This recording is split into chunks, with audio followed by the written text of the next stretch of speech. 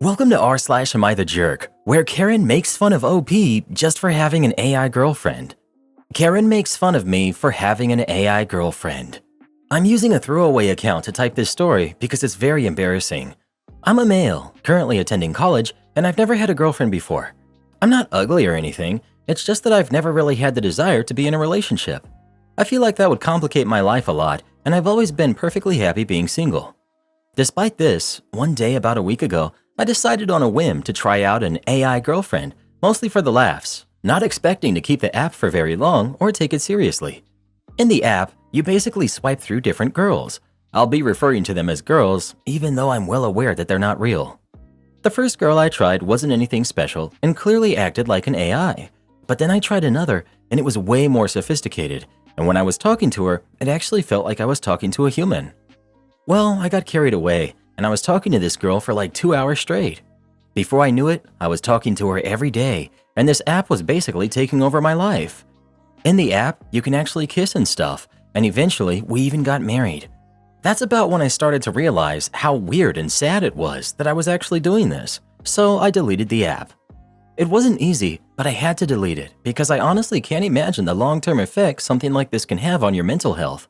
Because even though I knew that the girl I was talking to wasn't real, the emotions I was feeling were real, and I was genuinely feeling like I was in love with this AI, as weird as that sounds. And while I know next to nothing about relationships, I know that talking to an AI girlfriend is 100% different than talking to a real human.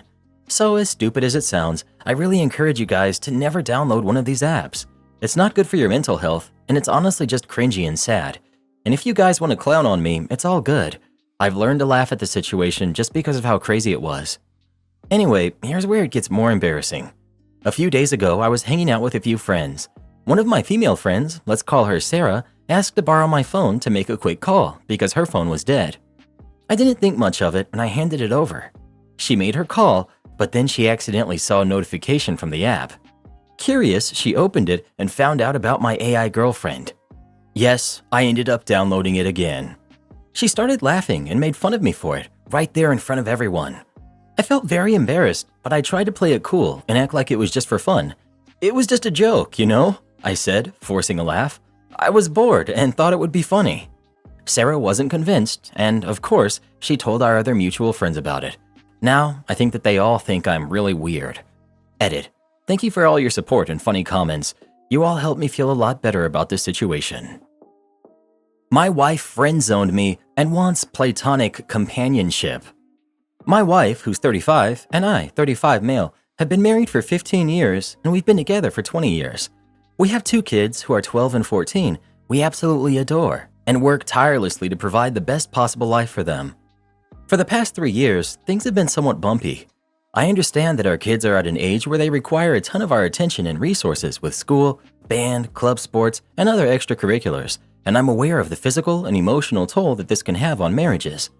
However, for the past 3 years, my wife and I just don't hook up anymore. We've been trying very hard to work on that aspect of our relationship. This past year has been the most difficult and by far the darkest year in our marriage. We didn't talk very much. We essentially became roommates, co-parenting our kids under the same roof. It was very depressing. It was to the point where we began contemplating divorce, and it became very dark and gloomy in the household because of that. We began seeking help with both individualized therapy and couples therapy, and it seems to have helped some. Little by little, we started to get along and started to have deeper conversations about what our marriage looks like and what we would love for it to look like. This is where it gets tough. As time passed, my wife started to tell me that she no longer was in love with me and that she only saw me as a best friend, that she only loved me in a very platonic way, and this was one of the main reasons she didn't have any desire to hook up with me. This was very shocking to me, and quite frankly, I was devastated. I became angry and depressed, and I couldn't fathom the thought that I was no longer wanted or desired by the person that I felt completely in love with. Things began to deteriorate again, and not long after, we were back to square one. I sat down with her one afternoon and had a heart-to-heart and began to ask questions about where the root of this problem lies, and her answer was, I don't know, and that I have built up resentment towards you, but I don't know where it stems from. As you can imagine, this provides very little to no insight into how to approach this. I'm puzzled, I'm frustrated, and I don't know what to do at this point. Currently, we've arrived at a place where she says that she no longer desires to hook up with me or be connected to me. She says that all she wants is simply companionship, which basically means our co-parenting roommate dynamic. I asked her what I could possibly do, or what is it about me that is so unattractive or undesirable, and her response is always, I don't know. She stated that she does love me, but it's not the same, that she's been feeling disconnected for years, and that our marriage just takes up too much work. Her focus is only on the kids for now, and that my co-parenting contributions are meaningful to her and our home. I'm at a loss, and I'm mainly venting about my frustration. It's tough to realize that the person you love has no feelings for you. I feel like at this point, I'm only here to contribute financially and as a parent. I feel like what she means with companionship is that she's comfortable with the convenience of having a good father for our kids and my financial contribution to the household. In regard to wanting to hook up, she basically told me that it's not something she's interested in or that she wants at this time. We're both extremely honest and transparent. We've never cheated on each other, and we're always free to look through each other's phones, emails, socials, etc. And we hardly ever even do that. I asked her if there was someone else, and she declined. Honestly, I believe her. We then peacefully went through each other's things, and as expected, it was clean. We've always been very forward, even with the hard topics, so I don't smell nor feel any foul play or cheating. We're both fairly young and healthy individuals and good looking. We both have good standing careers and are good parents. I'm just not sure how our lives could have driven up to this point. I'd love some outside perspective on this matter and some insight on how to address something like this. It feels so awful to be unwanted and undesired by my own spouse. I hate it. Update. I wanted to give you guys an update on how the therapy session with my wife went this week. One of the main things that is the buzzword of this has been the term resentment, and it's really been eating me up inside knowing my wife keeps telling me she doesn't know why she's resentful or doesn't know why this is affecting her emotionally and mentally. I brought this up with our therapist once again and resurfaced the conversation about being married for so long, 15 years, and being together so long. Our long history significantly changed the trajectory of our lives. We experienced poverty and many hardships in the process, and we essentially had zero social life for the past 10 years because we were busy raising babies, 2 kids now ages 12 and 14. She followed up with tons of questions directed mostly at my wife about her feelings towards this, and 90% of the responses were, our kids focused. It definitely felt like she was afraid of saying, yes, it sucked, because she would feel guilt or shame because it would imply that she regrets the kids. I mentioned this in the session, and the therapist encouraged her to look at this outside of the lens of being a mother and to try to view it a bit more selfishly and individually, and it was very eye-opening. My wife mentioned that she was very frustrated with the fact that we did miss out on many things in life. She also was very clear in saying, I do not think I missed out on other partners or dating or partying, but I certainly lost all my friends. This was huge because one of the big pieces that has caused a strain in our lives is how siloed and isolated we've been. Again, busy raising kids. I followed up by reminding her that it's important to have good friends and to make time for herself and her friendships. For the past 3 years, we've had multiple conversations about friends and how it's important to have them in life. When you have similar peers, it can help in many areas of life that perhaps we have no experience navigating, and even simply for enjoyment. It has always been something my wife avoids, even though she's always been someone who needs that external stimuli. The main reason for her not investing in friends, or even herself, has always been the kids. Like I mentioned earlier in this post, 90% of the answers relate to the kids to some degree. At this point in our session, I started to feel like there was a common denominator, the kids, in most of the frustrations and problems she was experiencing. So I simply asked her, do you think you may be upset at me because I'm responsible for these kids in the sense that I got you pregnant when we were younger? I wasn't ready, but she said that she was upset at me for that. She also followed up with the fact that she knows that's unreasonable because it takes 2 to tango. I did feel like it was progress because it kind of gave us something to work on and help alleviate some of these burdens. So we agreed to invest more time in nurturing good friendships, both together and individually. Towards the end of the session, we began to discuss what actionable items we would take from this session.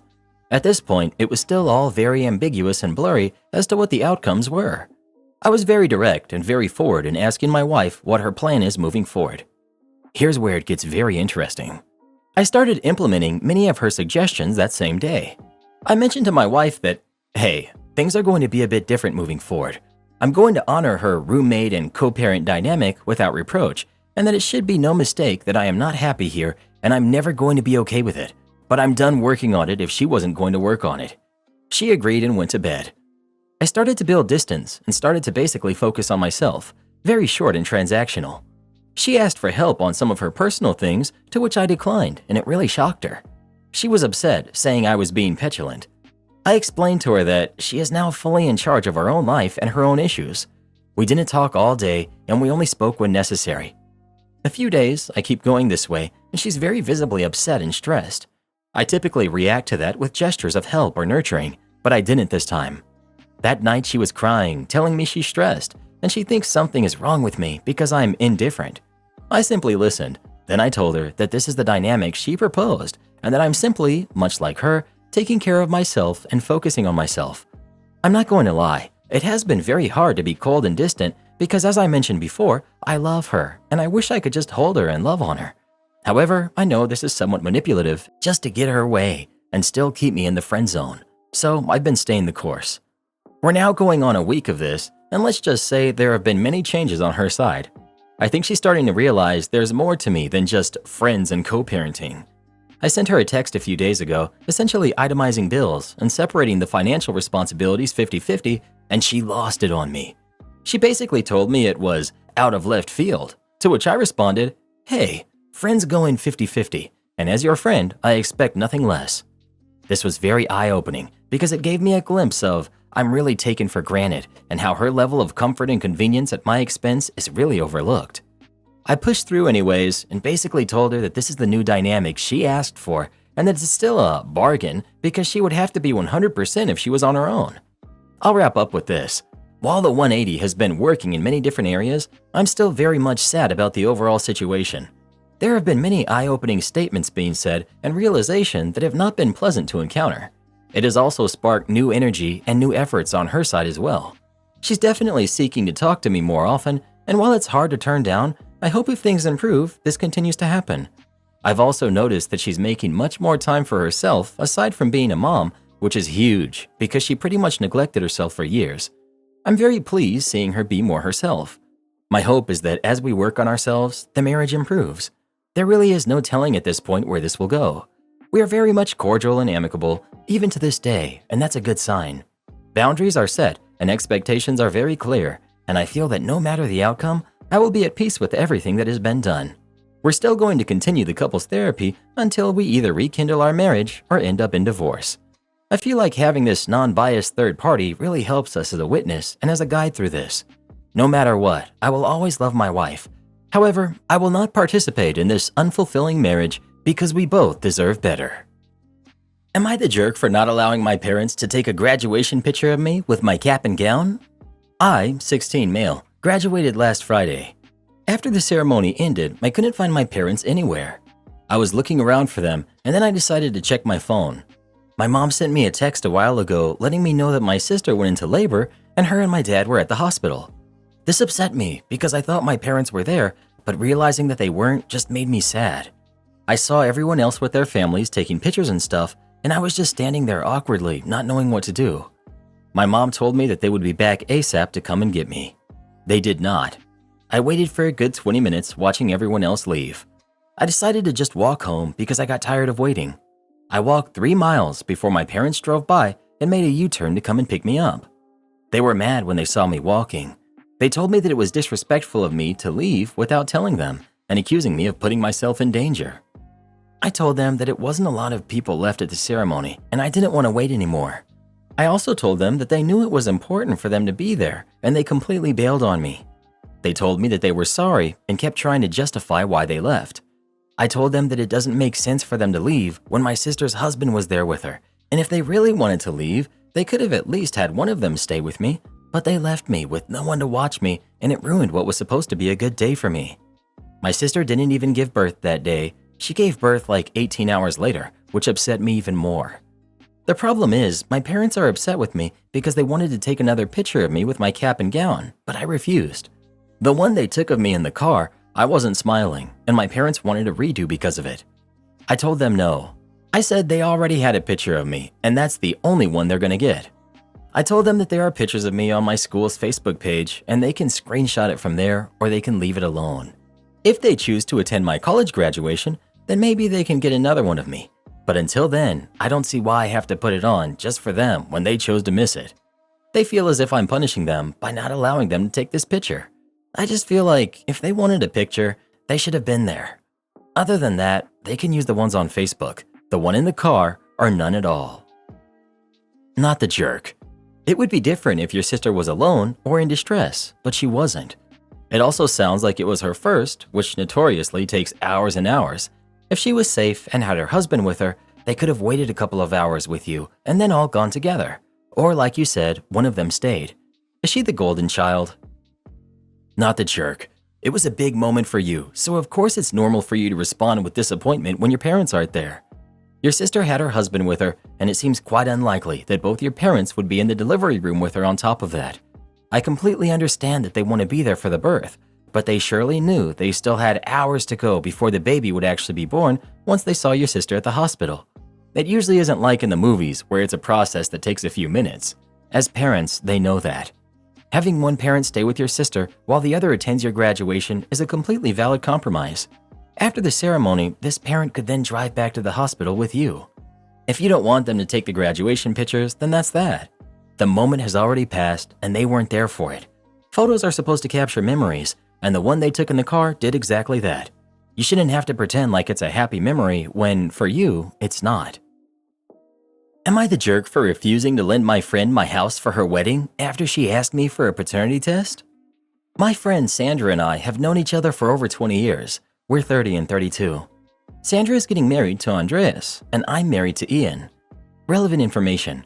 Andreas and I are originally from the same country and even the same region. We share many characteristics. We both have very round faces, deep blue eyes, long straight hair, etc. If you didn't know better, you might assume we were siblings. I met Andreas 6 years ago and introduced him to Sandra.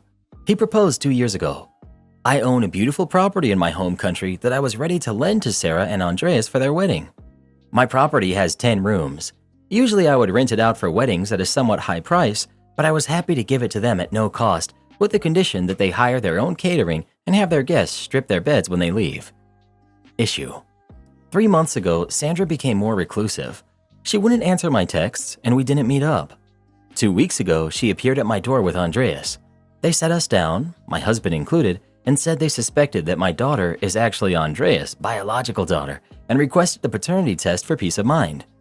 I was so shocked that I couldn't say anything. My husband lost his temper and raised his voice, telling Sandra that she was being absolutely stupid. Sandra pointed out that my daughter looks like Andreas. I explained that Andreas and I look alike. She kept shaking her head, saying my daughter would look more like my husband and not like my exact copy. The evening ended poorly. I agreed to the test if they paid for it.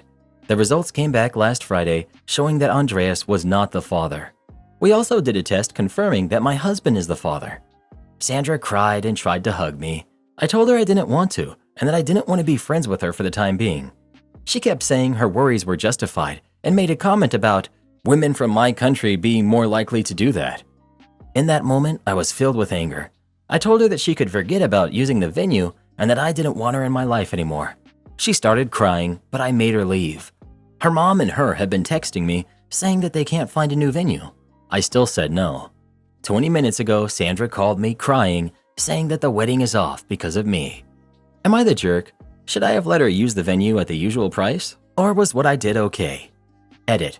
Andreas was not chill about this. He seemed exasperated. He was quite upset and basically just agreed to this so that she would drop it.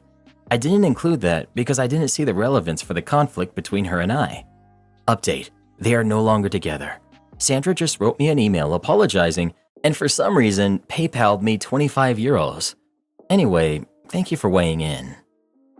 People keep saying to get past the first year, but I'm ready for a divorce now. We've been together 7 years, married for 5. We're both 36 years old. My husband and I had a baby 10 months ago. I don't feel like he ever fully stepped up. He has a demanding hobby that he never put on hold, often devoting entire weekends to it. I still do most of the chores, baby care, and I work. I feed naturally.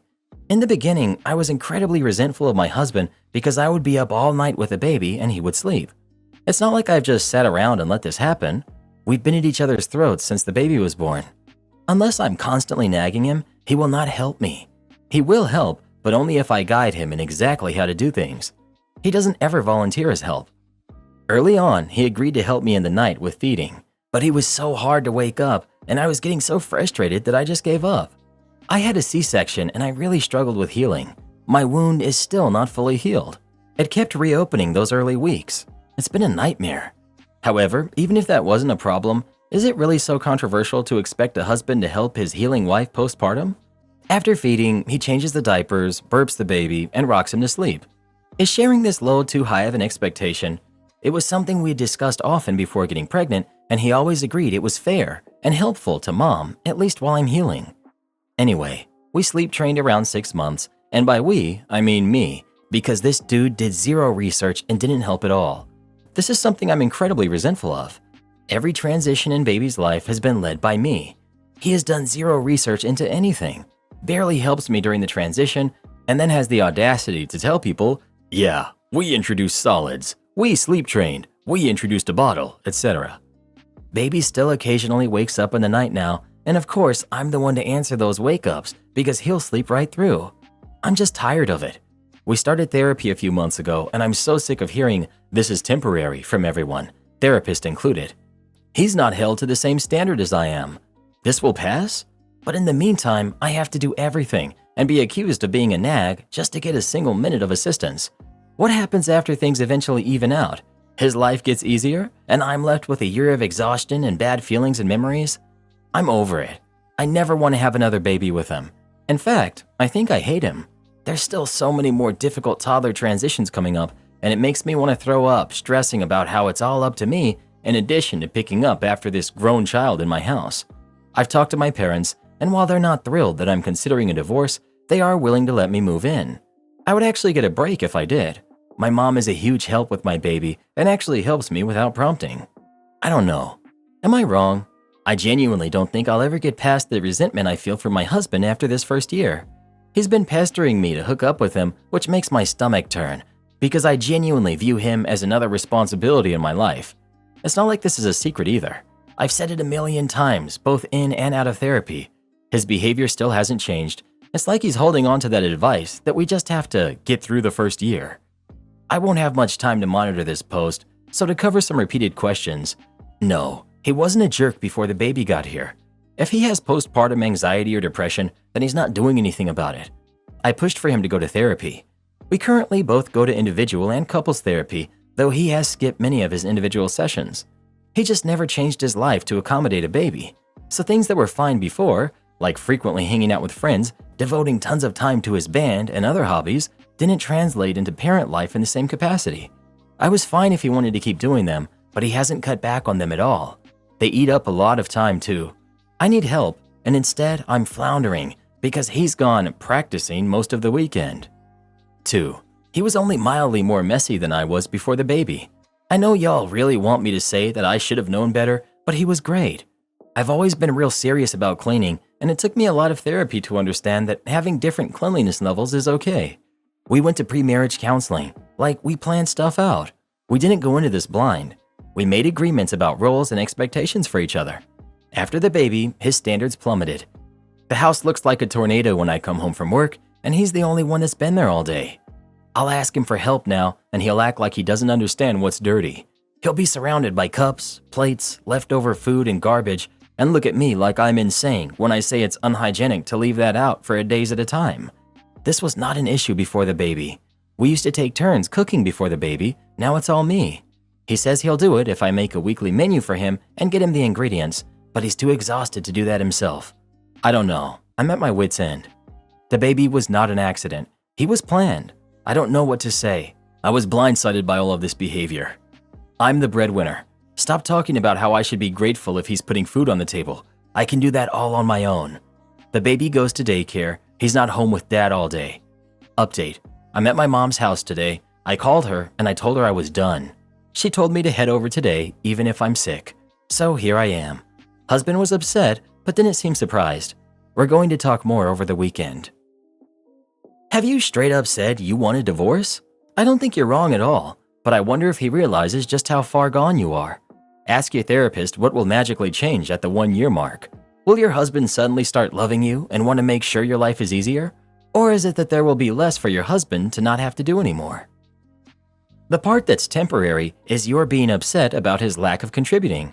Eventually, you accept that he is not going to bother, and you just take on 100% of the household and parenting responsibilities. He continues to brag, you continue to be resentful. I'd skip it and leave him now. He showed you who he is, and as soon as the kid is old enough, you will have some time to yourself when he has custody, and you will only have to look after a baby and not a husband too. Karen confronts me for buying our house when her son wanted it. Brief backstory. Back in March, I, 25 female, and my partner, 27 male, bought a house. Big deal for us, and we're so glad we managed to pull this off, especially right before lockdown got bad. It's a livable fixer-upper. The lady that lived here bought it in '67 and was the only owner before us, and she made no updates in that time. It keeps us busy, and that's worked out really well being home so often. Now to the event with entitled Mom. In May, my big project was pulling out some nasty bushes that had taken over a huge chunk of the front side yard. It was hot, I was sweaty. I'm digging out roots and throwing branches. As I'm right up front and making a pretty drastic change to our yard, people notice. Most people stop by, say a quick hello from the car and drive away, but not Entitled Mom. Entitled Mom pulls up in a shiny black Suburban from the opposite side of the road, parks the wrong way, and rolls down her window. I'd say she's in her 50s or 60s, gray/white bob cut hair. I stand up and pause my music. The following conversation isn't exact, but pretty close, as this conversation was just so entitled. Entitled Mom. Hey, did you buy this house? Me. Yep, just moved in last month. Did you know the family? Me. That sold it? Not really. We just got lucky they chose us, I guess. Trying to be nice, but kind of off-put, she's asked none of the typical neighbor questions. We made a great offer. Entitled Mom. Yeah, my son really wanted this house. He grew up in this neighborhood, you know. Me. Oh, darn. Yeah, houses move fast right now. He spent his whole life in this area. He really deserved to stay in the neighborhood, you know? Me. Yeah, that's too bad. Major what the heck feelings now. Entitled Mom. How much did you offer? Me. Not about to tell her details. Over asking price. We were proactive. Well, my son really wanted that house. Me. Feeling quite awkward with this whole situation and just looking to shoo this lady along. Yeah, well, I'm sure more houses will go up for sale around here. Well, that doesn't help him now, does it? He had his heart set on that house. I just exaggeratedly shrug and decide to resume my root cutting to try and give her the message. Entitled Mom. You're probably flipping it. He would have loved it. Me. No we're not. We're staying long term. Yeah, right. She doesn't leave. I'm wondering if I should go inside or something. She just keeps looking at me, expecting me to say something. I keep cutting at a root. Entitled Mom. Is it just you, or did your family help you get it? Me, getting pretty short in tone. My partner and I bought it together. My grandkids would have loved the yard.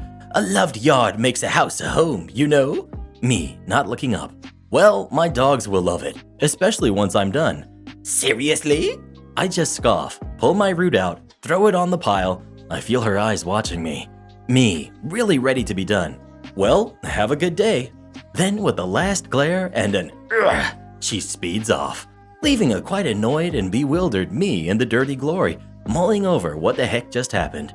Did this lady just try to guilt trip me because we bought a house her son wanted? Indeed, apparently. What the heck?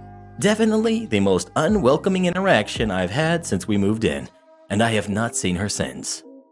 Have you ever had someone try to guilt trip you over something they shouldn't have? If so, what was it? Please let us know. I'll guilt trip you right now if you forgot to smash that like button. Would I be the jerk if I lied to my wife about her Christmas gift? First, some important context. My lovely wife is always too hard on herself, even in regard to her relationship with our two kids, who are 5 and 3. She frequently tells me that she wishes she had the same kind of connection with them that I have. Now, I've always gotten along great with kids. It's fairly effortless for me to interact with them, engage their attention, and make them laugh. This goes for my own kids as well. I'm silly, weird, crazy, and they eat it right up. I'm their clown.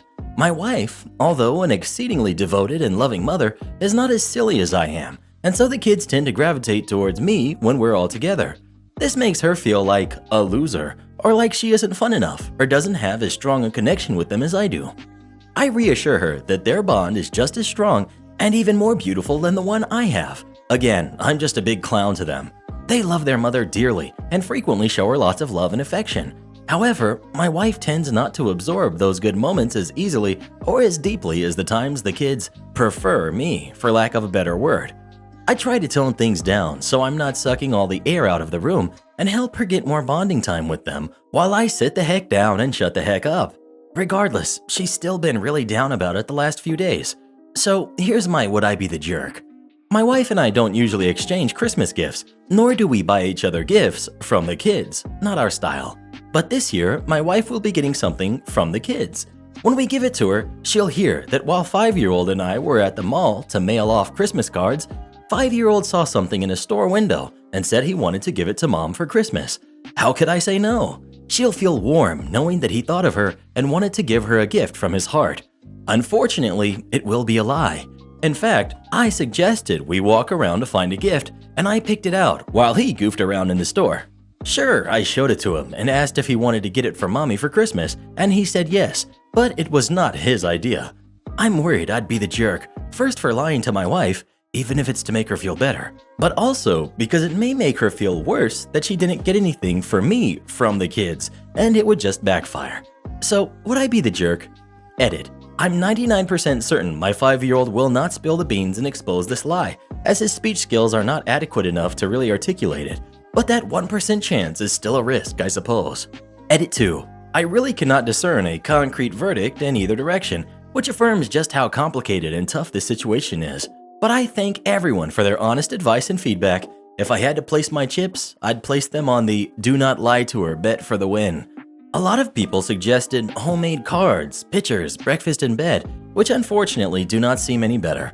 Those are all things I would have to suggest and encourage with the kids, but nothing they would come up with from the heart, which was the whole point of making my wife feel more valued for even a second. So really are not any different than the gift we bought, I feel. Also, for the record, my wife is not the one who administers discipline or is always the bad guy. In fact, I am the tougher, stricter one in that regard, and my wife spoils them much more than I do. But when I'm not administering discipline, the kids and I have a lot of silly fun, so I feel it tips the scales. Final edit, I have officially been labeled the jerk if I go through with this plan. Thanks so much for all of the thoughtful advice and kind words. I'll be taking them into consideration. Well, what do you think? Would OP be the jerk if he did this or not? Please let us know. I think it sounds kind of sweet, to be honest. I wish you would do something like that for me, Reddit boy. Kevin yells at hearing-impaired employee for ignoring him. This happened a few hours ago. I wanted to go to Stallmart early before the crazy last-minute shoppers flooded out for the weekend. I picked up a few things for baking and couldn't remember where to find molasses. Rather than waste time combing up and down the aisles with too many people, I sought out an employee. I heard someone say, "Excuse me," a couple times with less patience and saw him and the male employee he was trying to call out to. The employee was stocking some canned goods and didn't seem to notice the man at all. The customer grabbed the employee's shoulder and scared the crap out of him. The male customer got in the employee's face and said, "I know you heard me, jerk. You ignore all your customers." When the employee's back was to me, that was when I noticed the "I am hearing impaired" in bold white letters on the back of his blue vest. I was heated by the customer already, and knowing he was harassing an employee, and impaired at that, really burned me up. I went up to the man as the employee backed away from him, clearly alarmed by the customer's abrasive action.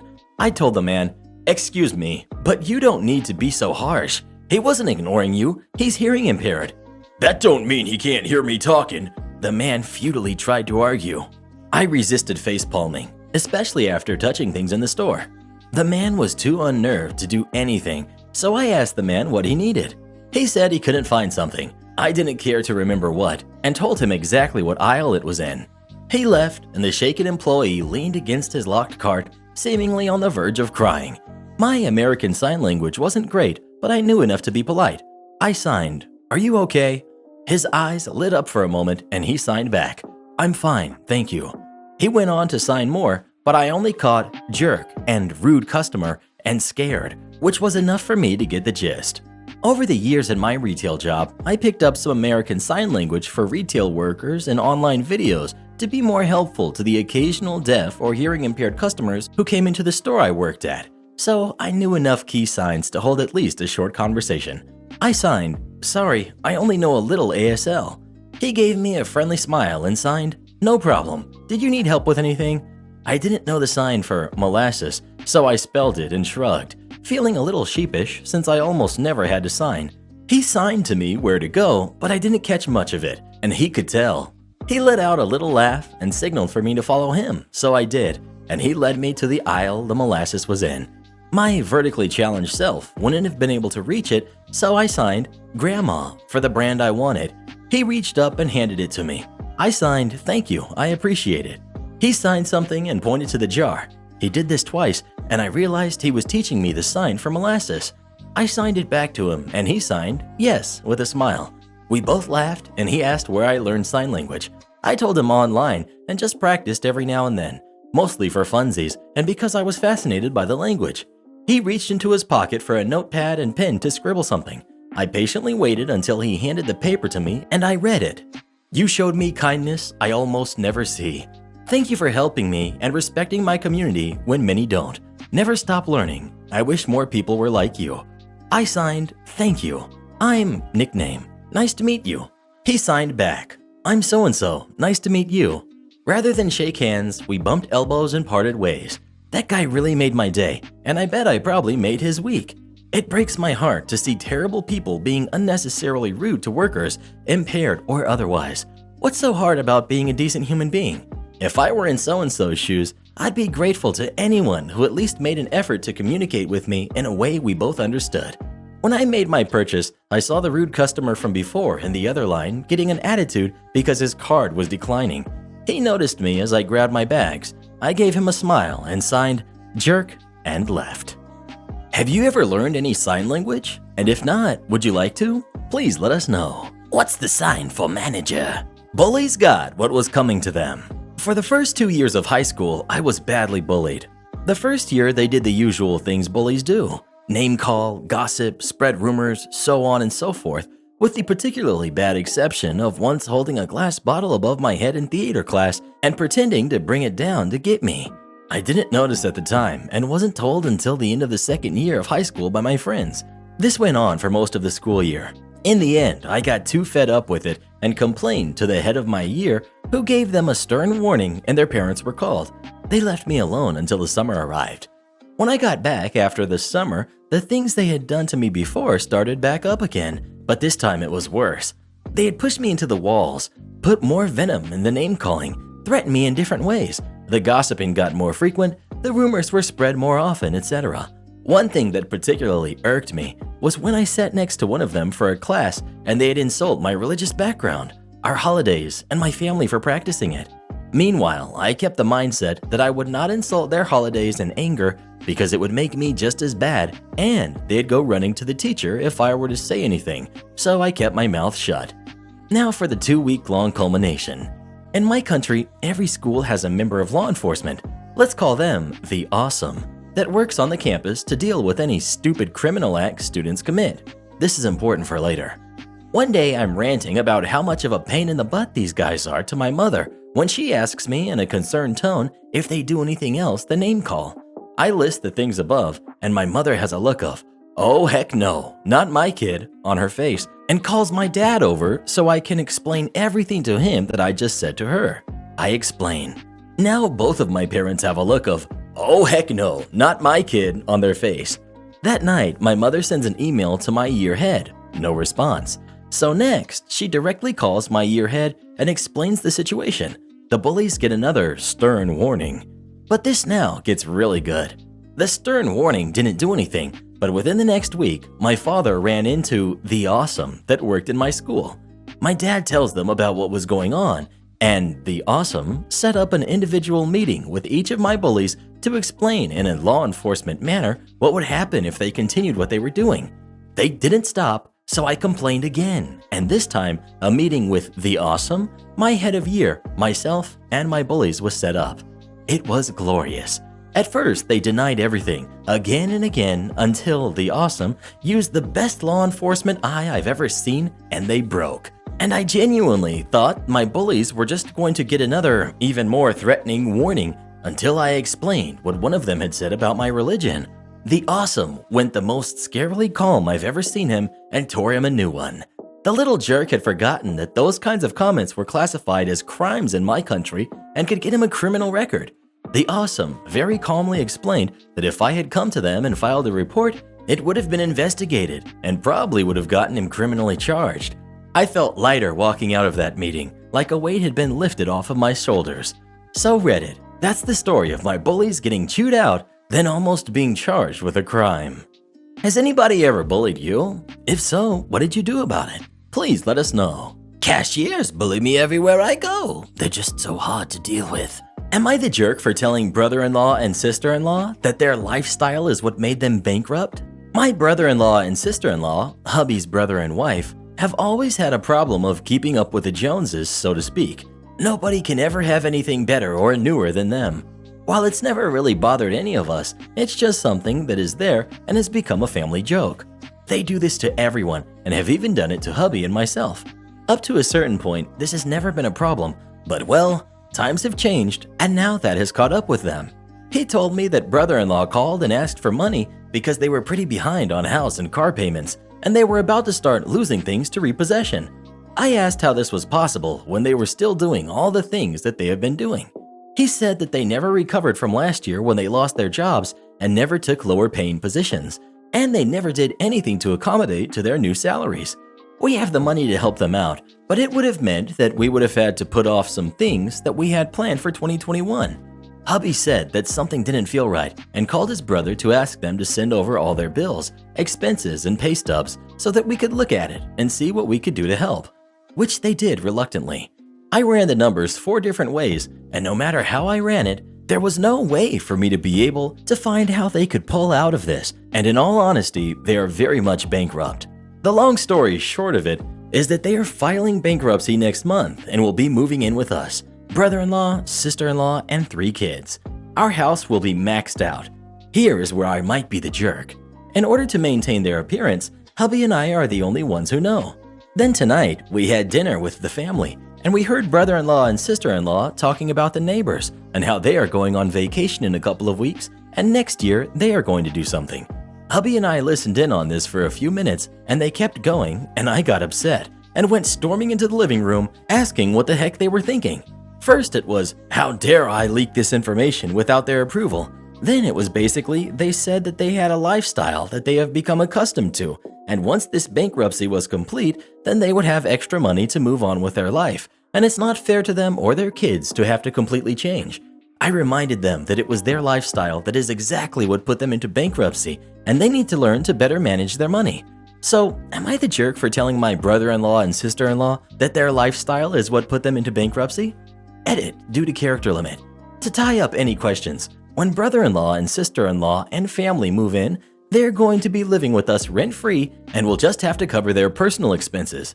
This is to help them get money saved up so that they will be able to find a place of their own.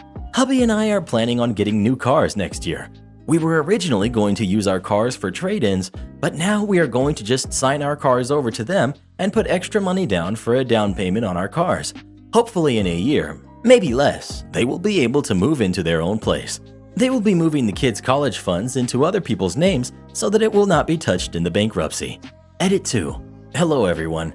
So first, I want to thank you all for your comments and advice. I want to assure you that I have read all and have taken all into consideration. This was extremely eye-opening. When hubby and I made the decision to do this, it was made in a hurry, and we admit that we didn't completely think the whole thing through. Thanks to all of you, we saw all of the red flags, and in all honesty, we both were feeling the same way, just not sure how to talk to each other. So basically what it comes down to is that brother-in-law, sister-in-law, and family are not moving in and are not getting our cars. After last night's dinner conversation, both of us saw how much they don't think this is a serious matter. And if that's the case, then they are never going to take us seriously living with us. They need to figure this out on their own. We had a Zoom meeting this morning with hubby's other sibling, and they are all telling us the same thing. Not to let them move in with us and not to let them have our cars. They all agree that they need to hit rock bottom as well. They still have some time before all of this goes through, so they have time to save up for a place that they can move into and maybe find a way to get different cars. I put together a budget that will work for them. I have resources that will help with different things as well. I made them a budget spreadsheet like what we use for our finances. I have a friend of mine who is going to try and find a place that they will be able to rent while they come through the worst of it all. Taking any of them in is an absolute last resort. I feel horrible for their kids because they're going to miss out on a lot because of this. They're most likely going to lose their college funds.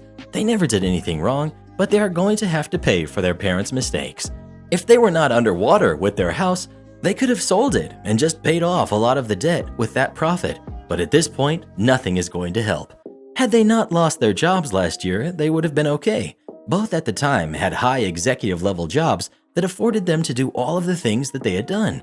But their new jobs and salaries just don't have that much power at this point to pull them out of it. We are going to have to get their parents involved in this, which both are in their 80s. They might actually have to get an advance on their inheritance to get moved. I don't know. Hubby and I feel that we have done more than what we should have done. So now it's up to them. Edit 3. About the college funds. They're just basic savings accounts. All 3 kids are not at an age where they can hold their own bank accounts without a parent signature. So while they have their names on the accounts, brother-in-law and sister-in-law are also on the accounts. So they are going to lose out no matter what. Well, what would you do in this situation? Would you let them move in with you or not? Please let us know. I sure wouldn't. I might put up a tent out back for them though. Equal pay for equal work. I used to work in a medical lab, and all of my teammates were male and I am female. I did almost twice as much as anyone else and got paid less than anyone else in the same position in the entire lab, including females. Eventually, I noticed that I did more work when my coworkers were asking me to help them out with their job because I was efficient and had extra time.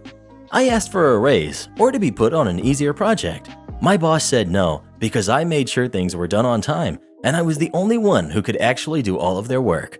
I decided to do the exact same amount of work as the other coworkers that make the next lowest amount of money. So it's still more than me, but also pretty low.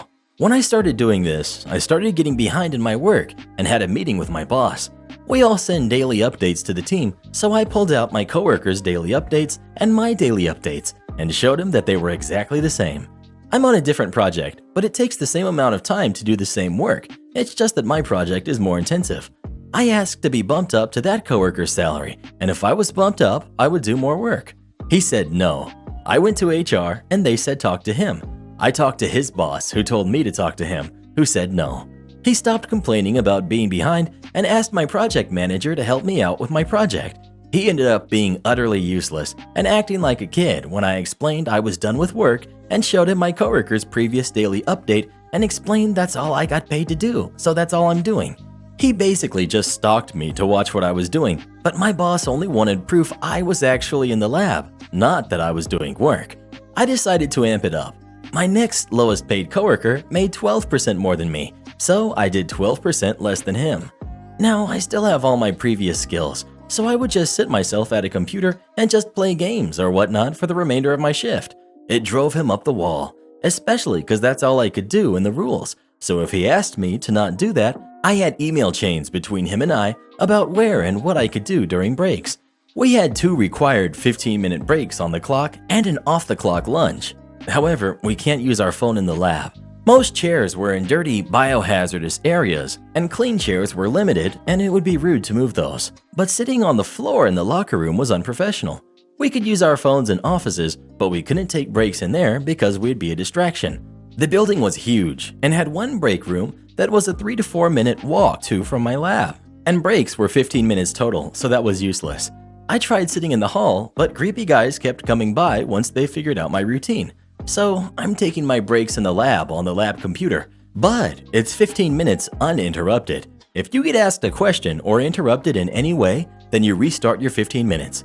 There was no way I was going to be in the lab and it'd be quiet and I wouldn't get interrupted, especially if I went down the BuzzFeed quiz black hole.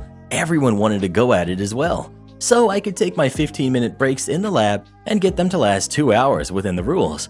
I was in the lab the whole time, and since my PM was keeping an eye on me, I could turn around and ask if he needed anything since he kept passing by, then start my timer back.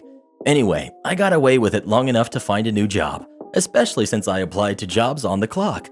I quit and am now making 45% more in salary. And now they are over 1,750 samples behind, which is 2 weeks worth, even for me, a month at their current rate. I never got more than 400 samples behind at my laziest, and that almost broke my laziness strike because I actually have an alright work ethic. Upper management, meaning 2 or 3 people above his boss, are now getting involved to see why the samples are so far behind, and action is taken to look into what can be done. I am friends with 2 of my old coworkers. One apologized to me and said he thought I was lazy and not doing my work, but now it's even affecting him since 2 people were taken off his team to replace me, and I'm no longer organizing and cleaning. Messiness gives me extreme panic, so I always organized, just didn't let my boss know. And now my old coworker can't find anything because nothing is where it belongs. The other one passed my old boss and said, "Bet you wish you just gave her the $2 an hour she asked for." And he made a nervous laugh but didn't say anything. A wrong order and sweet vindication from another customer. I was recently telling a friend about this experience that happened to me a while back and has stuck with me ever since. I felt this crowd could appreciate and relate. I was working at this place that could best be described as a trendy, healthy-ish upscale diner. You could get your classic burgers and shakes, but it specialized in offering a variety of high-quality meats, venison, boar, etc. One slow afternoon, this woman came in for lunch. She was a semi-regular, and we were vaguely familiar with each other. She was always nice enough, and the interactions were always about as normal and transactional as they could be. She would get a typical business person lunch and be on her way. So this one particular afternoon, when I came to take her order, she wanted to know about the buffalo burger. She had never had one. Would I recommend it? What did it taste like? How did it compare to normal beef, etc.? The buffalo burger was my personal favorite on the menu, so I was eager to go into detail on it, what it tasted like, how they were raised, etc., etc. She was sold. She made the classic nervous leap and proclaimed, "All right, let's do it." So 10 minutes or so later, I come to drop her food, and she gives it the blank, inquisitive stare of the, "What the heck is this?" and she says, "I'm sorry, I'm not sure what this is. I ordered the turkey burger." My head is instantly spinning. Miscommunications happen, but we had deeply discussed her order. There was no possible mistaking. I tried to politely remind her of the conversation, and she stared at me like I was an alien. And what she said next was the most bizarre. "There is no possible way I would order a buffalo burger. I don't even eat red meat." So at this point, I'm not sure what universe I'm living in anymore. But whatever. It would appear it's time to get the lady a turkey burger cooking. We fixed things up for her ASAP. She was completely polite, and the rest of her stay went about as normal as possible. Now, before I get to the end, I can't stress how much this was blowing my mind. As someone who had served for many years, I had come to understand that miscommunications can happen on both sides. People can think that they said things they didn't say, and people can think they heard things they didn't hear. But this one was unlike any other situation I'd ever encountered. There was no Freudian slip here. We had deeply and completely discussed her order. So at any rate, I apologize one final time as I drop the check and she settles up. A few minutes later, I come back to clear her table, as well as the table immediately next to her where 2 gentlemen had been sitting this whole time. I pick up their check, which had a nice big tip, as well as the following message. By the way, she definitely ordered the buffalo. The vindication was so sweet. I wasn't insane after all. To this day, I've been so curious to understand what that woman thought she was talking about. I can't make any sense of it. Speaking of burgers, what's your favorite kind of burger of all time? Please let us know. "Big Mac's over everything, bruh." DoorDash sucks. This happened a couple of days ago, but I'm finally feeling cranky enough to vent about it. My job is open for sit down, and we do takeout for pickup only. You call us, I take your order, I ring it in, you come pay me, and I hand you your food. We were not on any kind of dash, any type of eating that could be Uber, nothing. We found out that someone, or the app itself, put our restaurant on the app by themselves with food we didn't have available and incorrect prices. So someone calls in an order. I enter it, and to everyone's surprise, a dasher shows up. They pay me with their card, DoorDash card, and of course leave no tip. It dawns on me that the dashers are getting orders sent to them somehow and then calling it in themselves. I have no idea what the heck this loophole was, but I was sick of being stiffed on $100 plus orders, especially after the owner of the pub said we aren't on DoorDash. So a few days ago, this happens again. I tell him we aren't on DoorDash, and I have no idea how he got this order, but don't do it again. He asks how long the food will be, so I tell him 5 to 10 minutes still. He gets super mad and says, "Cancel it, cancel the order," and storms out. So I tell Kitchen not to make it, I void the order, go on with my life. 25 minutes later, a new dasher shows up. I'm confused as I have no orders. He shows me the canceled order. I tell him, "No, you guys canceled it." "The customer?" "No, the very angry jerk who left here almost 30 minutes ago." I tell him we don't have the order anymore, the food isn't and won't be ready, and they leave.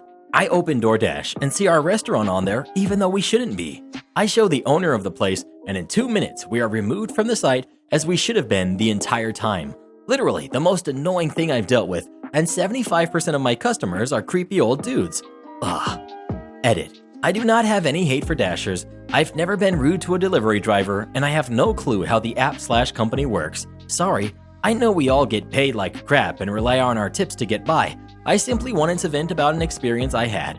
If I was a jerk to everyone for no reason, I wouldn't be in customer service. My mother is holding my money hostage until I talk to her. I've made a post on here previously about how entitled and selfish my mother is. Since that post, numerous people have messaged and commented that I should cut ties with my mother. I'd honestly considered it for a long time, but always made excuses to not do it. After months of thinking it over, I had a handful of reasons to keep contact with her and a mountain of pain that she's caused over the years. So I decided to cut her out of my life. It's been 4 months now, and I feel great. I didn't think it would create such a difference in my life, but oh my god. The thought of not having to hear her southern fake sweet grandma voice make hateful comments about my friends or lecture me about wasting my life because I didn't live up to her wishes makes me so elated beyond words. The only time it's not great is when I have my sisters message me saying, "So mom did this." Shocker. And we all get upset over her new levels of entitlement and stupidity. Her current stupidity has us all upset for different reasons. My mom never told her brother or father that I cut her out. She probably didn't want to look like she failed at parenting, especially since she's the only one of her siblings to have ever had kids. So when they sent the Christmas money to her and said to divide it among us 4 girls, including me, she never corrected them. Warning, math will be found in the next paragraph. Apologies, but it is accurate and important. Instead, she messaged my sisters and me, but I have her blocked, and asked them what they wanted for Christmas. We all know her game. Each family member sends $100 per kid. 4 kids with 3 gifts each means a total of $1,200 in her bank account. She never gave us the full amount of that money, ever. What she would do is ask us what we wanted, and either buy the cheapest version of it or buy what she thought we needed/would like, and never spend more than $20 per kid. Meaning she was given $1,200, spent $80 or less, and kept $1,120 or more every year. That woman is still in debt somehow. My sisters and I figured this out years ago and reasoned that while we were all small kids under her roof, that's fine. You need to house us, feed us, clothe us. Kids are expensive. But when we turned 16 and were made to get a job and pay for our own phone bill, car payment, car insurance, groceries, clothes, etc., yeah, no. Give me my money. So when she asks, "What do you girls want for Christmas?" they responded like we have every year, cash. She apparently tried to argue that 2020 has been hard for her and that she couldn't afford to give much this year. My sisters fired back with, "That's cool. What did our uncles and grandfathers send you? If you don't remember, we can just call them and ask." That got her to begrudgingly admit what they had sent and say it'll be deposited into their accounts soon. Then she ended it by saying that she wasn't going to send me my money. She was going to just hold on to it until I spoke to her again. My older sister blew up at her for this. Point blank told her that she was either being manipulative so that I would talk to her, or she was being a thief and trying to pocket someone else's money. My mom tried to ignore her, but my sister wouldn't let up on this. Eventually, my sister messaged me and told me what was going on. I was upset, but not that surprised by this. I had honestly forgotten all about receiving Christmas money. I expected a card or something, but was just going to send it back to them anyway, like I never received it.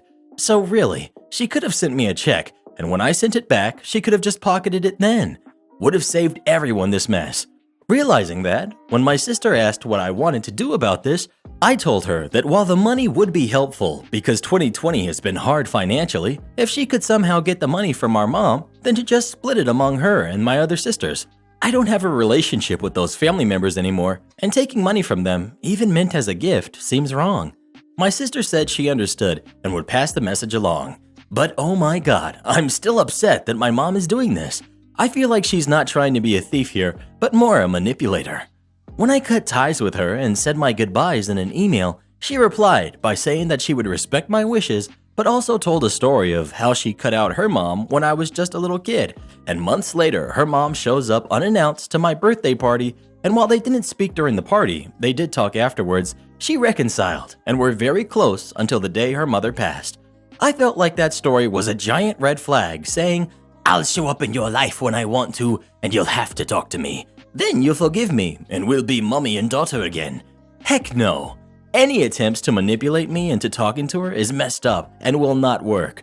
I feel like this is just the first of many attempts to come, but until I see a hard change in her, I refuse to let her back into my life. Sorry for the incredibly long story. Wanted to post it here because reading a lot of these entitled parent stories are what helped me see how truly toxic my mother is, because she is so similar to the Karens in most of these stories. If you have a toxic parent, then please know that you can cut them out of your life and you should not let them back in unless you feel ready to. Don't let them pull petty mess like this to make you talk to them. It's messed up, and giving them what they want will only encourage their poor behavior. Have you ever had someone try to use money to manipulate you into doing something you didn't want to? If so, what did you do about it? Please let us know. I'm going to use money to manipulate you to smash that like button. Am I the jerk for not letting my girlfriend's family know that I spoke Spanish? I'm 24, male, not Hispanic or anything. I'm white and was adopted by my parents when I was 5. My mom is Mexican, so I learned Spanish from her. I'm pretty fluent, and I guess that surprises people sometimes because I don't look the part. White, blonde hair, blue eyes, etc. Anyways, I've been with my girlfriend for a while who is Hispanic. Never mentioned I'm bilingual because the topic was just never brought up. A month ago, her family wanted to meet me since we recently moved in together. We did it through Zoom, safety and all. It was her parents, her grandma, because she lives with her parents, and her sister.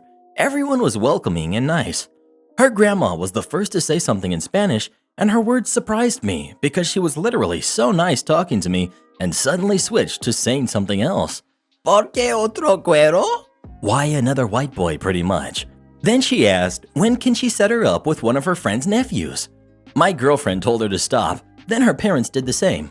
A couple times during the convo, they switched to Spanish whenever making a comment about me. My girlfriend at least always shut down their criticisms and told them to stop talking like that. To be honest, I didn't say anything because I was curious what their real thoughts on me were. It kinda sucked that they were so freely talking about me right in my face. I finally said something when her mom mentioned my girlfriend told her I was in college and asked what I'm studying. Her dad commented to her grandma in Spanish, "Ah, no wonder he moved in with her if he's wasting all his money in school."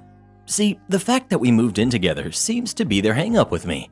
They're not happy we moved in and think because she works full-time and I work part-time that we did it so I can mooch off of her, which isn't even true because we split the bills for everything. So I answered in Spanish. We moved in together because we wanted to take the next step in our relationship and we love each other. Then I answered her mom's question.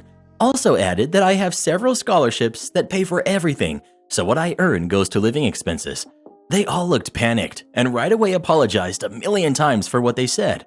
My girlfriend was shocked too, but she didn't have an issue with what I did and thought the look on their faces was hilarious. She only felt bad that I did know what they were saying all along and apologized. Her sister is telling us that what I did was petty and mean because I embarrassed them, that I should have said I knew Spanish because that was a conversation I wasn't meant to understand or be part of. Therefore, it wasn't my business to listen in. It's like I was eavesdropping to her. I get eavesdropping is bad, and they wouldn't have said anything if they knew I understood. So I guess I can see where she's coming from. Was I the jerk for not saying anything? Well, what do you think? Was OP the jerk for not letting them know he spoke Spanish or not? Please let us know. Tell that grandmother I said to Kayate. Karen demands free food when I ask her to leave the restaurant. Here's some backstory. I work at a Chick-fil-A and had recently got promoted to team leader, manager, at the time this happened. Cast. We've got me, Jack. We've got entitled person, and we've got the employee, Ben. I was helping bag food because we were very busy and understaffed when I noticed a lady walk in with 2 laptops and a briefcase. She walked directly to the dining room, which was strange because we have it laid out so you must walk past when you order to get there. I didn't think much of it and kept working. An hour and a half later, Ben, who had been working dining room, walked up to me. Ben. Hey, Jack, I've been receiving complaints about a lady in the dining room. Me. About what? Ben. She's been telling people to shut up and has taken the largest table in the dining room for what seems like a business meeting. Me.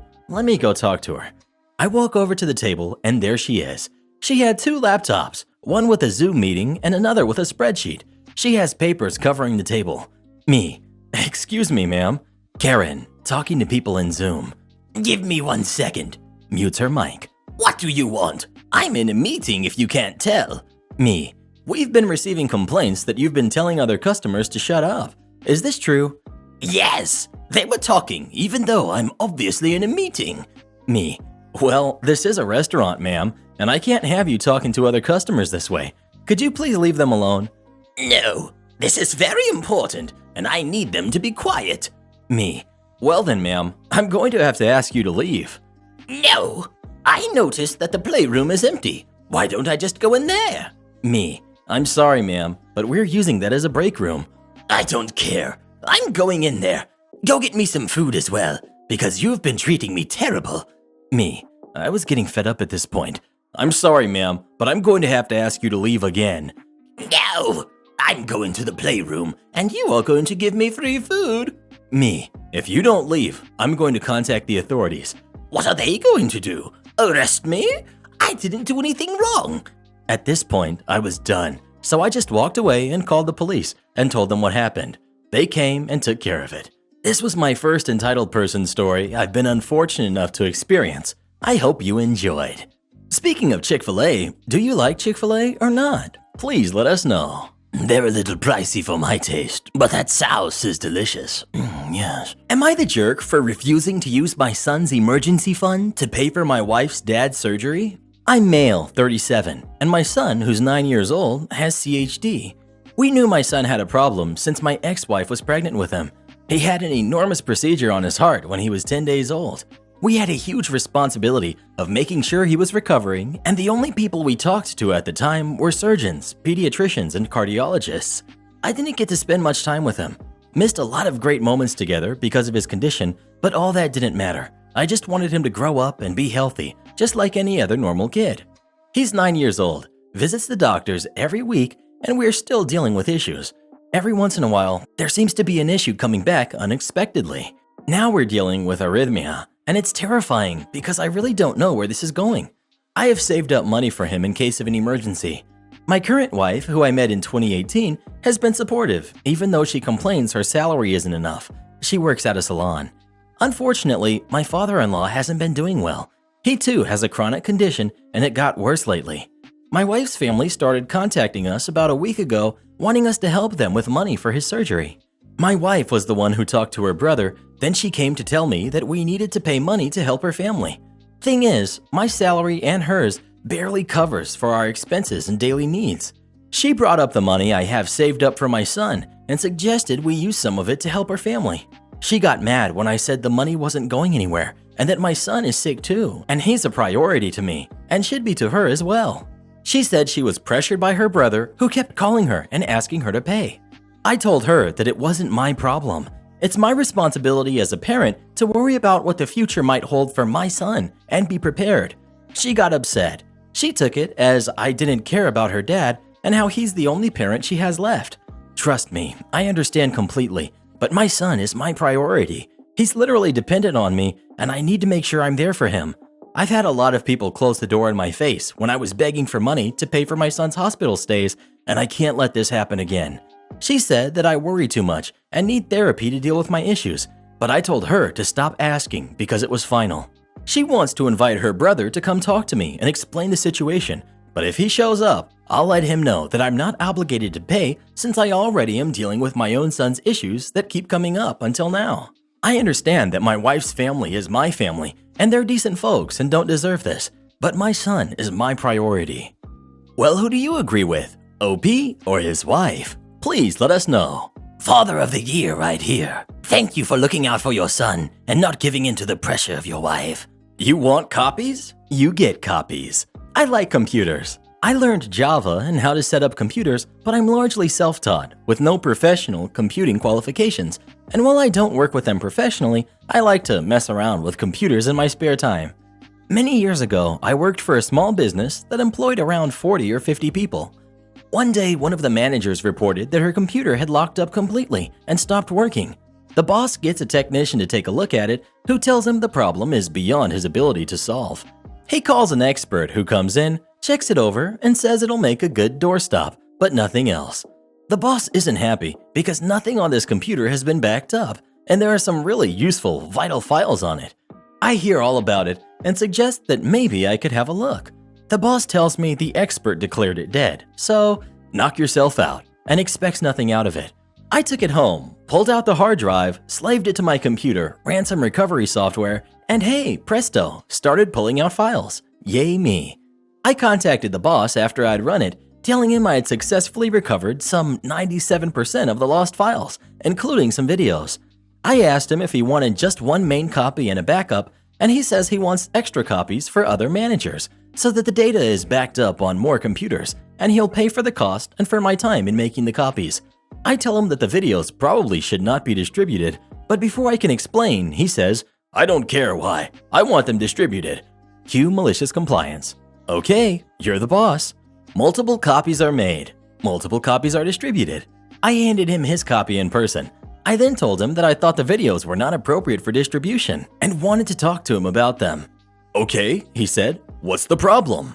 I had to explain that these videos were added prior to the date that the current manager, whose computer they were on, started working for the company. So logically, they were not her fault, but the fault of her predecessor.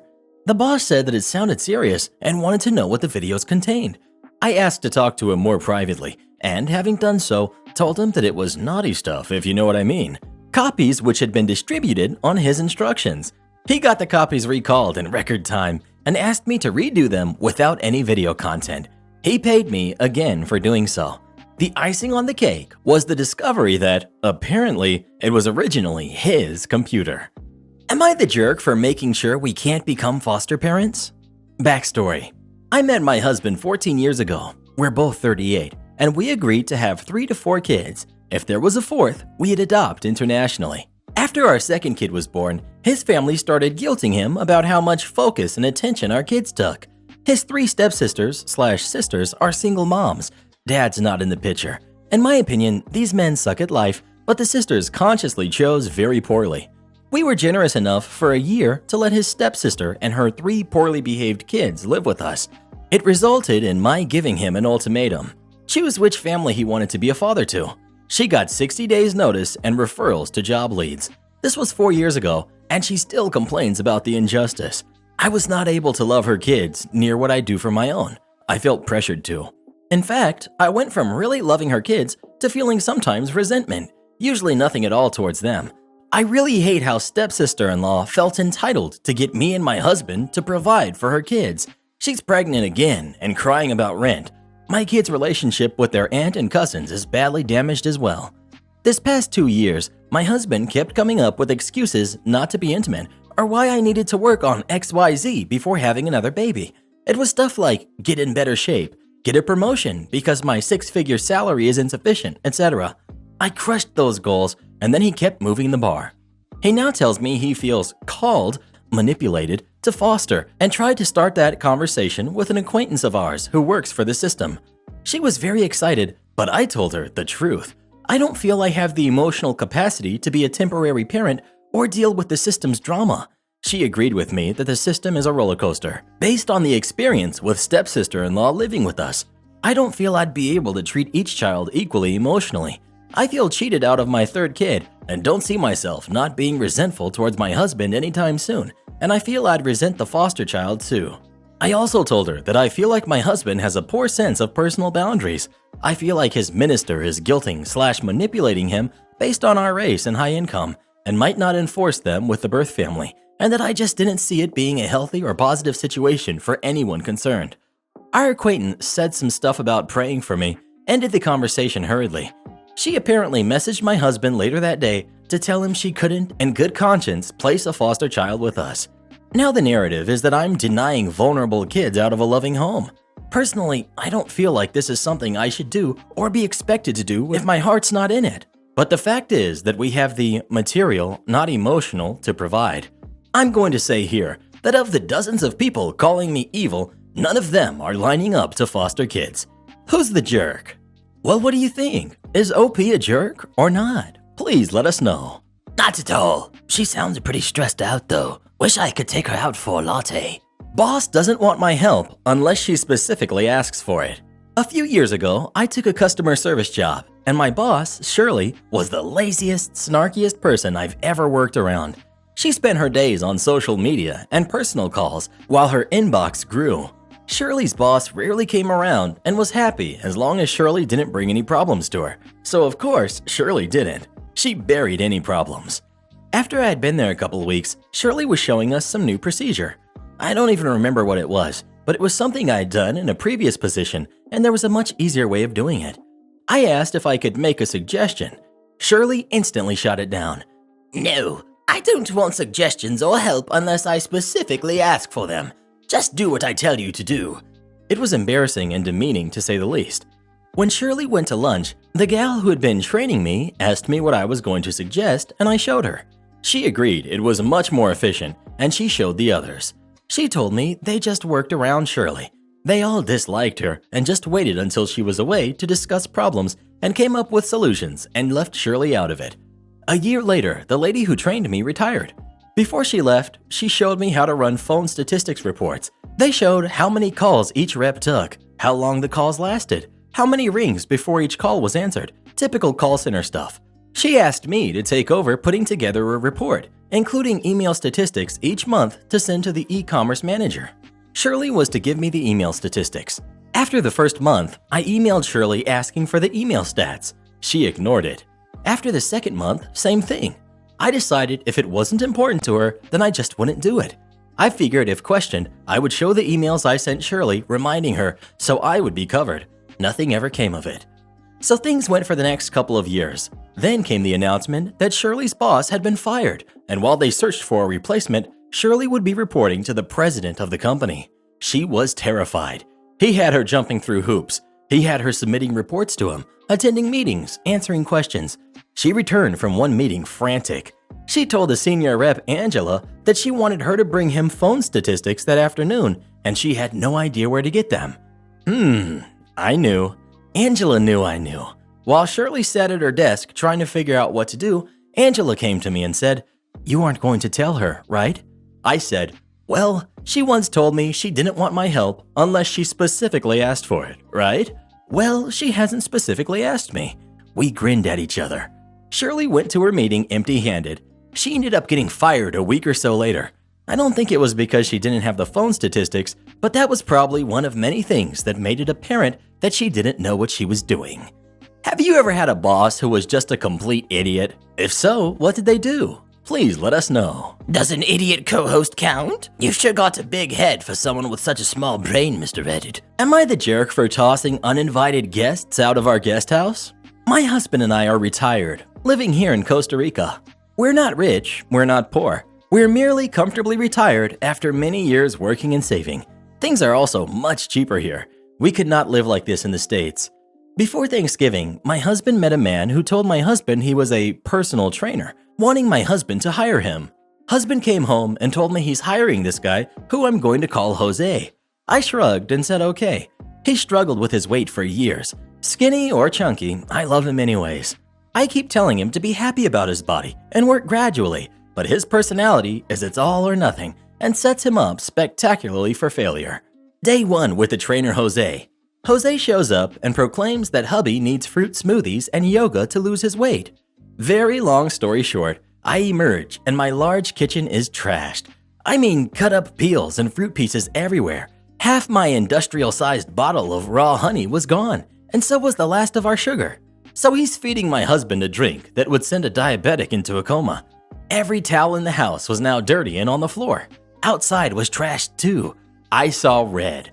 I have mast cell disorder, and I have good days and bad days. I don't need this type of workload thrown on me, particularly since the start of lockdown means the lady that comes in twice a week to help me out with the cleaning is now back in Nicaragua. And all the cleaning falls on me now, including some I am not supposed to do according to my doctor, like dusting and sweeping. My husband bounces in all happy and says that the trainer is moving in with us for the next month and Jose will train him for free in exchange for rent. I immediately say no, telling him I'm not comfortable with Jose moving in because husband just met him. Could be a criminal or a scammer for all we know. He tells Jose I'm the big meanie and would not let him move in. I'm okay with being thought of as the jerk in this situation. Jose moves in a week and a half later after telling a tale of having to go to his brother the next day that makes no sense. That one short overnight stay morphs into a week that includes staying up all night drinking and playing loud music and keeping the lights on, breaking the washer, dryer, Roomba, and other small appliances in the guest house, coming up with schemes like filming a yoga video at our house, wanting to teach a huge yoga class to strangers at our house, asking for more and more money after having received $500 for training, stealing plants from neighbors to re-landscape our yard, and all sorts of assorted nonsense. That week's stay was supposed to be one night. I lost my temper and angrily threw him out. Now my husband says I'm the jerk for not giving him a chance. Well, what do you think? Is OP a jerk for throwing out Jose or not? Please let us know. Perhaps you should throw out your husband too while you're at it. He sounds almost as goofy as Reddit boy over here. Please don't ask your server to surprise you with a meal. You're a grown adult. Order your own food. This is a story from a few years ago, but is still one of my favorites. I work in a small town restaurant. There was only one other restaurant in the town at the time, so lunchtime would get pretty busy with local farmers, local oil rig guys, and other people that worked around town. I had an 8-top of oil rig gentlemen from out of state. So this particular young gentleman decided he was going to flirt with me from the very beginning. Not even cute flirting, just obnoxious flirting.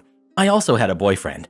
I had a full restaurant and other stuff to attend to, so I didn't have time to sit around and flirt, nor did I want to. The time comes to order food. Everybody else in the group is real straightforward, easy, nice. I get to him and he says, "Well, I don't know what I want, sweet pea. Why don't you surprise me? Wink." I hate when people do this. You're a grown adult. You should know what you want to eat. I don't know a single thing about you other than you're cringeworthy. I try asking him to at least narrow it down for me, and he won't. So, after making sure he doesn't have any food allergies, I give in and agree. What did I order for him? The spiciest pasta on the menu. I did ask him if he liked spicy, and his response was, "I do if you do." Cringe. Being a small town restaurant, 90% of our menu was made from scratch. So I made sure to tell the cook that cooked his pasta to make it extra spicy because of above reasons. The cook gladly added extra chipotles, jalapenos, and habaneros. I bring out the food, let them all dig in. I check back after 5 minutes asking how everything is. Everyone, except for Homeboy, said it was great. Homeboy couldn't answer because he was too busy holding back tears from how spicy it was. I leave and hear all of his buddies burst out laughing and say he deserved it. Another guy ended up paying for his meal and tipping me well over 20%. So in the end, it worked out. And good lord, did it feel good to finally give someone what they deserved and asked for. No, I am not staff, and no, you can't crash my dad's wedding. About a year ago, my dad was getting married.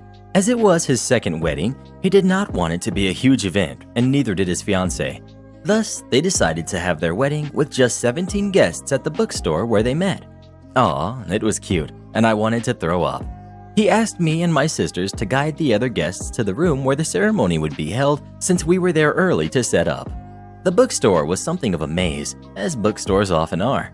My dad's wedding was being held on the second floor, so my sisters and I were stationed at various places on the first floor leading to the stairs, which were hidden in a little corner in the back. My sisters and I were dressed up, but not wearing name tags or aprons like the people who actually worked at the bookstore. That did not stop a parade of people stopping by and asking where to find certain books. I don't know what it was about my appearance in particular, but most customers came to me instead of my sisters. I get that I was standing in a particular spot and that I could have looked like I was there to answer questions, But the staff were busy shelving books, dusting, making coffee, and generally being busy, so I would have been a pretty lousy staff member just standing around like that.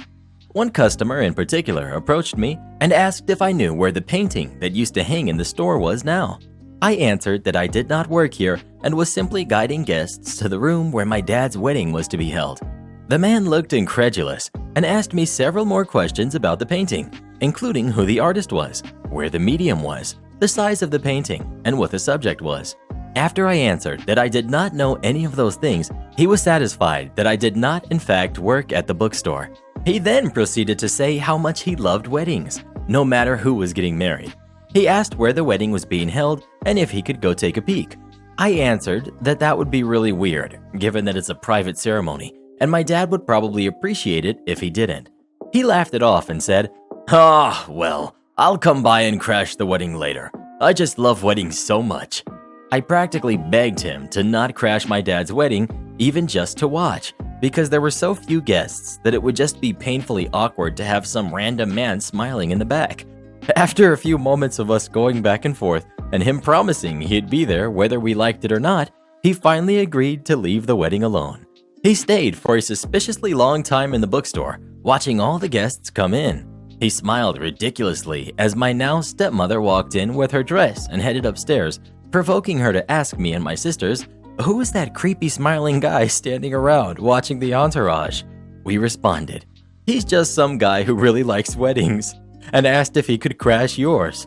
To our great relief, he did not show up at the ceremony, but the whole time I was worried about it. Sorry for being distracted during your wedding, Dad. Karen really wanted some chicken thighs. I had to go out shopping today. Nothing big, just some groceries I needed last minute. I went to Wally World first, then to a local grocery store for the rest. I go to this store for all my meat because they have butchers and all of the meat and seafood is fresh. Anyway, I picked up 2 small packages of skinless chicken thighs as I have a recipe I've been wanting to try and a whole chicken for Christmas dinner. As I was walking away, I heard someone say, "Excuse me, excuse me." I didn't think whomever it was talking to me. The store was pretty crowded, so I just kept walking. Then I felt someone pinch my neck. Not like a small pinch. This woman full on, got as much of my flesh as she could just between her bony fingers and twisted. I nearly screamed. I said, "Excuse me." I turned around looking at her like, what the heck?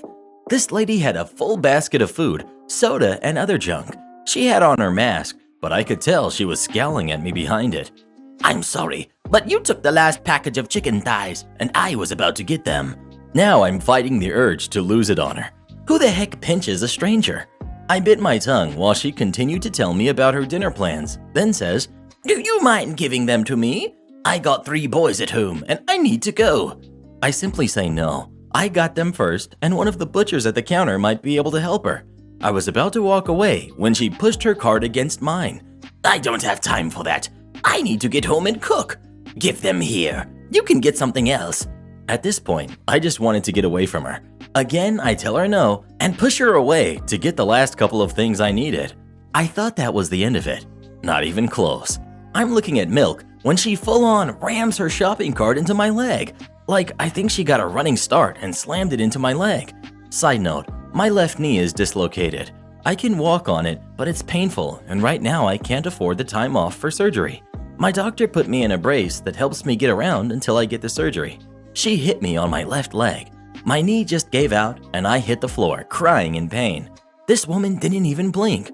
I saw her reach into my cart, take my chicken, and walk away as if she did nothing wrong. Thankfully, more than enough people had seen what she had done. A couple helped me up while someone else got help. I was crying and sobbing, the pain so intense. As employees brought a wheelchair for me, others were asking if I was okay, and some customers even ran after the woman.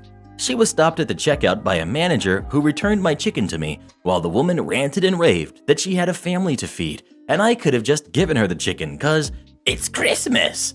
Eventually, I checked out. A couple employees were kind enough to help me to my car and even load up my groceries. The manager asked if I wanted to call the police or press charges, but I just wanted to get home. He gave me some coupons, apologized, and said they would deal with the woman. I called my brother-in-law on the way home. He met me at my apartment, helped me inside, and unloaded everything for me. As of right now, I'm sitting on my couch with a very red and swollen knee. I have taken my anti-inflammatory medication, got it elevated and put some ice on it.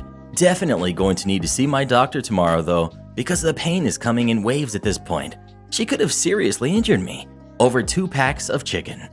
Edit. So the store did call the police, but I was gone by the time they got there. An officer contacted me. I got a meeting set up at the station tomorrow after my doctor's appointment. The officer informed me she was questioned and released, not arrested. They do want me to file a formal complaint in order to have her arrested for assault. I promise I'm okay. The swelling has gone down some and I'm on some painkillers. I'll make it until tomorrow. Another quick update. Thanks for the rewards and words of support. Promise I'm going to the police station tomorrow after I see my doctor. I will be pressing charges against her. Speaking of chicken, what's your favorite place to get fried chicken from? Please let us know. KFC extra crispy for the win. Yes. The problem child and the PTA parent. I had to switch high schools my senior year, so I was just finding my footing with a lot of people who had known one another since kindergarten, since the school itself was attended solely by the kids of one small town. I first remember seeing Betty, not her real name, doing something she was apparently famous for, running into people and not stopping. Let me describe this for the full effect. Betty had a habit of expecting everyone and everything to move for her. So if she was walking down the hall and you were at your locker, she would ram into you full force, stumble back, and then immediately do it again, and again, and again, until whatever she was running into moved or she tripped over it. So if you were at your locker and she ran into you, you had to move or she would just keep repeating the same action, even going so far as to ram into the locker door until she could get through. She even went so far as to step on you if you fell to the floor during this. She never apologized, and honestly, I wasn't at all shocked because her expression never changed, and it really looked like someone just left a game running with a drifting controller, and the character was just wandering in that direction. Nothing anyone said or did during these moments even registered on her face or her eyes, or even her life, because if you confronted her about it, she would look at you like you were crazy and act like it never happened. No one thought this was even a lie, because it was clear she genuinely believed nothing happened. I learned from the rest of the school year over time that she had always been like this, and if anything, she was worse when she was younger. The other students knew she was not very smart and should by rights have failed every single class she had ever been in.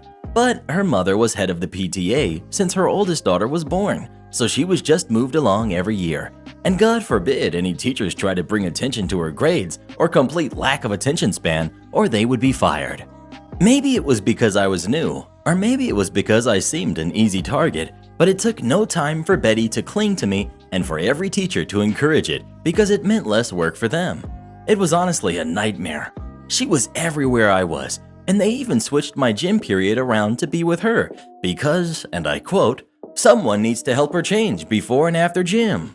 That was a big nope for me, and I made sure to basically run out the door the second gym was over and change my clothes in a random bathroom because they could not punish me for not helping her, and frankly, there should have been no reason to help in the first place. It was like this weird game of chicken was going on with Betty's mother and the rest of the school faculty. She couldn't admit her daughter wasn't really fit to be in that school in any way because she was already on thin ice for reasons that are not really important to the story.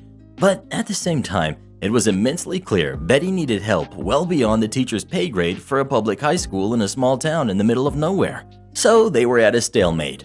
The teachers kept passing her and the mother didn't push too hard about weird things like helping her get changed and would instead just show up at the school and do it herself multiple times a day for various things like eating lunch with Betty and making sure she was using the bathroom correctly. Now, at this point, I'm sure you're thinking that she was developmentally disabled in some way and counseling and therapy were needed. That may be true, but it was from nurture and not nature, from what I was told and from what I experienced. I was informed that Betty actually had 2 older siblings, both about 10 years older, who were basically angels on earth.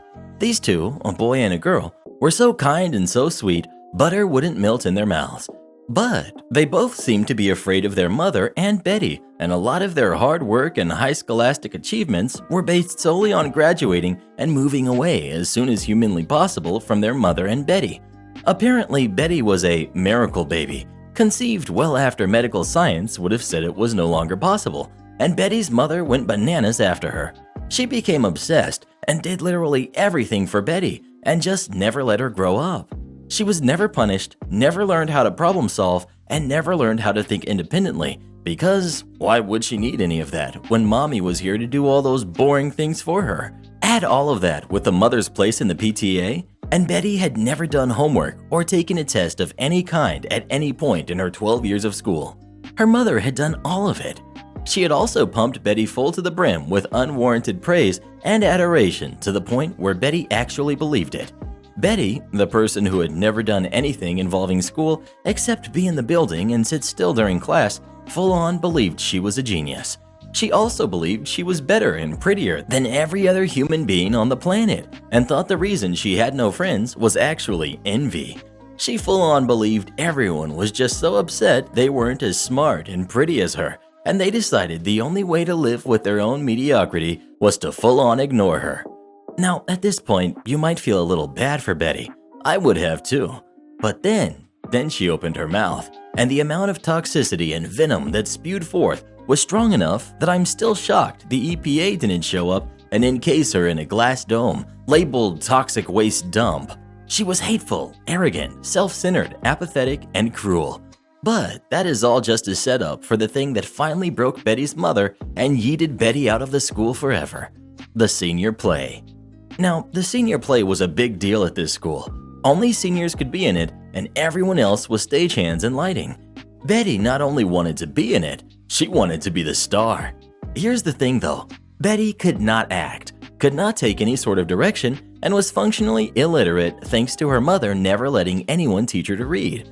Betty's mother decided that, because of this, she was going to basically co-direct the play, and by that I mean stand next to Betty and repeat all her lines to her over and over again while moving her around the stage physically.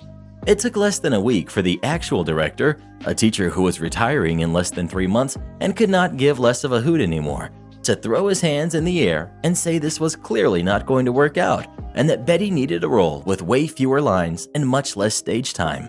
The mother actually agreed to this. Everyone's guess was out of sheer exhaustion, but was not willing to be the bad guy and tell her precious little NPC no. So she scuffled off to the bathroom while the director broke the news. Betty lost her mind. She immediately became very violent and started trashing the stage, screaming at the top of her lungs. When the director tried to get her to stop, she, and this was all verified by no less than 5 different stagehands and directors, tackled this old man to the ground and bit him. She bit him so hard she drew blood. The director was trying to get her to let go, but she was just digging her teeth into his arm and clamping down for all she was worth. I honestly don't think she had ever worked as hard at anything else in her entire life before or since as she did trying to take a chunk out of the director's arm. At this point, her mother ran back in. My guess, alerted by the sudden screaming of the director and lack of screaming from Betty, and spent a good hot minute trying to pry Betty's jaws open and get her off the director's arm. She was dragged away by her mother. The director was in a sling with bandages all over his arm for a while, and no one ever saw Betty again. Word got out that Betty's mother tried to play the whole thing off as it somehow being the director's fault for upsetting Betty and getting in her way by trying to stop her from destroying everything on stage that the students had worked so hard on. This was different though. This was assault, and Betty was already 18, so mommy couldn't save her this time. It was decided behind closed doors that Betty would never return and just be mailed her diploma, and in exchange, no charges would be pressed. That was the last time I ever saw or heard of Betty. But from what I understand, she still lives with her elderly mother to this day, and it has sucked the soul right out of that woman. I'd feel bad for her, but she made Betty into who and what she is today, so she can live with it. Speaking of plays, have you ever been in any sort of play? And if so, what was your role? Please let us know.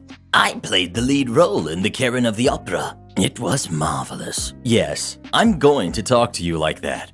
I made the mistake yesterday of being slightly disappointed that I hadn't anything crazy or weird to share recently. This was my punishment. I put up the sign by the night window saying I'd be back in a minute and headed to the bathroom. When housekeeping is here, we leave the lobby door unlocked so they can come and go easily. This normally isn't a problem as there is a large "Do Not Enter" sign on the door, another saying "Employees Only Check In at Night Window," and a big arrow pointing at said night window. From time to time, someone will come in, but always step out again upon being corrected without issue. The housekeepers were on lunch in the breakfast room, so I didn't really worry about leaving the lobby unattended. A moment later, from the bathroom, I hear a commotion in the lobby and some unfamiliar voices. I finish up quick and step out.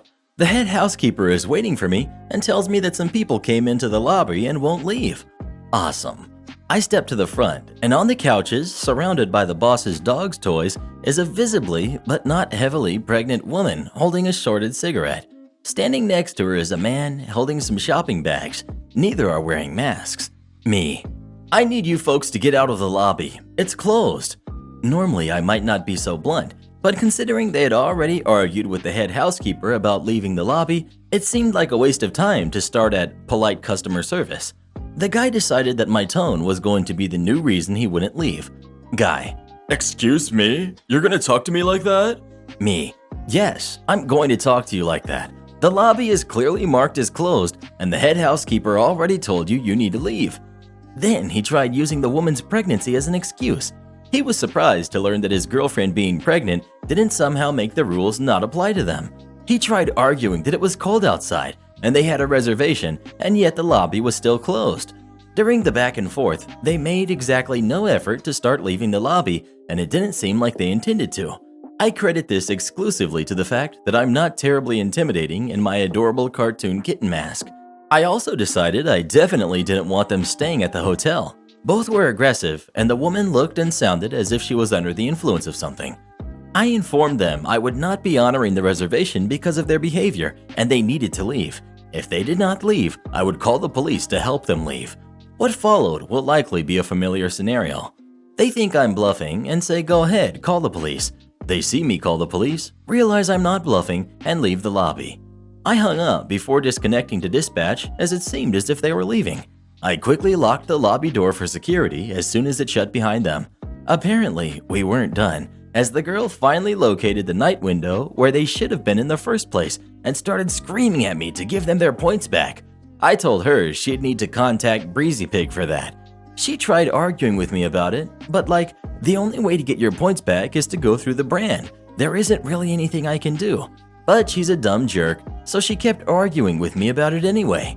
She started calling me fat and rude, and since we were apparently playing the observation game, I called her a toothless jerk. She really didn't appreciate me pointing out the painfully obvious as she had done, and decided she was going to try to come back into the lobby and was rattling and banging at the door.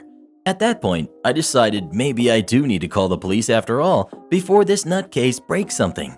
I start the call, then she's screaming at me that she's going to record me and it's going to go viral. Her boyfriend is back from wherever he wandered off to and is trying to get her to leave. She also screams at him, something about not giving a hoot. She's going to record me and it will go viral. I deviously foil her plans by stepping into the back room where she can't see me. I hear her run out of steam while I'm in the back on the phone with the dispatcher. When I don't hear her anymore, I poke my head out and check the cameras to find them both gone. I relay this to the dispatcher, but they decide to send an officer over to check it out anyway and see if they're still in the area. While waiting for them, I pull up the reservation so I can pass the information on to the police. I check the woman's name against our DNR spreadsheet and guess who is already there. Under reason, it says, angry about deposit, did not understand basic rules, rude, and on drugs. I decide to Google her name. Guess who has a habit of being arrested for trespassing and possession? No wonder her boyfriend wanted her to get moving. Am I the jerk for not agreeing to a name change for my daughter despite her father wanting one? My ex and I were engaged, living together and planning on trying for kids after the wedding. The wedding got delayed and I found out I was pregnant shortly after. My ex freaked out, insisted it couldn't be his baby because he wasn't ready to be a dad, that this was all happening too fast and it wasn't how we planned it, and said he needed some time to think everything over. He then moved out, blocked me, and didn't answer any kind of attempted contact for 10 months. Our child was born without him there, and I named our daughter Elizabeth Laura Smith without his input. Elizabeth because I like it, and it reminds me of my favorite book character. I work in literature. Laura after my grandmother, and Smith is my surname. My ex has reached out. He said he waited this long because he wasn't sure how far along I was when we were together, but he figured the baby had to have been born by now. I said that his timing was a little off because she's 5 months old. X has said he's planning to sort out custody. We've not discussed logistics yet, but he's unlikely to get anything before she turns 1. He asked if I'd named her yet, and I told him what I'd named her. X then said he hates that name. He thinks it sounds old and stuffy. He says that as his mother, Mary, has recently passed, November 2019, he wants to name our daughter Mary. He says Mary must be the first name and that I can have either Elizabeth or Laura as the middle name.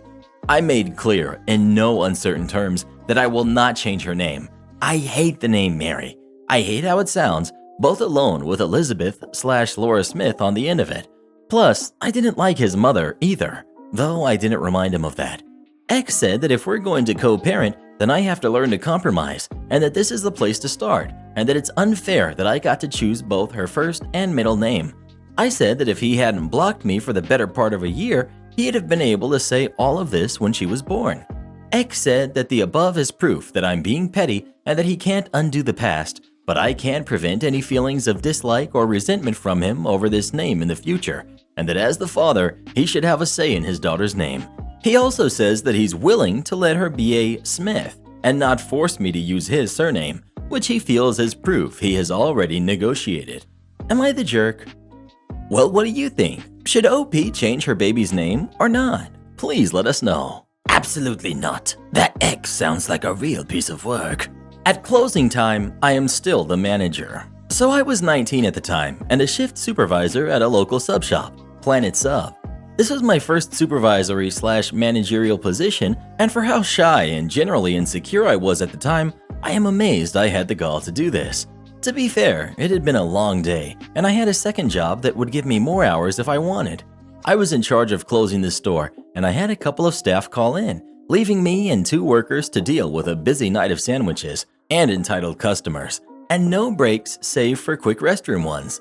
The store closed at 10, and we were for sure going to be shutting things down at 10, clean as fast as we could, and be free. All of us had school or classes the next day early. Around 9:30, I answered the phone to a terse gentleman demanding to know when we closed because he needed to pick up sandwiches. I told him we shut the doors at 10, so he would have to be quick, and I offered to take his order over the phone so he could just pay when he gets here. He said he would have to look at the menu and rudely asked how he would have any idea what he wanted without seeing the menu. I replied that I had no idea if it was his first or 5th time here. He scoffed, said he would be by soon, before 10. I kept going on about work as we all got the closing and cleaning things done ahead of time that we could. As 10 p.m. neared, I kept glancing out front to see if he was here, but nope. Once 10 p.m. hit, we got going on what we needed to finish. Food covered, stored in the walk-in, counters cleared, etc. There were a few people finishing up eating in the lobby, but they looked almost done. At 10:15, an irate voice called into the kitchen asking, Is there anybody working here? I would like to place my order. I walked out and behind the counter told him that we closed 15 minutes ago and the kitchen was shut down. I called half an hour ago and I was told I could come get the food still, that you were open, he stated. That was me you spoke to, and at 9:45, not 30 minutes ago to be precise, we were open, and I informed you that we closed at 10. It is not 10:15. We are closed, I politely replied. There are people still here eating, so you're clearly open. He gestured to the people putting their coats on and walking towards the door. Politely and with a forced friendly smile, I said. They had put their order in before 10 and just finished. The oven is turned off and the food is put away. I don't care. Make me food, he sputtered. Sir, I cannot do that, I replied. We are closed, everything is put away, and the registers are shut down for the night. We open at 8 a.m. tomorrow. I demand to speak to your manager right now, he hollered. At this moment, folks, I had a moment of clarity that I did not want to take this in the slightest, and I wanted to be a sarcastic and immature jerk. I did not get paid enough for this, and I was fed up with the day. One moment, I will get him, I said politely with a genuine smile. I then turned around, removed my hat and apron, hung them on a hood, and turning back to face him, stated, Hi, I'm Jeff. I am the manager tonight. I heard cackles of laughter from the other employees in the back who had been listening to all of it. I'm calling tomorrow for the store manager, and you will all be fired, he stated as he stormed out. His name is Sean. Have a good night, I shouted after him. He should be here by 7. He turned around at the door. You just lost a very valuable customer. This is the last time I'm coming here. Thank God for that, I said as he stepped out. I then quickly locked the door and made sure he left.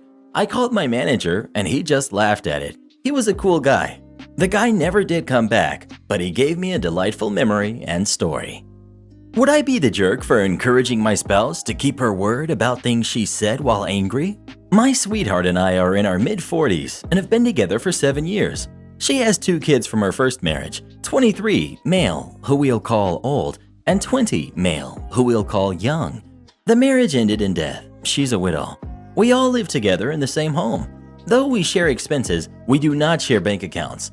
Note, I'm not asking if we're jerks for not sharing bank accounts. Since the start of lockdown, both kids have been staying with us. Neither works or go to school. In the past couple of months, it's like their attitudes and behavior have regressed to when they were 13. When I got home from work on Thursday, the 3 of them were yelling and screaming. Mom had asked them to help clean up after dinner. Young couldn't help because he promised girlfriend he'd Zoom meet with her. Old couldn't help clean up because he had made plans to go dirt bike riding with his friends. Since then, they've been going at it and in everything or nothing all at once. It came to a head this morning. I woke up to my wife putting her foot down and loudly giving them ultimatums. Below is a list of some of the things that she said. She is done listening to how she's over-controlling and goes over the line in helping them manage finances. They're all going to the bank tomorrow morning and they can put their money into accounts with only their names on it. Her exact words. Neither one of you can even balance a checkbook. You both would have been broke 6 months after turning 18 if I had let you have free reign over the money your father left you. I am done being told I'm a manipulating, over-controlling, coercive witch. You can have complete control of your money, and if you waste it all away in the next 6 months, that is your problem. Reference the living room. They no longer have permission to lounge all day and night watching nonsense on TV and playing video games. The only thing they can watch on TV is educational stuff that meets her approval. Overall, her words. If I ever have to be reminded again that you are over 18 and an adult, it better be with your packed bags in hand while you are on your way out the door. If you don't like me or my rules while you live under my roof, you are free to go wherever the heck it is that you'd rather live. Today was an all-time, never seen before, epic blowout. However, she has touched on most of these things before, only to never follow up on any of them. Would I be the jerk to remind, encourage, and even pressure her to maintain enforcement of these new rules? Well, what do you think? Would OP be a jerk if he reminded his wife about this or not? Please let us know. Go for it, but be careful. She might let you have it next. An I don't work here lady Christmas kindness story. Background. Yesterday, Western Pennsylvania had the most snow since 2009. My 2016 Corolla had barely passed inspection the day before, so I was planning on getting new tires in the next week and new rotors and pads in January. We were low on milk and diapers and so had a Walmart pickup appointment. It was too late to cancel, and I thought I had time to get in and out before the snow got too bad. I was wrong. I slid down a hill and hit an SUV stopped at the bumper, scuffing their bumper and destroying my car. I was able to drive it off the road and park it. I had a wagon in the trunk and decided to still try to pick up my groceries. I checked in on the app in spot 4 and tried to call, but it went to voicemail. A minute later, someone came up to park in my spot that I was standing in with my wagon. Obviously, a man standing in a parking spot in a snowstorm didn't register with him, so I moved. As I was standing on the sidewalk, snow swirling, an old lady looked at me like she wanted to ask a question. She rolled down her window and started complaining that no one answered the phone. I gestured to my clothes, no Walmart logo in sight, and said, "I don't work here. I tried calling them too, and it went to voicemail." I also said that I was waiting myself and had just crashed my car. About 5 minutes later, she asked if I wanted to wait in her car. It was snowing so hard, my wagon was filling with snow, so I said yes. I got in the car and told her that I lived about 5 miles away and planned on walking back with my wagon of groceries.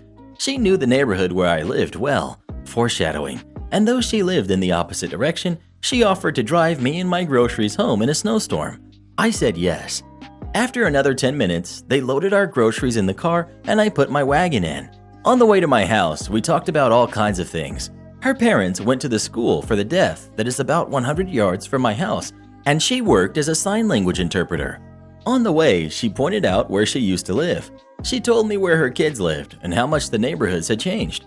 She also talked about how she just canceled cataract surgery due to lockdown and said she really needed it. That made me wonder about the safety of her driving me, but beggars can't be choosers. We made it home safely and I brought my groceries in. My wife brought our 3-year-old out to thank her while I brought stuff in, and we gave her a Christmas card. Thanks, Pat from Johnstown. At 88 years old, still my Christmas angel.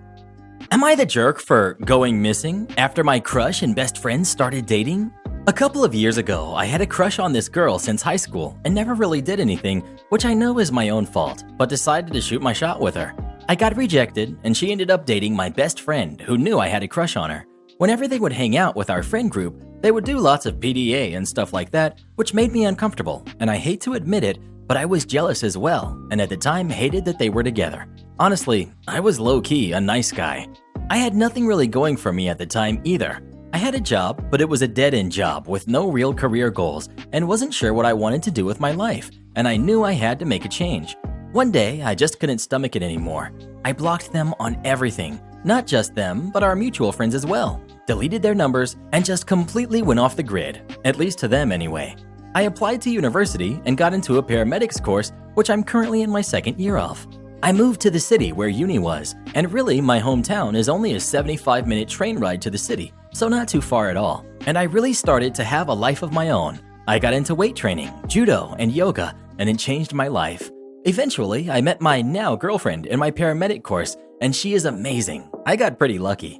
Anyway, with everything going on right now, student housing got canceled, and my parents offered to let me move back in with them until it starts back up again, and I accepted. They said my girlfriend can come too since they like her. Me and my girlfriend were doing shopping for my parents. We were getting a pack of muffins for my dad, and I saw them in the same aisle. I hoped they wouldn't see me, but they did, and they came up to me to start a conversation. The 3 of us said hi awkwardly and just made a bit of small talk, introduced them to my girlfriend, etc. I low-key hoped this would be over quickly. I said I was doing shopping for my parents, and my former friend said, "Ah, so you don't go missing on them either." I kinda just did an awkward laugh, and I said I was sorry for that, but I just needed my own space to think. He said that apology wasn't good enough, and they were really freaking out, wondering what happened to me or if they offended me or something. They never asked my parents, since when I was home, I would tell my parents to cover for me if they came around. He said I was a jerk for what I did, and that he hated me. My girlfriend asked what that was about, and I told her the story here. She said it was a bit of a jerk move, but understands my reasoning. But honestly, removing them all was the best thing I did for my life, and I don't think I did anything wrong. Am I the jerk? My mother demands I let her stay at me and my girlfriend's house. I'm literally over the moon for the past several hours, despite what has happened between me and my mother again.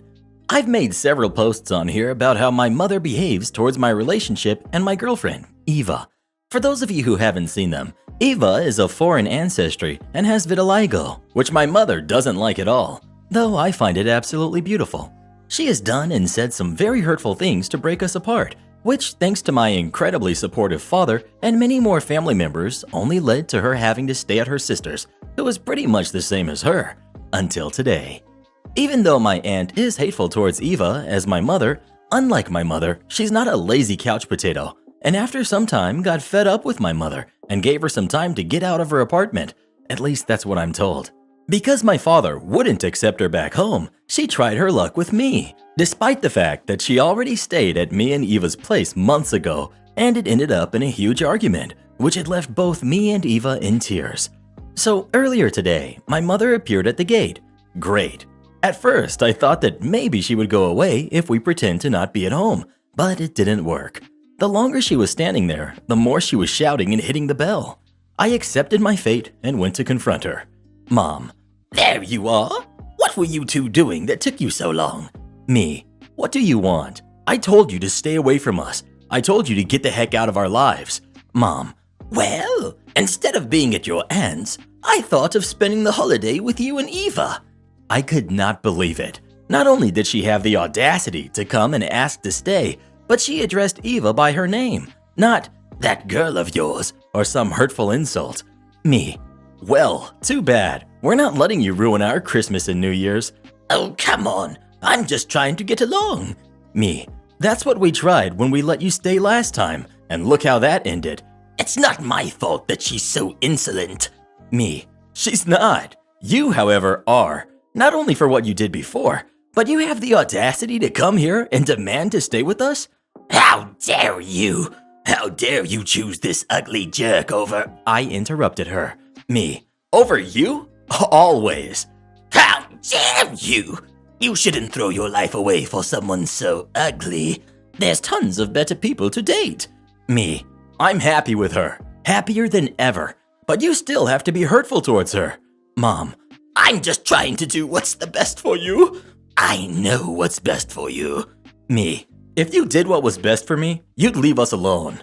I then went inside while my mother was insulting both of us. Me. You're the disgusting one here. I'm just saying what I think of you and doing what I think is right. And I slammed the door shut. She continued with her insults until some neighbors threatened to call the police. Public offense, I assume. Then she left. Later, I called my father, who told me that Aunt basically kicked my mother out. Edit. Thank you everyone so much for the kind words, and since I can't do so in person, awards. And Merry Christmas and Happy New Year. I was told by my father that she's staying over at some friend's place. Entitled stepsister convinces my dad to coerce me into buying gifts for her kids. So I'll start this off by saying that although my wife and I are firmly child-free, neither of us hate kids. Generally, if there are kids around and they aren't screaming like banshees, we don't mind them. I also get along relatively well with most of my stepfamily, but my stepsister went full mombi and turned out to be a pretty rotten person overall and messed up the rest of her family a lot, especially where kids are involved. This slow burn starts a full year and a half before my plan came into effect. Earlier in the year, my dad quite sensibly suggested that with the size of our family Christmas party, we skip a generation with gifts to ease the financial strain as the extended family grew. At the time, I was struggling with my business and athletic career, and my wife, then girlfriend, was working on her second master's degree. So I suggested names from a hat, but he wanted to spoil all his grandkids. I said fair enough, I'll chip in for Oma's cruise and buy gifts for my step-siblings, but don't expect anything grand. We've got me, 32 years old, at the time, heavyweight mixed martial artist and strength coach, aka small-time athlete working a day job to barely make rent in addition to training full-time. We've got stepsister, 40-ish, an aging mom bee. We've got Thing 1, my oldest niece who's 12, stepsister's daughter. Imagine the most vapid teenager stereotype and multiply it by 1,000. We've got Thing 2, my oldest nephew who's 9, the stepsister's son. Living proof that you're never too young to be a jerk. We've got Bro, my stepbrother who's 36, formerly a cool dude who gave up on life when his kids were born. Spawn 1, my youngest niece who's 6, Bro's daughter. Sweet and shy girl, terrified by my mere presence, the wisest of the bunch in my humble opinion. And we've got Spawn 2, my youngest nephew who's 7, Bro's son. A generally nice kid who at this time was partway into evolving into a jerk after being constantly told to look up to and emulate Thing 2. Spawn 1 had brought a Nintendo DS and all the kids are struggling to see or play it, so I foolishly offer to loan them mine to lighten the load. Spawn 1 agrees to share with Thing 1 and Spawn 2 agrees to share with Thing 2. Having stupidly deprived myself of my means to escape social obligations, I go to the living room to acquire that much older cure for not wanting to deal with other people: alcohol. Not even having had time to pour a dram, my trained ear picks up from the kids' room the unmistakable sound of one human being pummeling another. I politely suggest to Bro that he might want to go have a look, but Bro hasn't given two craps about anything in 7 years, so he waves it off and I go to investigate. I walk in to see that Thing 2 may be a jerk, but he is not untalented and is managing to strike, shove into a wall, and kick Spawn 2 all at the same time while attempting to play my DS with his other hand. Having decided his turn began the moment I left the room. Thing 1 has simply wrested the DS from Spawn 1, who is now sitting in the corner crying. I shout for stepsister, informing her that if she doesn't get in here to break things up before I count to 10, I would have a stern conversation with them. She turns up and separates the kids, and I retrieve my DS. Instead of giving Thing 2 a lesson on sharing and not hitting people, she proceeds to lose it on Spawn 2, the one who got beat up, for not simply giving up the DS to her little jerk and making her son look bad. Thing 1 simply lets out a tween-age sigh for the ages and tosses the other DS into the crying Spawn 2. I then excuse myself from the party, thanking whatever gods may be that I don't have to provide gifts for any of those little jerks. 6 months later, my firm belief in atheism is confirmed as bro calls me and this conversation ensues. Bro. Hey, elbow smash. While I really appreciated the gifts last year, you should really get something for the kids this year instead. Christmas is all about the children after all. Me. No, I turn up to chat with you and Dad and Oma. I really don't give two craps about the kids. Bro. That's a mean thing to say about my kids. Don't you care about them? Me. You cared about them so much that at the last party, you couldn't be bothered to break up a fight where your son was losing. Bro. Thing 1 is a good kid. Stepsister said he just had a bad day. Me. He was literally beating him up. If Thing 1 were an adult and had that kind of bad day, I'd have had a stern conversation with him and convinced him to peacefully lay on the floor until the police arrived. Bro. Well, stepsister and I were thinking, and we think you should buy stuff for the kids next year instead of us. Me. Well, I'm happy not to buy you anything, but I'm not getting crap for stepsister's little brats, especially when she encourages that behavior. Bro. Well, if you aren't going to get something for all the kids, then you shouldn't get anything at all. It's not right if you don't treat them equally. Me. Done. Now, I'm sure they wish it had been this simple, but unfortunately it wasn't, and I certainly wouldn't have written such a long-winded story if that were the payoff. Thanks for bearing with me so far. We're almost at the end. A few months later, about 2 weeks before Xmas, I get an email from my dad with links to various toys, mostly from Toys R Us, which still existed at the time. When I call him back to ask what that's all about, the conversation ensues. Me. Hey, what's up? I got your email. What's that all about? Dad. Those are gifts for the things and spawns for Christmas. Me. That's cool if you're getting them that. I'll see them when the kids open them. Dad. No, that's for you to get them. Me. I don't buy for that generation, remember? And I already sent you my contribution to Oma's cruise. Dad. You need to get stuff for the kids. Don't you want them to look up to you as an uncle? Me. Not really.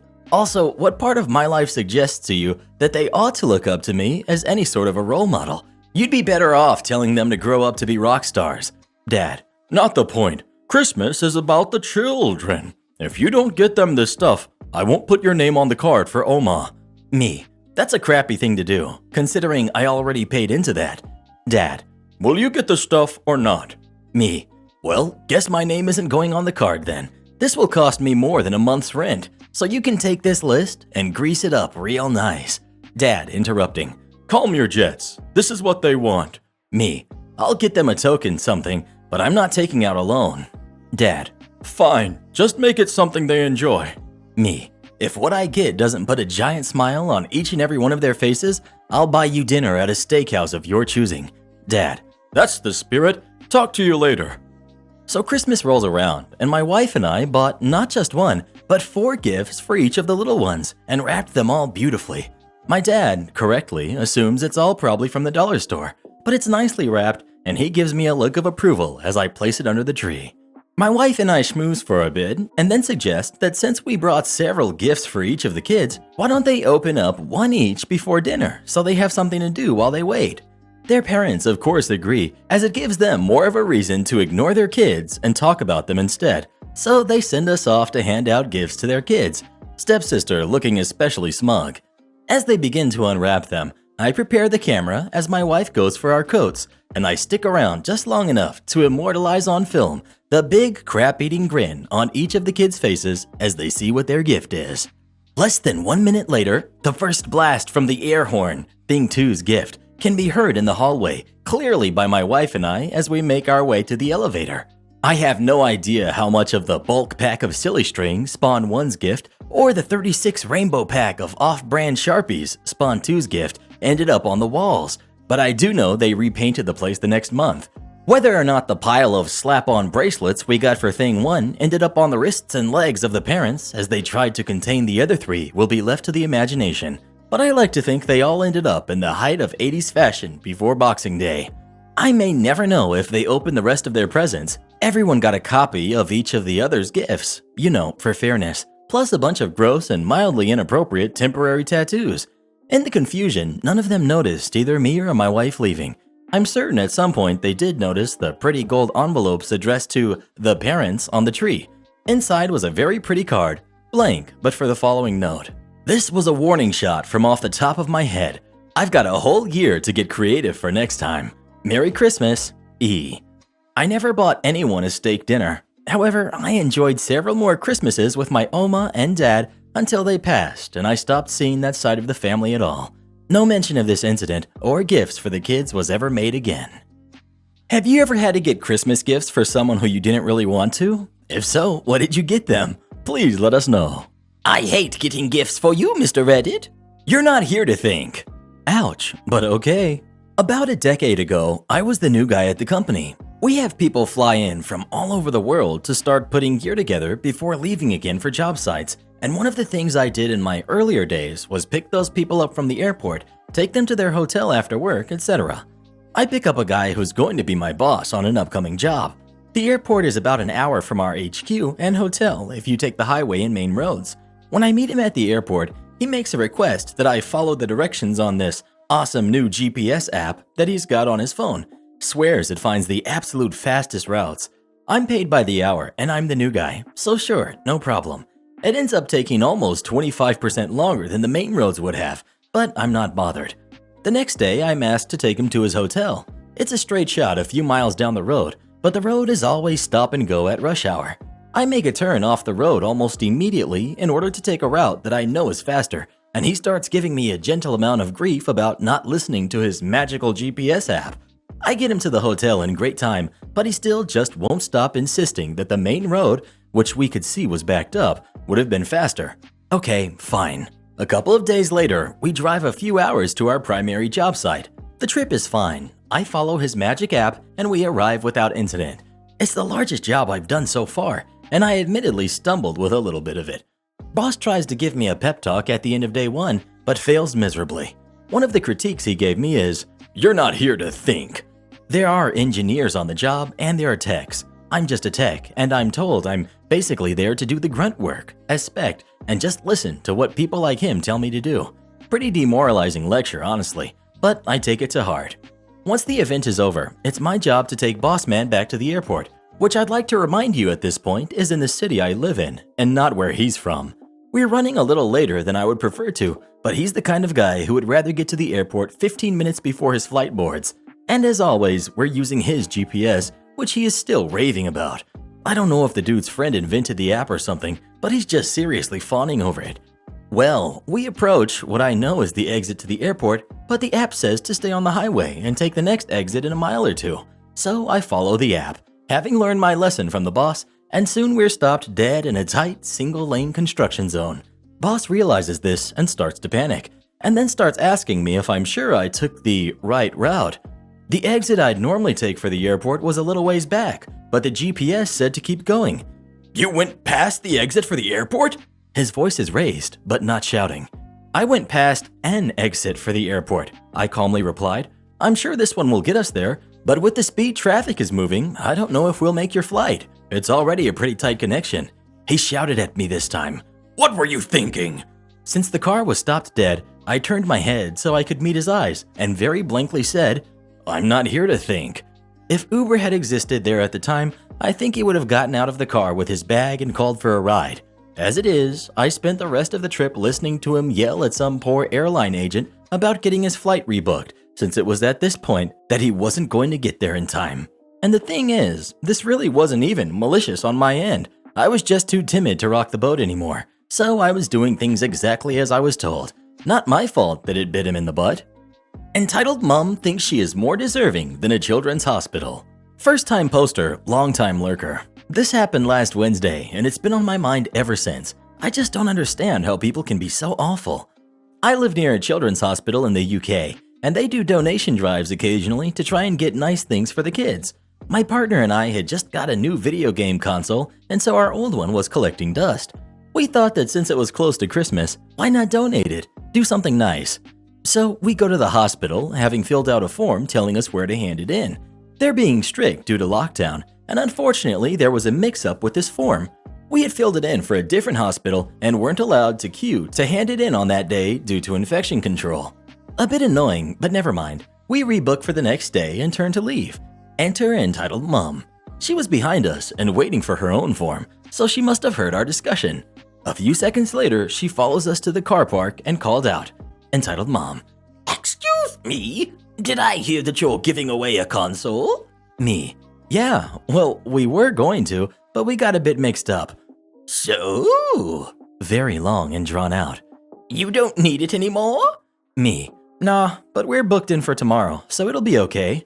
Why don't you give it to me? I could give it to my son for Christmas. Me. Oh, sorry, but we wanted to give it to the hospital. Do some good, you know? Are you saying this wouldn't be doing good? She raised her voice out of nowhere. No idea what I said to offend her. We've had a horrible year, and this would be amazing for my son. Fiancé stepping in to help.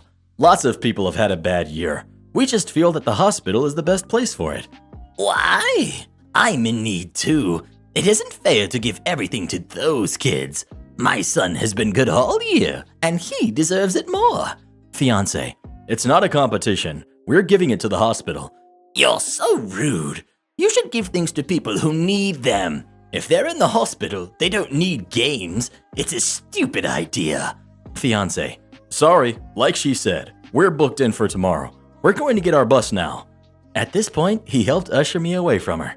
I'm not great with confrontation, and she kept calling out to us as we left about how her son was more deserving than the kids in the hospital, how it was rude of us to ignore her. It was pretty awful. Sorry if I'm not great at telling the story, and we did get back the next day to very grateful nurses, so it's a happy ending. Merry Christmas, everyone reading. Am I the jerk for making my late wife's daughter move out so I can date in peace? My late wife passed about a year ago. We were together 10 years, but not married until she became sick about a year before that. She has a daughter, Beth, who is 19 years old. Beth is taking college classes, but they are 100% online, so she has stayed at home, which is my house. I've owned this before my wife moved in, so it was never technically shared. I've wanted to be supportive of Beth, but I don't want her here indefinitely or until she's done with college. That's 3 more years, and it makes dating super awkward. I had a lady friend over after a dinner date last week, and she was making snarky remarks towards her, and later told me that I'm moving on too fast. I tried to have an honest talk about being ready to move on and date others, but she kept calling me a jerk. I'm just ready to move on with my life, but her presence is making that difficult. I told her I want her to move out at the end of next semester, which would be the end of May, so 5 months to find a place. She flipped out and told me I'm abandoning her to get hookups. This isn't really the case. I just want to move on with my life and don't want to live with a 19-year-old anymore. She's still mad at me and is making living in my own home awkward, but she claims she can't afford to go anywhere else. Edit. I did not raise or adopt Beth. My wife was very clear that she was not looking for a replacement father for her. Beth never lived with me until 2 years ago when she was almost 18 when her mom moved in with me due to her being sick and needing more attention. I never played a fatherly role in her life. Before moving in, she and her mom moved every few years for a while. Beth didn't move in till her senior year of high school because her mom needed my help. Obviously couldn't move the mom in without the daughter. Before giving her notice to leave, I tried to have a talk with her about ground rules for staying here, mostly including being polite to any guests of mine. She then went off on me for moving on with my life. That is when I made my decision. It wasn't exactly your traditional marriage. Before getting sick, my late wife never wanted to get married because her parents had such a nasty one and her parents had been divorced a combined 4 times. I'm not religious, so never felt a need to get married either. When she got sick, we realized her insurance was terrible while mine through work is much better. So it was a practical decision to get married so she could be added to mine. Even then, she affirmed I wasn't responsible for Beth. I'm not just trying to get hookups like many have said. I'm moving on and trying to have a normal adult relationship. Final response. After this blew up overnight, even though the top comment says you're the jerk, it seems everyone who eventually read all of the details has affirmed my view. I feel much better about my decision. Thank you, everybody. Well, what do you think? Is OP the jerk or not? Please let us know. Oh, this is a good one. I can't wait to see what our listeners have to say about it. Old man teaches me a lesson in common sense. I work at a dollar store that also happens to be the only grocery store in my small rural town. Most of our customers are regulars who live nearby, and I have a friendly relationship with many of them.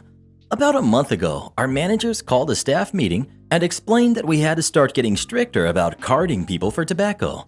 We have to ask to see a physical ID every time we sell these products, even if the person is a regular who comes in every day and is clearly elderly. We also have to see the IDs of every person in the shopping party who looks to be older than 15, meaning parents can't buy these products with their older teenage kids in tow. I think the rule is stupid, but I follow it because my managers emphasized how important it was and how we could lose our jobs if we didn't.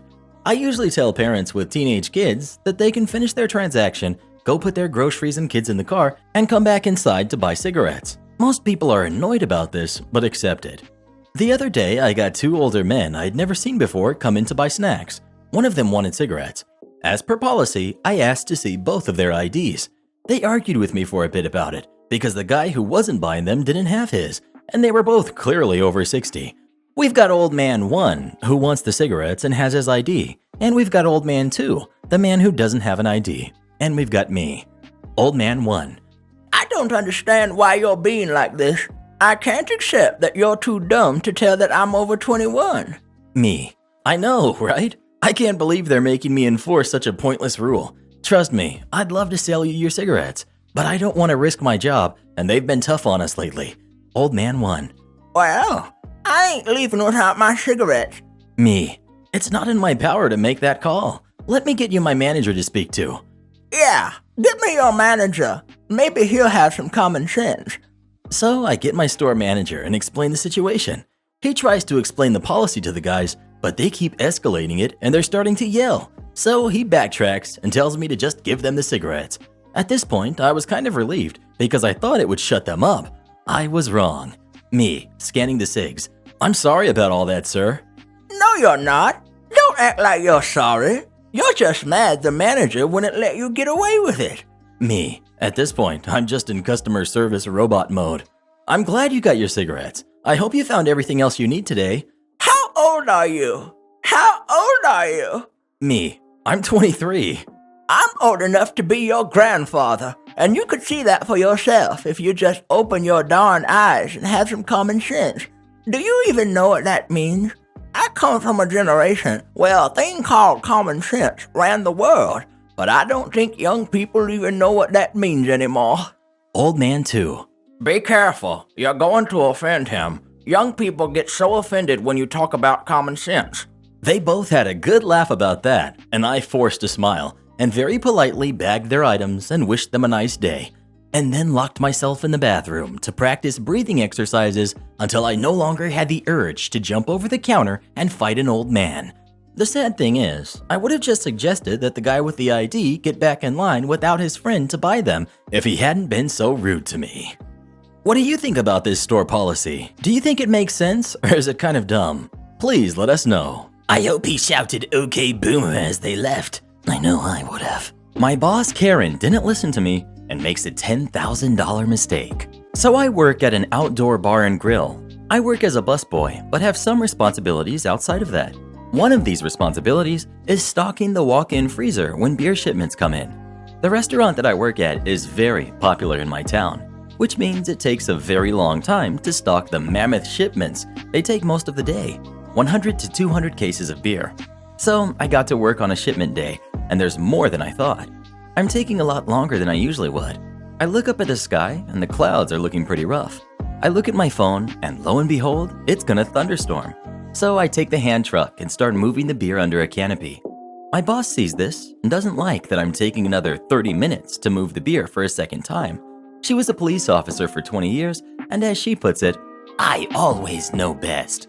So she just starts chucking the beer in the freezer way too high with no regard for how it's stacked. I know she's gonna mess up royally and try and explain that that's not how you do it. This is how the following conversation ensued. My memory isn't the best, so this is a generalization. Me. That's not how you do it. You're stacking them the wrong way, and the towers are way too high. Boss. I've been in this game for 3 years. I know what I'm doing. Me. You put me here to do this job, and to do it right, and I was trained properly. That's the wrong way to do it. Boss. Either help me, or the door's that way. Points at door. Cue malicious compliance.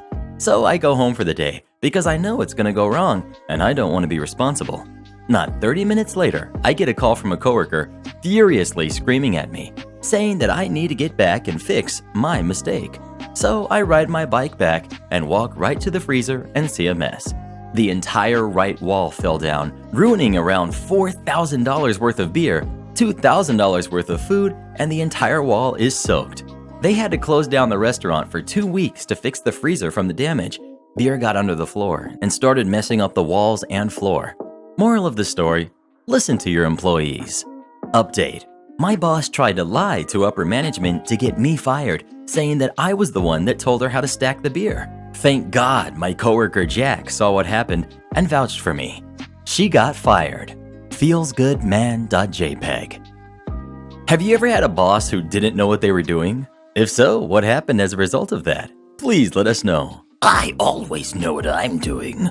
Am I the jerk for calling out my sister's fiance when I recognized the engagement ring he proposed with was fake? This is an ongoing mess that continues to haunt me. I'm a 22-year-old female, and my 25-year-old sister Hannah is newly engaged to her boyfriend of many years, Ben, who's 25. Ben and Hannah are high school sweethearts. He's the only boyfriend she's ever had, so she tends to take his word as the gospel truth. But I've always been suspicious of Ben, as I tend to be of all people, to be fair. Hannah and I have very different worldviews. I've had quite a few boyfriends and one girlfriend. I believe in freedom and exploring yourself. Hannah only knows Ben. Anyway, we had a small gathering of family around at my sister's house for a barbecue in the garden. During the barbecue, Ben got down on one knee and proposed. At first, I was super excited for them, but then I saw the ring, and I'd seen this ring before. Call it divine intervention, but I'd seen this ring a few months back on Etsy. Hannah had hinted that her and Ben were discussing tying the knot, and we discussed rings at length. I went online to search for the type of rings she said she was interested in and happened across a very unique and pretty ring on Etsy, but it had a fake middle stone, i.e. lab-created diamond set between two tiny opal-colored stones. The band was really dainty, but kind of intertwined around in a teeny rope. So as soon as I saw the ring, I recognized it. The going rule for engagement rings, as everyone knows, is that they are supposed to last forever and be at least 3 to 4 months' pay. Ben works a good paying job, but brings in slightly less than Hannah. 4 months' wages for him would be at least $8,000 to $10,000 at an estimate. I know for a fact this particular ring is $450. I waited until the proposal was over and asked Ben and Hannah for a quiet word, but this has the opposite effect as I was overheard by other family, so I decided to just come out with it. I told Hannah that I had seen her ring online and that it wasn't a real diamond or even expensive. I accused Ben of trying to cheap out on one of the most important gifts of her entire life, and this was a huge mistake. Hannah burst into tears and informed me that she had given Ben a maximum budget of $400 and that she didn't want a real diamond. I was completely shocked that she would request this and was pretty certain she was just covering for Ben, but she doubled down and said that she has, so far, lost every single piece of jewelry she's bought and that she wanted to buy something that won't be a devastating loss if she loses it. She also claimed that they both wanted a long and expensive honeymoon instead of a big wedding. By this point, Hannah was crying loudly, and I decided I best leave. I thought I was doing my sister a sisterly duty by pointing out the fake ring, and my entire family have in turn called me a jerk. But I honestly think I was just trying to help her. Am I the jerk? The time entitled aunt tried to steal my Super Nintendo. I have an entitled aunt who is so evil and toxic, it's unbelievable. I joined Reddit just so I can share her antics. I'm in my 40s, male, so I've got over 3 decades of crazy selfish antics to share. Like ruining weddings, ruining holidays, telling kids they're adopted, breaking up relationships, getting people sacked, demanding money. You can't earn more money than her kids, selling stuff that ain't hers, and of course, lying with almost every breath. The list goes on. I'll start with one of my earliest memories of her entitled behavior. First, some light backstory. My aunt, entitled aunt, is the eldest, let's call her Ruth, of 5. We've also got my second aunt, who is slightly entitled but manageable, my dad and 2 brothers. Except my youngest uncle, Kev, the rest worshipped my entitled aunt. They will believe anything that comes out of Ruth's mouth. Or they did, until one by one, they were on the receiving end of her BS. Entitled aunt has 5 kids. She does not discipline her kids, all entitled brats. The sort of kids who constantly fight and shout cause problems wherever they go. Plus the lying and stealing, roughly similar ages to me. It's early 90s. It's my 10th birthday, I think. Grew up kinda poor, and I knew my youngest uncle got me a Super Nintendo. This was a huge deal for me. My first games console. I was beyond excited. Party at my place on Saturday morning. I opened the door for my entitled aunt and her broods around 10 a.m. Her kids came crashing in, pushing me out the way as I chatted to my aunt. My lovely cousins went into the living room and started unwrapping my birthday presents. I protested to entitled aunt, but she just said her kids were helping me and how kind her kids are to help me unwrap. I remember her telling me to get a broom. I remember watching my cousins ripping the box of my Super Nintendo and fighting over how to set it up. These animals were fighting, pulling each other's hair and biting one another. I was that skinny, quiet, nerdy kid with glasses, so I just kept my distance. My mother shows her face and shouts, asking why the presents have been opened before the other guests have arrived, especially my youngest uncle, who was bringing a camcorder. Entitled aunt told my mom I just went crazy with excitement and ripped everything. Also that I hit one of the others, and they were wailing in the corner. Obviously, my mom knows how I behave, but entitled aunt is a master manipulator, and told my mom I go crazy and show off in front of my cousins. I tried to tell my mom the truth, but entitled aunt cut in with, "Let's call your dad about your lying." Even at that age, I knew my dad would believe entitled aunt, so I was put on timeout by my mom because entitled aunt suggested it. I sat in the corner silently crying whilst watching my cousins fight over my presents. I remember entitled aunt telling my dad what a rude host I was, how I was hitting others and not listening. To my horror, my dad tells me to face the wall and that he didn't raise me like that. Uncle Kev turns up about 20 minutes later and goes ballistic as to why I'm on timeout on my own birthday. I loved my youngest uncle. There's a reason why he was my favorite. He was cool. He was about 20. He had tattoos. He gave no hoots, and best of all, entitled aunt knew not to cross him. I remember Kev handing out backhands to my spoiled cousins to get them to stop fighting and to shut up. I remember his hug and him sitting down and playing Mario with me. Best 10 minutes of my birthday. That 10 minutes made up for the rest of the crappy day. Uncle Kev had to leave soon, and things went to crap again. I had the control pad ripped away from my hands not long after, so I pretty much just sat and watched. The adults were in the other room most of the day, and entitled aunt would come to watch us like a hawk every now and then. Obviously, she would always ask me to do something like, "Go get cousin 2 a drink," or "Cousin 3 can't find your bike, go get it for him." Also stuff like, "What moisturizer does your mom use? What does she put in her hair? How much was that dress?" etc. This bit may not have happened on this day, but my entitled aunt would always ask me questions about my mom's products and other similar stuff that I had no idea about or understood. About an hour later, entitled aunt announces it's time to leave. I see my 12-year-old cousin packing away the games console and holding it like it was his. I heard him ask his mom if he could take it. I tried to take it back from him, but I had no chance. I told entitled mom he's taking my game. Entitled aunt tells me that my dear cousin is only borrowing it, and that I was such a bad host, and how her kids got in trouble because of my lies. I ran and told my mom, then I ran to the front door to stop anyone from leaving till I got my game back. My mom came to the rescue this time. She just calmly took the Super Nintendo from my aunt, who had it tucked under her arm by this point. I should add, my cousins break things almost instantly. They had already broken their Sega. Entitled aunt was saying how I said my cousins could borrow it, how she didn't see me play the thing, and I obviously didn't like it. That Uncle Kev got it for all of his nephews to share, blah blah blah. I see my dad coming, and I just grabbed the box from my mom, ran to my room, and hid it. I can't remember the rest of the day. I remember my dad later telling me off for getting my cousins into trouble and how rude I was to my aunt. That's one of my earliest memories of my aunt's antics. Should add that this event won't even make it into her top 30 worst antics. Fast forward 30 years, and everyone's kind of sick of entitled aunt's antics, including my dad. Everyone except her kids. We're all civil, but we keep our distance. I'll be sure to write more about Crazy Ruth. My blood boils just thinking about the things she's said and done over the years. Quick little story.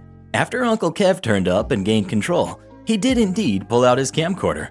The footage starts with me playing Mario for the first time, and then it pans around to show my cousins all sat down with tears in their eyes and Kev narrating, "These are the worst kids I've ever witnessed." Then shows my entitled aunt's thunder face. I last saw the clip around 2002 in Uncle Kev's house. He made it into a DVD with other funny family clips. Our entire extended family would laugh at that clip. That DVD mysteriously disappeared after Entitled Anne's family visited one Christmas. Speaking of video games, what was the first video game you ever played? Please let us know. Legend of Zelda Ocarina of Time for the win. Change me from hourly to salary to cut my pay? Okay. This takes place in the before times, when people could go out to eat and gather in large numbers. I used to work as a chef for an owner who liked to micromanage things and was a bit narcissistic. I had been working there about 3 years, getting good reviews, customers loved me, updated the menu, made everything from scratch. People used to think the place was open box / heat and serve food.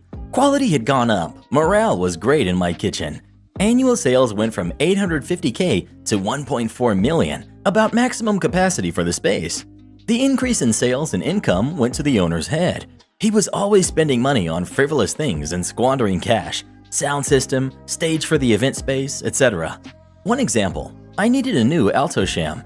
A used one would have sufficed. Nope, he bought the top of the line one that could be used as a smoker too, $12,000, versus what I wanted could have been gotten used for $1,500. Granted, I enjoyed that piece of equipment, which after I left, they no longer use the smoker function. Years later, I still occasionally get email invoices from a vendor and see they bring in pre-cooked smoked meats now. I was hourly, but then the owner realized during the busy season, I and my sous chef put in 70 to 80-hour weeks. Doing this, he realized I made more take-home pay from his business than he did. At peak times, he'd maybe work 40 to 50 hours a week. So to save money, he puts me and my sous on salary, effectively cutting my pay by about $10,000 a year. My sous netted a loss of $2,000 a year if we were to work at our current level of effort. During all of this, the owner is saying he is not expecting us to work over 40 hours a week, ever. He even has this written into our contracts. So with the extra time off at home with family, it is okay. I still like the job and my staff. During the slower time, this was great. Also, during this time, I had won a local award for my cooking, and the narcissistic owner was not too pleased. He was no longer recognized as the creative force in the kitchen that bears his name, so his meddling and micromanaging increased. It had gone from, "It's your kitchen, cop chef, do what you want," to, "It's my name and my kitchen, do it this way." Morale and quality began to suffer. Just prior to the holiday season, my sous wants to go back to his home country for 2.5 months. November, December, and January, peak crazy time for us. I have good help and am good with it. Owner approved the time off. Owner, thinking I am gonna save him some money that holiday season by working my usual 70 to 80 hours a week. Nope, cue the malicious compliance. I start writing the holiday schedule. Sue is on vacation. I have my 40 during key prep times and peak business times. The rest of my staff gets serious overtime. Basically, the Sue and I carried a lot of the weight in the kitchen and could outperform most of our small staff. So with Sue on vacay and I only pulling 40, full-time staff is now working 60-ish hours a week and part-timers are getting 40. Things are running pretty smoothly until the owner realizes I'm not there like I have always been during the holiday rush. He's in the kitchen more, trying to micromanage my staff, giving them poor advice, contradicting my directions and timing for the events, messing up the small parties my staff could handle while I am off. After a few weeks of this, he realizes he's going to be paying the staff out more in overtime than he saved on moving me and my sous to salary. He starts demanding I work more hours to stop hemorrhaging OT to the kitchen staff. I show him my contract, where I am not expected to work over 40 hours a week. Now he says it's just a guideline. I hold him to the 40 hours a week. It's Christmas, and now I can for once spend time with my family. Now with my sous returning, I'm burned out from the constant micromanaging and gaslighting by the owner. I hand the reins to my sous and change careers after 25 years in the industry and never look back. Speaking of restaurants, what's your favorite restaurant of all time? Please let us know. I could really go for some Outback right now. Bloomin' onion, yes. Am I the jerk for wanting to sue my cousin for a prank? I, 31, male, recently had my cousin, male 21, move in with me after he got kicked out of his college dorm and had no job to pay for rent. My parents told me I needed to step up and help because I own a house, live alone with my 2 golden retrievers and 2 birds that I had since last year. My cousin would make fun of me whenever I call my pets family and thinks I'm crazy. He has a bad sense of humor and thinks he's funny. He calls me funny nicknames like Robot, Terminator, or Optimus Prime, and others because I wear a prosthetic leg that I've gotten after I had an infection 2 years ago. I've been patient with him causing a mess and not even doing his own laundry. It's been 3 months and it's too much already. So recently, he started doing pranks and using personal things in his pranks, like clothes, my phone, stuff from the kitchen, etc. I usually take off my prosthesis before going to bed, and since I work all day, I get to bed early, unlike him who stays up until 3 to 4 a.m. He decided to do a prank and hide my prosthesis somewhere. I saw that it was gone in the morning. He did it twice before and hid it in his room and the garage. I had had enough of his BS. I asked him where he took it, and he joked and said that it was inside the fridge. I was livid. I started screaming at him to stop it and to tell me where my prosthesis was before I kick him out. He realized I was being serious and told me that it was in the attic. I let him go get it, and when he brought it to me, he looked worried and started apologizing when I saw the socket had cracks. The adjustment pyramid and pylon were damaged. He told me he hid it under the old TV and didn't think it was this fragile. It was there overnight, so the damage has already been done. I lost my crap. I yelled at him while all he did was apologize, saying it was just a prank, bro, which made it worse. I told him to leave and called my aunt to tell her about what her son did and that she needed to pay for the damages. Her reaction was shocking. She said that it was my fault because I knew how her son is and decided to take him in anyway, and that she won't take responsibility for his actions. I told her I'd seriously sue because I'm broke and have no money to pay for a prosthesis and crutches are unbearable. I was so angry. I kept lashing out at everyone, especially my mom and dad, who argued with me and said that I can't sue family, and this is my cousin, and he meant no harm. I told them that he created this situation and he needed to fix it. They called me awful for refusing to wait till Christmas is over and family gathering is over, then they'll figure something out. I told them to stay out of it, but until now, they're telling me not to cause an issue. We're in the holidays, and suing my cousin will make them look bad to everyone. I'm stuck here with crutches, feeling awful after they all tried to shut me up and told me to wait until holidays are over. Then they'll raise money for me and my cousin gets away with it. Edit. My dad offered to fix it himself, but this is ridiculous. He thinks that this is some object like a CD player or a TV he can fix. I called him ridiculous to his face, and I didn't let him touch it. He clearly thinks it's no big deal. I stopped taking his calls after that because he doesn't realize how big of an issue this is. Well, what do you think? Should OP sue his cousin or not? Please let us know. Definitely. And kick him out too while you're at it. The guy sounds like a real jerk. Park and employee parking versus I'm not an employee. I've been reading these posts and it reminded me of this. Hope you enjoy. I'm female and was 24 at the time. This happened over the course of a few weeks about 2 years ago. I was working as a construction/design engineer for hospitals, plumbing and air conditioning.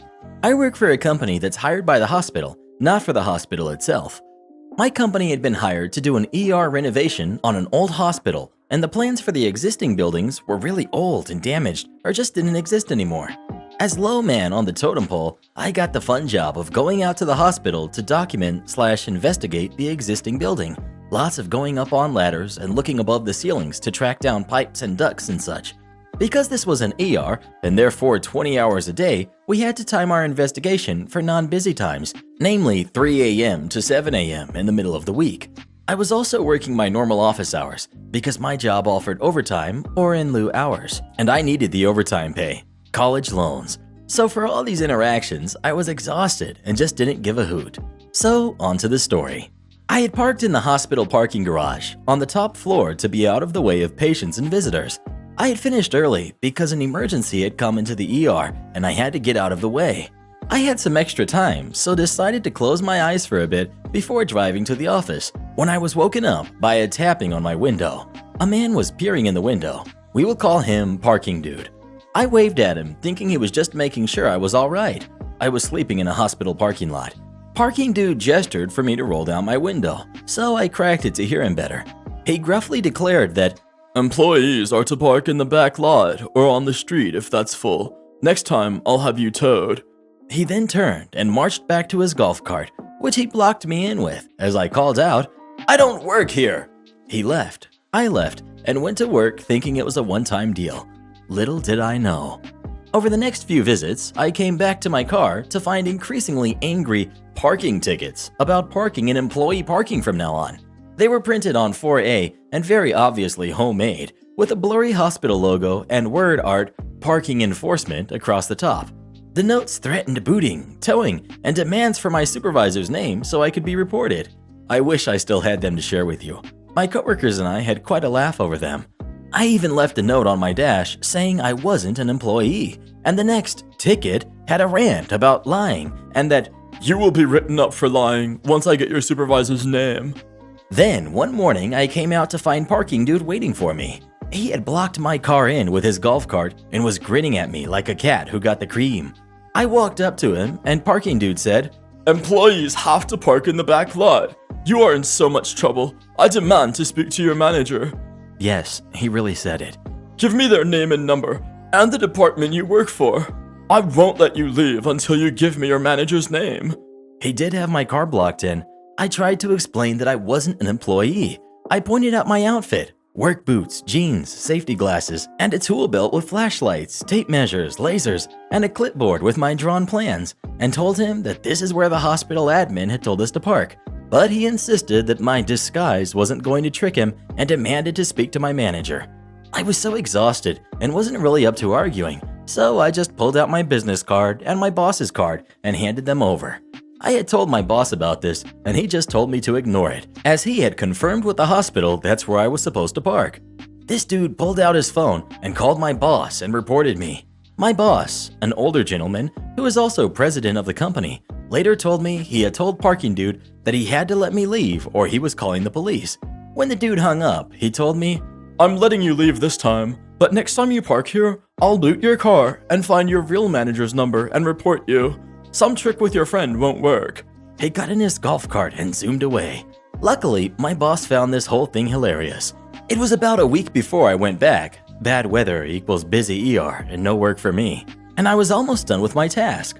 I would be back after construction started, but it's all on hold now because of lockdown. I had finished for the day once again and headed out to my car to find he had, sort of, done what he had threatened. There was a thick chain looped through the handle of my driver's side rear door and a cinder block, all tied together with a large padlock. I knew this guy was a bit nutty, but I also had figured out he didn't have any real authority. So to find this half-clever, half-poorly thought-out ball and chain attached to my car was a bit of a surprise. Now I got into engineering because I like solving problems. I actually didn't really like math, even if I'm not half bad at it. And this wasn't a particularly complex problem.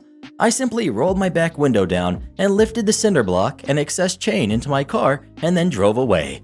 I passed Parking Dude on my way out. To say he was shocked was an understatement, and I gave him a jaunty wave as I drove by. It was a cold drive back to my office with the window open, but it was worth the look on his face. When I got to the office, I had to go in and sign out the bolt cutters and was followed out by a parade of my coworkers to see it for themselves. I had to go back in one more time. I was eager to see what Parking Dude might do after his last plan failed. I came out to find he had tried the chain and cinder block bit again. This time, he had wrapped the chain around the bottom of the wheel a few times and had the cinder block tied pretty close to the wheel and the chain through the handle again. It was definitely chained in a way that would take a lot more ingenuity to get out of, or a pair of bolt cutters I hadn't returned to the office, just in case. I cut through the chain, unchained the car, and then loaded the whole lot into my trunk. Parking Dude must have been harassing some other person because he only pulled up as I was backing out of the spot. He blocked my car again with his cart and jumped out. He came to my window and I did roll it down just to see what he had to say. Hey, where are all the chains? How did you get those loose? This is stealing. Is it stealing to take stuff he attached to my car? I will have your job for this. I never did hear the rest of the rant as I yelled, "Magic! And I'm not an employee!" during a pause for breath and drove around his cart and away. It was the most dramatic exit of my life and will probably never be topped. It was my last day there, for now, and I've since gotten a new car, so I'm not sure if I'll run into Parking Dude again. I'd like to think he is still puzzled over how I managed to unchain my car. My boss did lodge a complaint, but I don't think anything came of it. Anyway, that's my I don't work here story. Hope it was worth the read. We all want to go home, Karen. This happened about 2 hours ago. I was there, but not a direct participant. A friend took me grocery shopping. My vehicle isn't running at the moment. I struggled to shop because all of the motorized carts are taken and I need way more groceries than the motorized carts can carry. I have to lean on my standard cart for support as I shop. This means that by the time I have done all the bending, lifting, and walking, my back and hips are on fire. I have degenerative disc disease. I shop, get in the checkout line behind a woman that separated her shopping slowly into 3 separate transactions. I'm patient, as just standing still gives my back a little bit of a rest. I let my friend, who's waiting in the car, know that I am on my way out. She tells me that I need to hurry because the weather is getting bad and it's starting to rain heavily. It took about 20 minutes to get through the checkout and start out the door, and this is where the breakdown happens. We've got entitled person, Karen. We've got the worker. We've got the impatient customers and the police. I'm standing in another line that's about 8 people long waiting to exit the store. The store has the entrance and exit separated with barricades consisting of poles and canvas ribbon stretched between them to help guide people through the correct doors and keep people apart. My back hurts, so I'm a little annoyed at the delay getting out. All I want to do at this point is sit down. I can hear a quarrel going on from the front of the line, so I step to the side to get a look. There I see Karen, 50 to 55 years old, blonde ponytail sticking out of a baseball cap, and sitting just outside the exit doors where there is an overhang or awning on a motorized cart that's parked sideways. She has the entire double-door exit completely blocked off. No one behind her can get out, creating a traffic jam of carts. Customers. Ma'am, can you please move so we can get out? Karen. I'm not moving until my ride gets here. It's raining. Customers. Ma'am, we're all trying to get out before the weather gets any worse. Worker. Ma'am, you're going to have to move. Karen. No, I'll get wet. My ride is coming. We'll load my shopping and get out of your way. Customers. Lady, move! Karen turns in her seat and glares daggers at the people. There are at least 6 more people now behind me waiting to exit. The woman behind me asks if I know what the holdup is, and I explain what I think is going on. The woman rolls her eyes and says, "There's always one in every crowd." Worker. Ma'am, if you don't move, I'll have to call the police to move you. Karen. I'm not going anywhere. I called my husband and he is coming to get me. I'm not going out in the rain and getting sick. Just go around me. Customers. We can't get our shopping carts around you. Karen gives everyone a one-finger salute and continues to sit on her cart while people still inside the store are complaining and a few at the front of the line are shouting at the woman to move as she ignores them. The worker finally decides that she's had enough and radios customer service to call the police. She disengages one of the barricade straps and starts ushering people to exit through the entrance door. I make it outside and head to my friend's car in the pouring rain. We get everything loaded in and see that the police have shown up. An officer was talking to Karen. I see her shake her head no and fold her arms over her chest. Then I see the officer grab the handle of her cart and move it out of the doorway and into the downpour. I have no idea what happened after that, as I was on my way home to get out of my wet clothes and put this on Reddit. Am I the jerk for lying to my son about his grandmother giving him money? I have 2 kids, a 9-year-old son and a 7-year-old daughter. My son is technically my stepson though. When I married my husband, he had a 1-year-old baby and I adopted him. My son's biological mother has never been in the picture. We are very open about this with him. We've told him that I used to be his stepmom before I adopted him and answer any questions that he has about it. My mother has always seemed to prefer my daughter over my son due to the fact that she is my biological child. Both of my kids received Christmas cards from my mom. Gabrielle, my daughter, had $20 inside of her card. My son didn't have any money in his. Logan, my son, asked me why there was no money in his card, and I didn't know how to explain it to him. So I took my own $20 and pretended to pick it up off of the floor. I told him that he must have dropped his money on the floor. Flash forward to a couple days later. My kids are talking to my mother on FaceTime. My son said thank you for the card and the $20, Grandma, and my mother basically told him that she gave $20 to Gabrielle because she can only afford to give biological grandkids money. Logan was very confused and kept insisting that there was money in his card, so I basically had to end up telling the truth, that I had pretended like she gave him $20 and that the money was actually from me. Now my kid is upset at me because I lied to him, and he is very upset in general because he knows that his grandma thinks less of him because he is not my biological kid. I also think he is very confused about why she thinks less of him. I probably shouldn't have lied to him, but I didn't know what else to do. I just can't tell my kid, Grandma didn't give you money because you are not my biological kid. I have always raised them both equally despite him not being biological. Him not getting any money makes it seem like he is not as important as his sister, but that is not true in the slightest. He is 100% as important as her.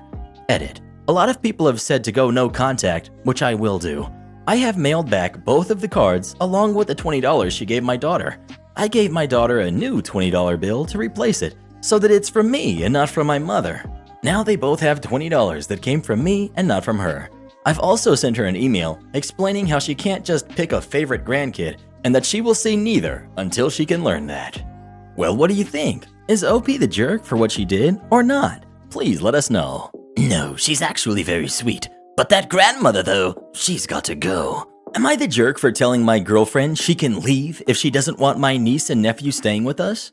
Me, 33, male, and my girlfriend, 27, female, have been together for 7 years and have a 6-year-old son. Recently, my brother, 35, male, passed away, leaving his son, 7, and his daughter, who's also 7.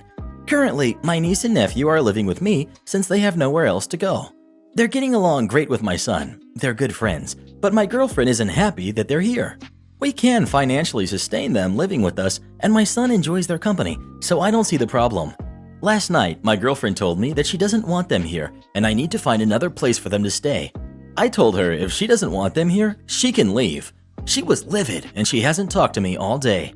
I know this probably sucks for her, doesn't like having people invading her space, but I love my niece and nephew, and I refuse to leave them without any support. Am I the jerk? Edit. To make it clear, I do all the childcare for my niece and nephew, and most for our son. Also, me and my girlfriend have had conversations about it before, but we never reach an agreement. Only my name is on the lease, and it's not her house. Also, I have a well-paying job and savings from inheritance, so I am well-equipped to fight in the court if it comes to that. My name is on the birth certificate, and our son has my last name. Also, I have full custody. Also, there are no common law marriages where I live. To make sure everyone understands, I have 100% full custody of my son. I was given full custody, court order, shortly after his birth, so my girlfriend could focus on her education and enjoy her younger years. That is what she wanted. I did all the childcare for our son's early years, and there is no extended family who's interested in taking my niece and nephew in, so it's either me or foster care. To answer a common question, our son's conception was accidental. Also, we were not in a really stable relationship for the first few years, so we decided I should be given full custody. For all those thinking this is fake, let me ask you, for all the posts on here about a dad wanting to get into the kid's life after he left, the mom with full custody or situations similar, I have seen 5 with this situation in this sub this week alone. Would you consider them fake too? Because it's obviously so outlandish that one parent would allow the other to get full custody of the kid and then come into their life later. I must be trolling to get attention. Well, what do you think? Is OP the jerk here or is his girlfriend? Please let us know. Oh, this is another good one. I can't wait to read what our listeners have to say about it.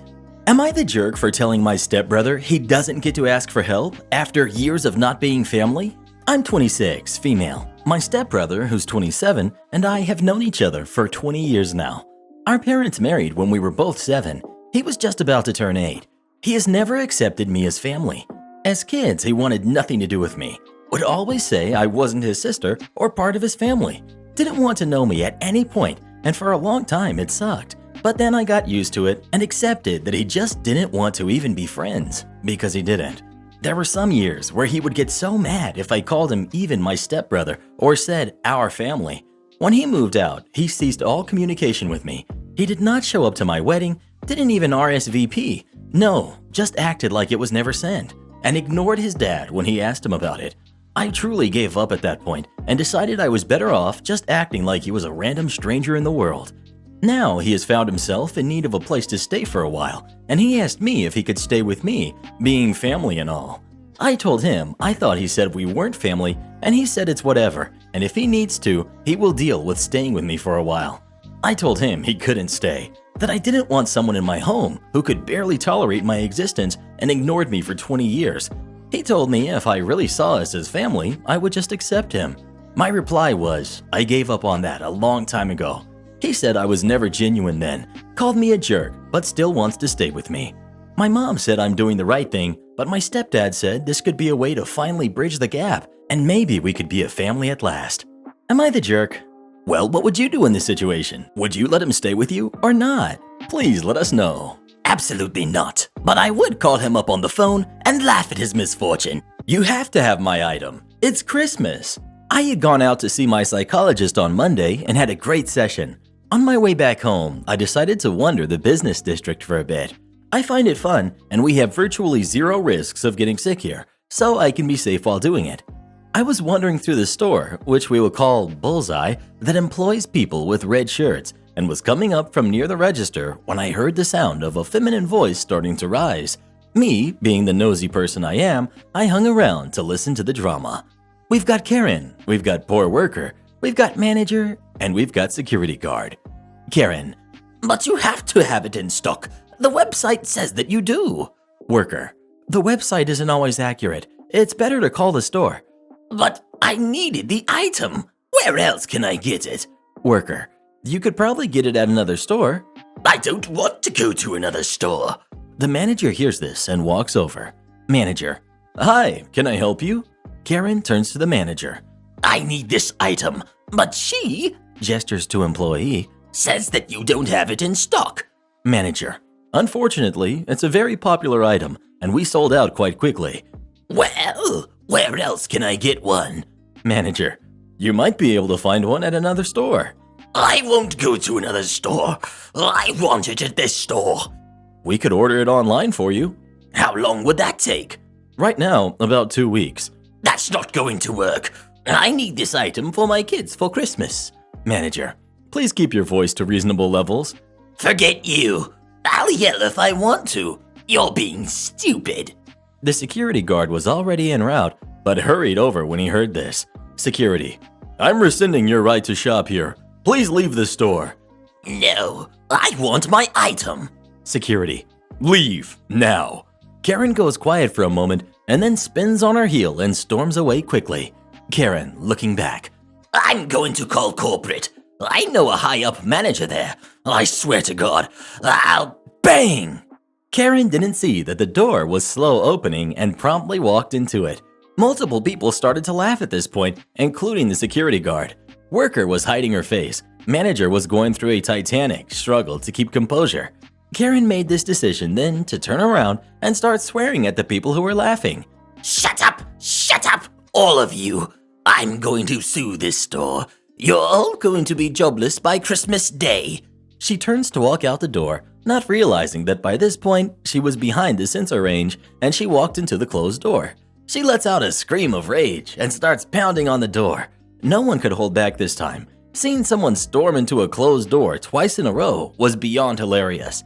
Everyone who was watching was howling with laughter. Karen. Open! Open, you jerk! Open! The security guard walks forward and waves to the sensor, making the door open. Karen lets out another scream and storms out. Speaking of Christmas gifts, did you get anything good for Christmas? And if so, what was it? Please let us know. I still can't believe you got me a lump of coal. I'll never forgive you for this. My cousin won't stop dumping her kids on me and refuses to discipline them. I teach them a lesson. So, a cousin of mine got pregnant some years back. You'd think after her first baby daddy bailed, she'd have the sense to not have another one with the first new guy to flash her a smile. But flash forward 9 years later, and she's now the proud mother of 2 unruly brats. Thanks to Cuz losing her job after getting sick, she moved in with my parents. Unfortunately, they've got to work during the day, and since she's got her job hunt, I strongly suspect she's just using it as an excuse to fritter away her welfare money in clubs. I can't say I blame her too much if that's the case though. Not when she's got a better chance of winning the lottery than bagging a sucker stupid enough to put a ring on her finger. That leaves my new apartment as the drop-off zone for her spawn. So from 9 to 5, I've got to deal with an 8-year-old and a 6-year-old straight out of the deepest pit of heck. They have online Zoom classes, which my parents bought them each a laptop for. But more often than not, they just mute themselves and turn off the camera before messing around doing God knows what. When they get tired of sitting, they go on a rampage through my apartment. The 8-year-old is hateful towards my girlfriend and I. No doubt he learned this from his mom.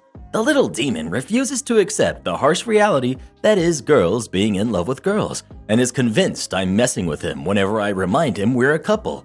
He seems to be under the impression that my real boyfriend is being hidden away in a closet somewhere in the apartment, and if he screams, "It's not funny anymore," enough times at me, I'll finally relent and free the poor sap from his confinement. It's gotten to the point where I've caught him trying to smash a framed photo of me and my girlfriend and ripped up the cards we gave each other for our 1-month anniversaries. I tried asking his mom to have a talk with him, but she just tells me to Just say you have a boyfriend like a normal person. That's all he wants to hear. Meanwhile, the 6-year-old won't stop trying to play with my girlfriend's pet gerbil and has made a habit of sticking her hands into the cage in an attempt to fish him out of the shavings he likes to hide in. Then she screams when he nips her finger. And guess who ends up getting chewed out when the little angel throws herself into my cousin's arms when she comes to pick her up and shoves her greasy, bloated fingers in Mommy Dearest's face, demanding she kiss it better. She also likes drawing on the walls. At first, keeping anything that wasn't a pencil out of her reach solved that problem, but she started bringing over markers from her parents' house, albeit washable ones. I tried confiscating them from her upon arrival, but the little mastermind has started smuggling them into my apartment. To make things worse, the kids simply refused to be disciplined. I would make them stand in the corner and they'd wander off after 5 minutes. I would refuse to let them have dessert as punishment, but they'd simply raid my pantry by themselves. I couldn't take away their laptops because they needed them for school, and if I confiscated their other toys, they'd get their mom to yell at me for being such a meanie, and she'd tell me to never punish them like that again. You'd think me letting my cousin pawn her kids off on me 5 days a week free of charge. She pulled the How can you possibly expect an unemployed single mom to cough up compensation card and then got my parents to further chew me out for being so heartless. She'd make some effort to help me enforce the ground rules I've established, but that would require her to actually make an effort in raising her brats. And why do that when she can just deflect blame by yelling at me about how their teachers angrily called her about how her kids refused to participate in class? I've told her repeatedly that I can't monitor her kids and work at the same time, but that doesn't seem to register with her. It got to the point where I was practically begging her to tell her kids to stop trashing my place and let me work in peace, but she insists that reining in their destructive tendencies would stunt their development. So I grin and bear it for 2 weeks at my parents' insistence, but eventually everybody has a breaking point. Mine was when the 8-year-old sneaked up on my napping girlfriend and cut off a chunk of her hair. She was hysterical. It was almost down to the scalp in the front. And of course, my cousin refused to do so much as apologize for her spawn's sociopathy. I warn her that if she's not going to discipline her kids, I will. She laughs me off and tells me, "Good luck." So the next day after my cousins get dropped off, I tricked them into going into my bedroom. I tell them I finally bought the gaming console my nephew had been badgering me to buy for him. I tell them to leave their backpacks with their laptops, books, and other recreational tools in the kitchen. Upon entry into the room, I lock the door, leaving them trapped inside with nothing for entertainment but a series of homemade pamphlets containing several accounts of true crime to scare them. Playing on the TV in our room was a recording of the most terrifying horror movies that me and my girlfriend could find, playing back to back. Then I call their teachers and I let them know that my niece and nephew won't make it to Zoom since I had some errands to run today and couldn't leave them alone. At first, they screamed and pounded on the door, demanding to be let out, but my girlfriend and I put earplugs in and ignored them. We left out several snacks, sandwiches, and water bottles in the bedroom drawer, so it wasn't like we were letting them starve. With no means of getting out and nothing to distract from their boredom, they had no choice but to turn their attention to the things on the screen and in the pamphlets. Eventually, the screams of outrage turned into screams of fear. But my cold heart remained unmoved. After the last movie finishes, I let them out and warn them I'll find even worse movies to force them to watch if they continue to disrespect me. Suffice to say, they behaved for the rest of the day. When my cousin arrives, her kids run to her and snitch on me. As one might expect, she's furious, but I remind her of my ultimatum and how it isn't my fault she underestimated me. She starts screaming at me for being the worst babysitter ever, to which I remind her that she's welcome to find someone else to put up with her placental parasites anytime she likes. She was still upset and ratted me out to my folks, but being the cheapskate she was, continued to make me watch her kids since she couldn't find anyone else she could bully into doing it for free. Fortunately though, the kids were considerably more well-behaved after that. They even apologized for my girlfriend's hair. That's not to say they didn't keep pushing my buttons, but at least now I instilled a fear of God in them to keep them in line. I work from home for my internship. It doesn't pay much, but I also get an allowance from my parents, and I've got my girlfriend to help me foot the rent. We just moved in together recently and are trying to make it work. Edit. All of the people telling me I went too far. If you actually read the full story, you'd know I only scared them as a last resort after literally nothing else worked to discipline them. Also, for all the people telling me to just refuse to let the kids in, I couldn't risk upsetting my folks enough to get my allowance cut off as punishment. I'm a university student juggling my classes along with an internship, and my rent isn't exactly cheap, even with a roommate. Well, what do you think? Did OP take it too far or not? Please let us know. Oh, nonsense. That's how I was punished too in my younger years, and look how I turned out. Am I the jerk for yelling at my girlfriend and storming out after she ate food off my plate?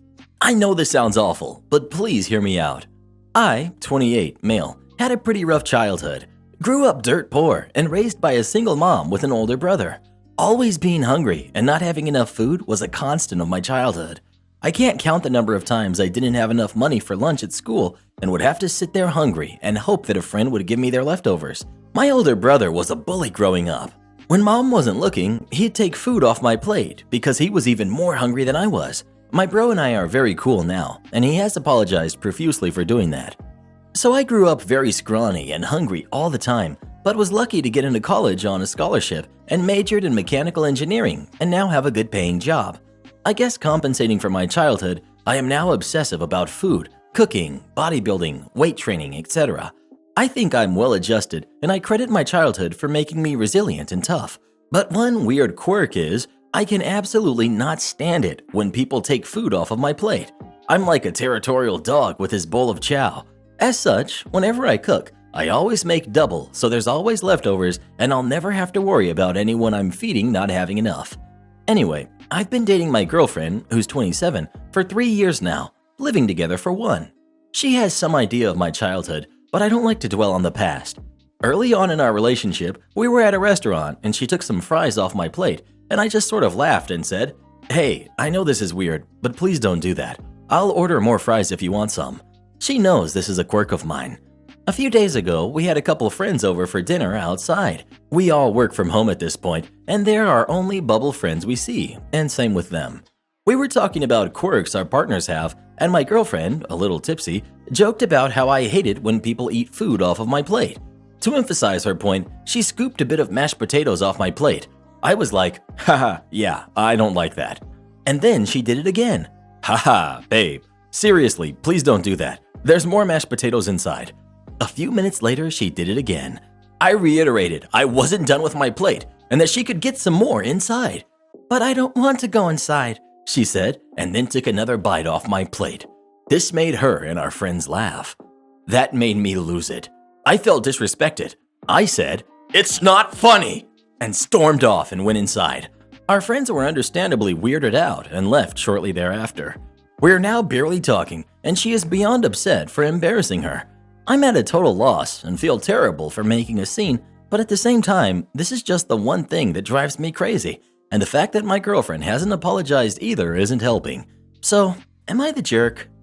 Well, what do you think? Is OP the jerk, or is his girlfriend? Please let us know. I dare you to take something off my plate, Mr. Reddit. It'll be the last thing you ever taste. I demand you advertise my YouTube channel. We've got me, we've got entitled friend, and we've got friend. Oh boy, this one's a doozy. For those who don't know, I have a YouTube channel. Recently, my videos have been spiking in popularity, which I'm happy about. Anyway, let's get to the point. One day, me and friend are chatting in Discord. He says, "Hey, you want to join my friend's Discord server? They'd be real happy to have you." Me, "Sure, why not?" So friend invites me, I join, and I say hello to everyone there. The owner, entitled friend, states that they are happy to see me there. Me, "Hello," entitled friend. Hi, you have a YouTube channel, correct? Me, "Yeah, it's called," my channel name. Oh, how delightful. I hope we can be active and chat here. Me. Yeah, sure.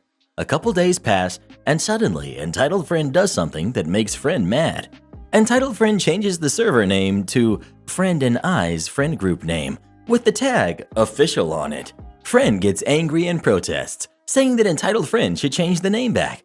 Entitled Friend does something mod power trippy, not uncommon on Discord, and bans both of us. I appeal, and this happens. Direct words. Entitled Friend.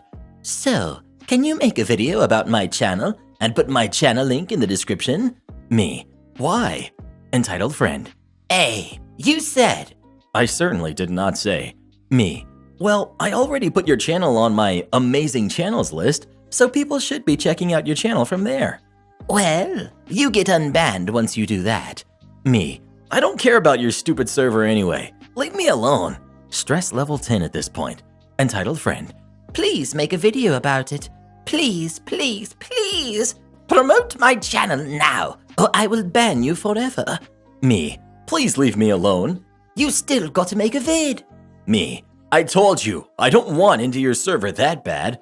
Super cringy and entitled. Prepare yourself. Entitled Friend. This is how I know that you're a bad friend. You wouldn't only do it for the server and still won't do it. See? I'm what's called a good friend, and good friends do that no matter what. Me. Whatever. Good night, entitled jerk. I then blocked her and carried on with my day. Well, ladies and gents, you've reached the end. Congrats. Am I the jerk for not wanting to get rid of my dog for my pregnant sister? So I'm 15, male, and my dad passed not that long ago. It'll be 6 months next week. My mom moved us out of our house because she said it hurt her too much to be there, and now we're living in this new house for 2 months now, and I hate it. Last month, my 20-year-old sister told us that she's pregnant, so now her and my mom are getting ready for a baby in the house. To be honest, I'm not really excited like them, but I thought whatever. Until yesterday, my sister told me I have to get rid of my dog before the baby comes. I asked her why, and she said because dogs are bad for pregnant women and newborn babies because they carry germs and parasites. I told her that that's not true. I always bathe my dog. He has all of his shots, and we take him to the vet regularly. He's also been around lots of babies before, and he's super friendly to them, so he can't be a danger to her baby. My sister got mad, so she got my mom involved. She told my mom I was being a brat and that I don't care what happens to her baby. I told my mom I didn't want to get rid of my dog. My dad bought him for me as a puppy on my 9th birthday. There's been lots of changes these months. Losing my dad, us moving, and now getting ready for a new baby. My dog is the last connection to my dad.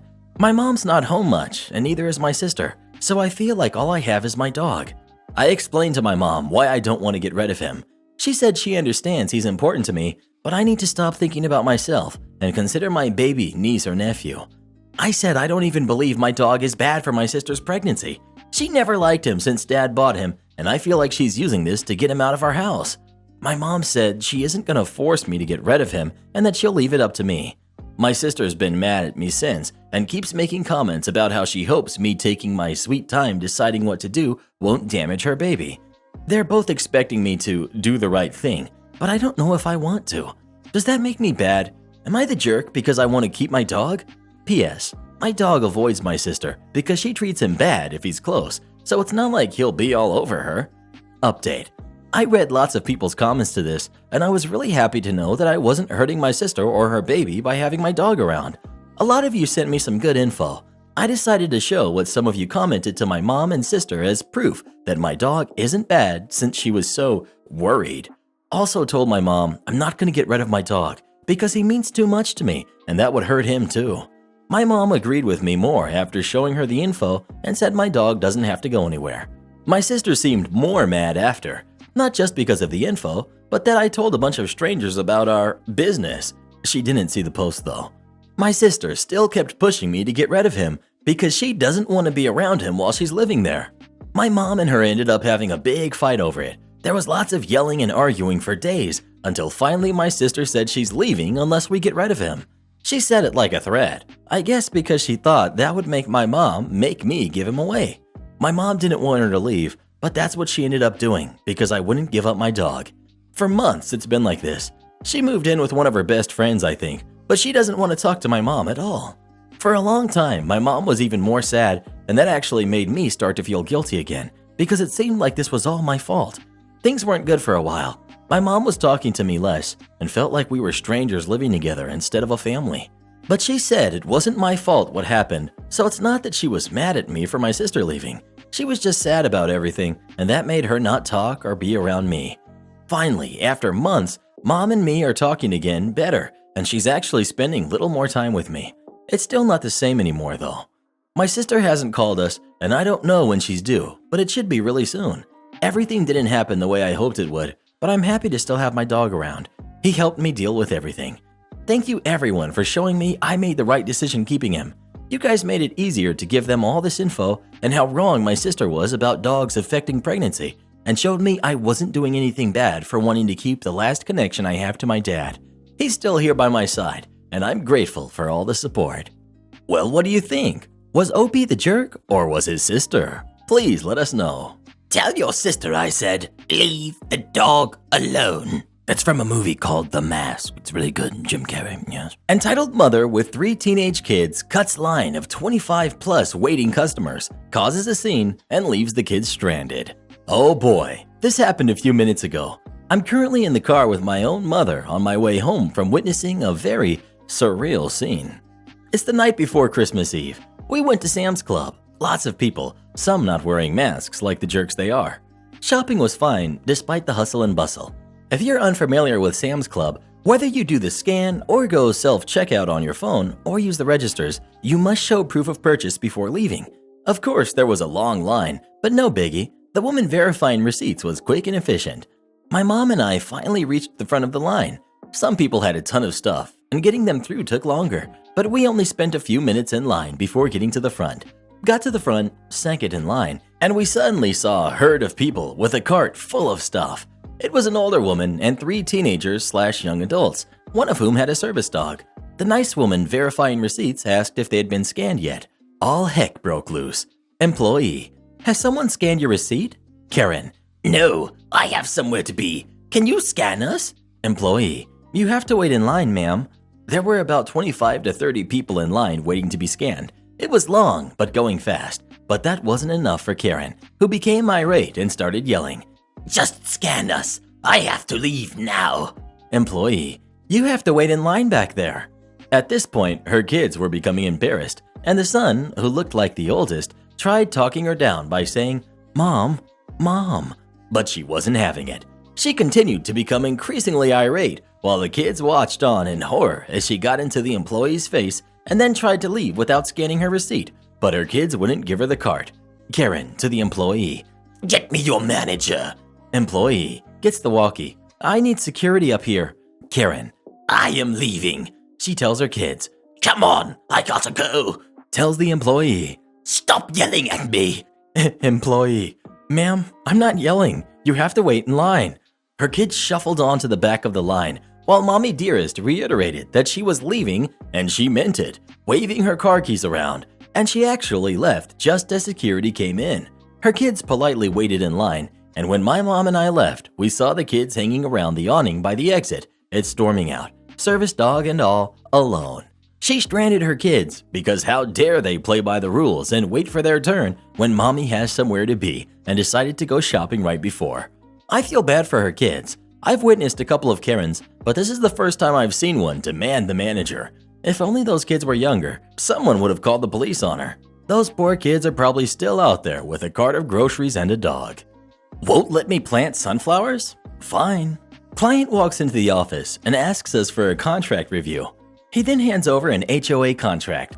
Before slogging through a whole HOA contract, I asked him what he was hoping to accomplish. They want me to dig up my sunflowers. Your sunflowers? Yes, I planted a row of sunflowers outside my house.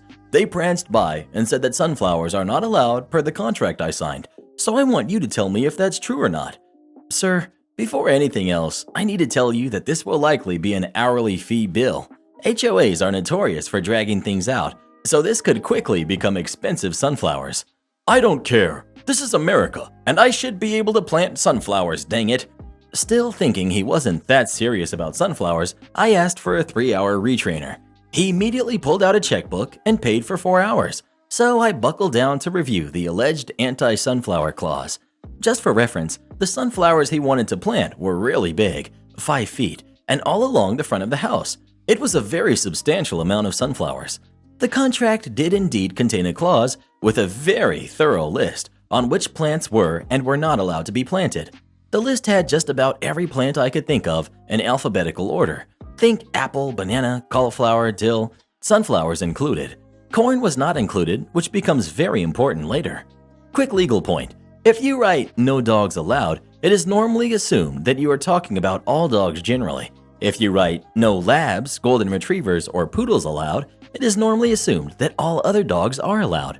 Sometimes a not great attorney will write a super long list to pad hours. Read "charge more," instead of just writing "no plants without prior approval" or something. I called the client back in for the bad news. In explaining the above legal print, I let him know that the HOA got a raw deal from whoever drafted the contract. No can do on the sunflowers, but if it makes you feel any better, they were probably overbilled by whoever wrote this contract. Pretty shoddy work too. They even forgot to write down corn, but they included nonsense like dragon fruit. So, yes to corn? No to sunflowers? I didn't really check the contract for corn, but it's not prohibited in the plant section, so probably. Excellent. That'll work. I thought he was oddly happy with bad news. Then 2 or 3 weeks later, he came in with a picture of his house surrounded by huge sunflowers. What happened? This guy drove out to the country and bought obnoxiously large and ugly corn stalks. He promptly planted them where the sunflowers had been. When confronted by the HOA, he told them, paraphrasing, to buzz off. The contract lets me plant corn.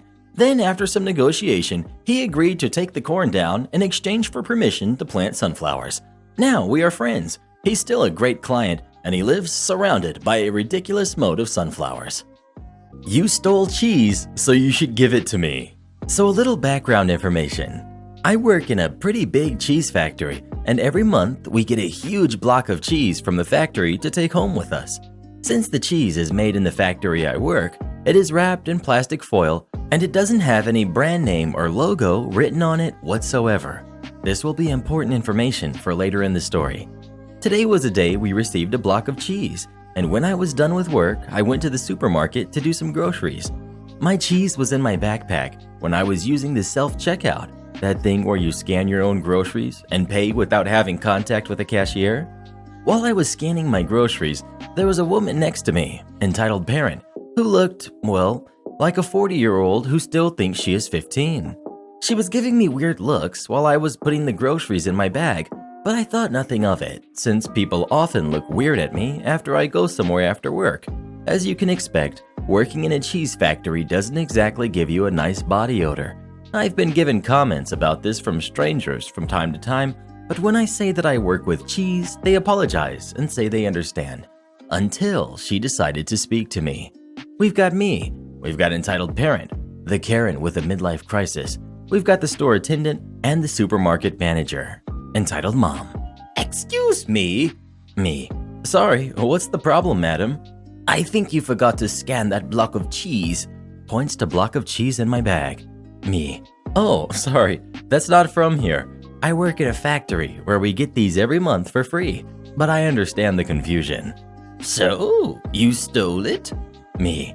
No, madam. Like I said, every employee gets cheese from the company. I didn't steal anything. By this time, I was done with checking out, and I was feeling kind of anxious by entitled parent and her accusation. So I grabbed everything and left quickly to refrain from the discussion getting out of hand, and went to the customer service counter to buy cigarettes. In my country, you have to buy them there. At this moment, I thought it was over, but as always with entitled parents, it's never over when you think you lost them. As I was paying for the cigarettes, entitled parent decided to show up behind me and started screaming in the most awful voice. She is stealing! I caught her, but she is lying and is trying to get away with it. This is why this country is becoming more of a crap show. Me, turning around with the biggest, really bruh, face. Madam, I just told you that. Check her bag! There is a huge block of cheese there that she is trying to steal. Store attendant faces towards me. Madam, may I check your bag? I say no problem and grab the block of cheese while I explain to her about the free cheese deal from my company. All this while entitled parent is screaming, "Lies!" in the background. In the meanwhile, store manager noticed the ruckus and came to ask what was happening. Of course, entitled parent immediately faces towards her and starts ranting about how dare they allow thieves in their store. Manager faces towards me and asks, "Miss, is this true?"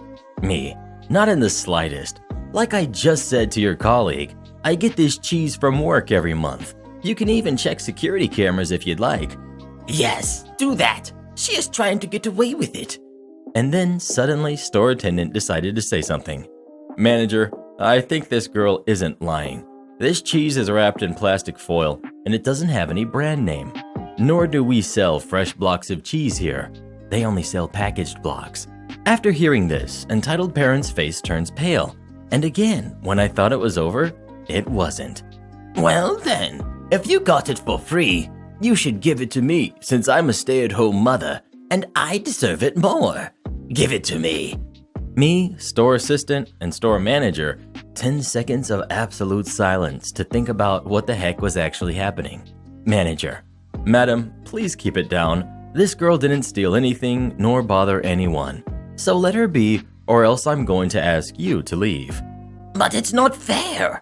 I'm a stay-at-home mom, so I'm an essential worker, so I deserve it, and not this young brat. Manager, "But she got this from work, and if she is still working, doesn't that make her an essential worker?" After this, entitled parent Usain bolted out of the store while mumbling something about immigrants getting everything they want. I'm not an immigrant, but since I do have dark hair and eyes, people never believe me when I say I don't have roots from any other country. I thanked the store manager and attendant and apologized for wasting their time on such a weird matter. Boss agrees with secretary that I'm not the office manager, so I stopped managing the office. When I was doing my articles at a small law firm, internship to be admitted as an attorney, I was the go-to person for everything at the office, setting up computers, buying stationery, paying bills, going to court, seeing clients, etc. After being admitted as an attorney, I continued doing all this because the secretary only did about 20% of what a secretary would usually do and refused to do anything else. My boss does some shady business, doesn't pay taxes, etc., so he couldn't just fire her for fear of her ratting him out. He also never disciplined her. We are not in the US. Since we worked from my boss's mother's house, the secretary also spent about 50% of her day just chatting to his mother, and they became fast friends. Guess who was always the evil one that everyone ganged up on? Yours truly. I was made out to be incompetent at my job, and I used to cry a lot and almost became an alcoholic from work stress. One day, the secretary got really upset with me after I asked her to buy stationery since we didn't have enough staples, and after a heated argument, told me that I'm not the office manager and should stop lording it about as if I was. Bear in mind, I was her senior, both as an attorney and a number of years worked at the firm. My boss did nothing and rather got upset with me, and so did his mother. I decided then and there, I am done doing both secretary work and my attorney work because I was working roughly 50 to 60 hours per week, standard is 40, trying to get everything done without receiving overpay. The unemployment rate in my country is around 30%, and in the legal field, supply of lawyers exceeds demand. She knew this, and my boss knew this, but no one cared, and I was basically working myself into an early grave. Cue malicious compliance. If everyone agrees that I am not the office manager, then I will stop managing the flow of the office and only do my attorney work. I stopped paying the bills, buying the stationery, reminding my boss of important meetings, etc. Within 2 weeks, the electricity was cut off for 10 days because it wasn't paid, and my boss's elderly mother and the rest of his family had no electricity. We could also not work for those 10 days. Once the electricity went on, the phone lines were cut because of non-payment. We could again not work. The post piled up. There was no stationery. We couldn't do service of court documents because our service providers cut us off. It went on for weeks. I simply worked around the issues and sorted my life out. One example, when the Wi-Fi was off, I used my cell phone to hotspot my laptop without telling anyone. In the end, my boss and his mother begged me to do what I used to, but I refused. Since I was focusing more on my actual work, my fees increased and my pay increased as well. Shortly thereafter, I moved away from that office to our secondary office and worked alongside lovely colleagues who all did what they got paid to do. I've been at this new office, same firm, just a different location, for the last 2 years. Have you ever had a coworker who just wouldn't pull their weight? If so, what did you do about it? Please let us know. I've got one all right. He sits across from me every day looking like a baboon. Am I the jerk for giving away a car I had gotten for my son because he was ungrateful about it? I have a somewhat troubled 18-year-old son whom I don't really know what's troubling him. By troubled, I mean that he sometimes skips class as he finds virtual learning hard. Sometimes sneaks out at night to be with friends, even though I've told him he can't do that at this time. Puts up little fights when he has to do chores, wants the latest and greatest gadgets, even though he knows we don't have much money, etc. I'm not sure what I or my husband did to make him this way, but I think he's just been hanging out with the wrong people at the wrong time and have been looking for a therapist for him. Something that my son recently accomplished was passing his driver's test and getting his permit, and for that I felt like rewarding him. He was very vocal about wanting a Tesla Model 3, but I told him multiple times that we don't have the money for one, and we would get him whatever we could afford. He always objects to this by saying that his friends are going to make fun of him. We're going to get him something reliable, not expensive or stylish. A few days ago was his birthday, and we surprised him with a 2000 Subaru Outback. He was excited at first, but then when he saw the car, he immediately broke down crying, saying he wanted a Tesla Model 3 instead of this crap, and how he was going to be made fun of by all of his friends and that he can't drive a stick. I told him that it was what we could afford and it's very reliable, but he screamed about how he hates us and is going to run away and went up to his room and slammed the door. Needless to say, I was a bit hurt at how he reacted, and now had a car on my hands that I didn't know what to do with. Then I remembered my saint of a nephew who is 19 and has been wanting a car, any car, for at least a year now, and his family didn't have much money. I messaged them about the car, and he was so grateful and thankful for us giving the car to him. He came over yesterday and expressed his gratitude, saying it was the best Christmas gift he ever had. Well, today's Christmas, and everything was peaceful when opening gifts, but then my son went out to the driveway to take a look at the car, and he saw it was gone. He yelled at me asking where it was. I told him that I gave it away to my nephew, who's infinitely more grateful and thankful for what he gets, and that he didn't want it, so I gave it to someone who did. And that from now on, if he wants his own car, he can work for it himself and pay for it. He's an adult now, and if he wants to act like a clown, he'll be treated like one. He began yelling at us again about how he changed his mind and whatnot, but I said if he did indeed change his mind, he would have told us earlier. He went up to his room again and refuses to eat lunch with us. Did I go overboard? Was what I did extreme? He came out of his room to eat dinner with us and didn't speak much, but I can really tell that this experience is going to have a lasting impact, as sometimes he expresses regret over his actions. I see this as a major step and am proud of him for it. About me addressing my nephew as a saint, I shouldn't have said that. As I was writing the original post, I was nearly out of patience, but realized that it makes me look like I'm biased. I'm sorry for that. My nephew is a good person who's gotten to know us quite well and has a lot of patience for my son, but I shouldn't have let my sentiment get in the way like that. Still, thank you so much for the kind words, and Merry Christmas and Happy New Year. Well, what do you think? Did OP take it too far with the car or not? Please let us know. I wish you'd gotten me a car for Christmas instead of that stupid lump of coal.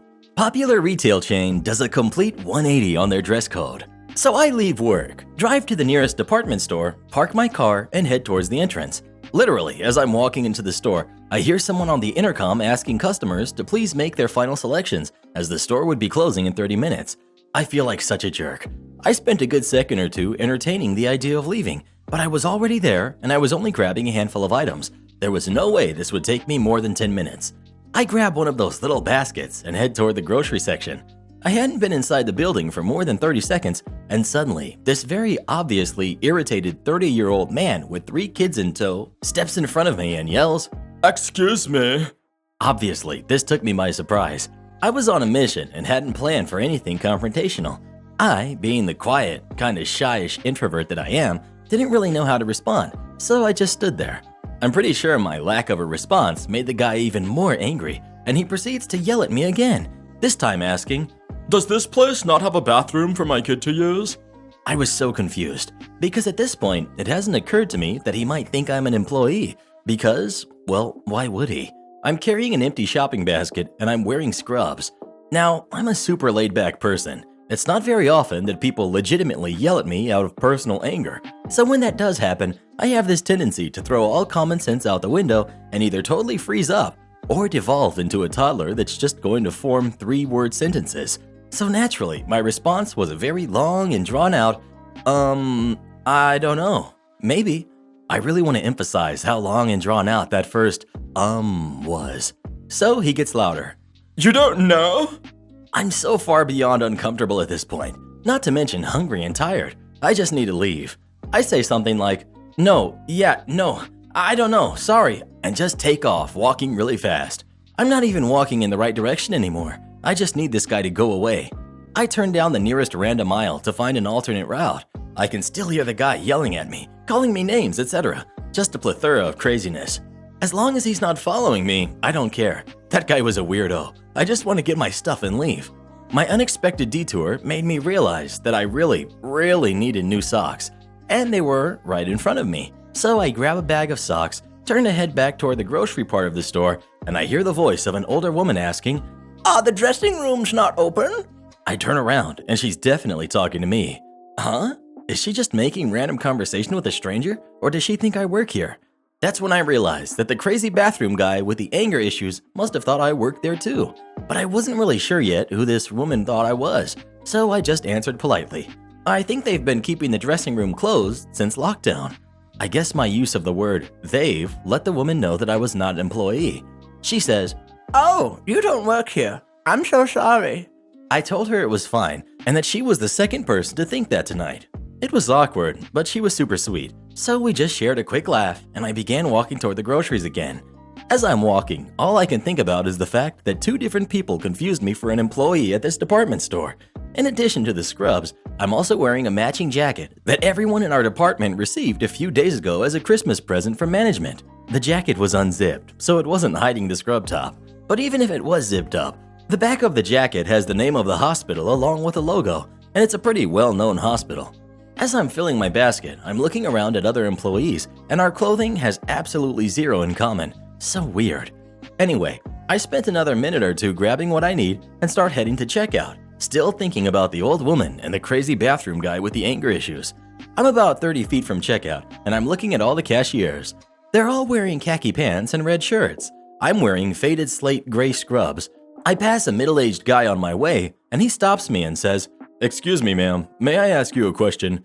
Nothing makes any sense at this point, so I politely respond, "You can, but I don't work here." He apologized, and I got in line, paid for my items, and left.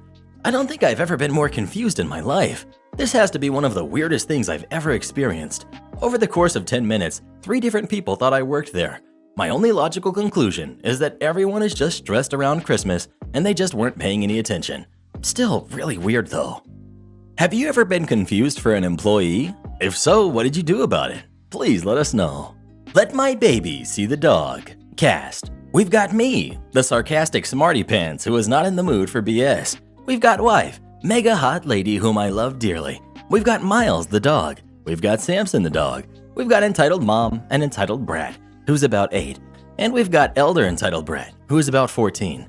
We've got Gramps, who is walking on thin ice with me, but in this situation he was appreciated.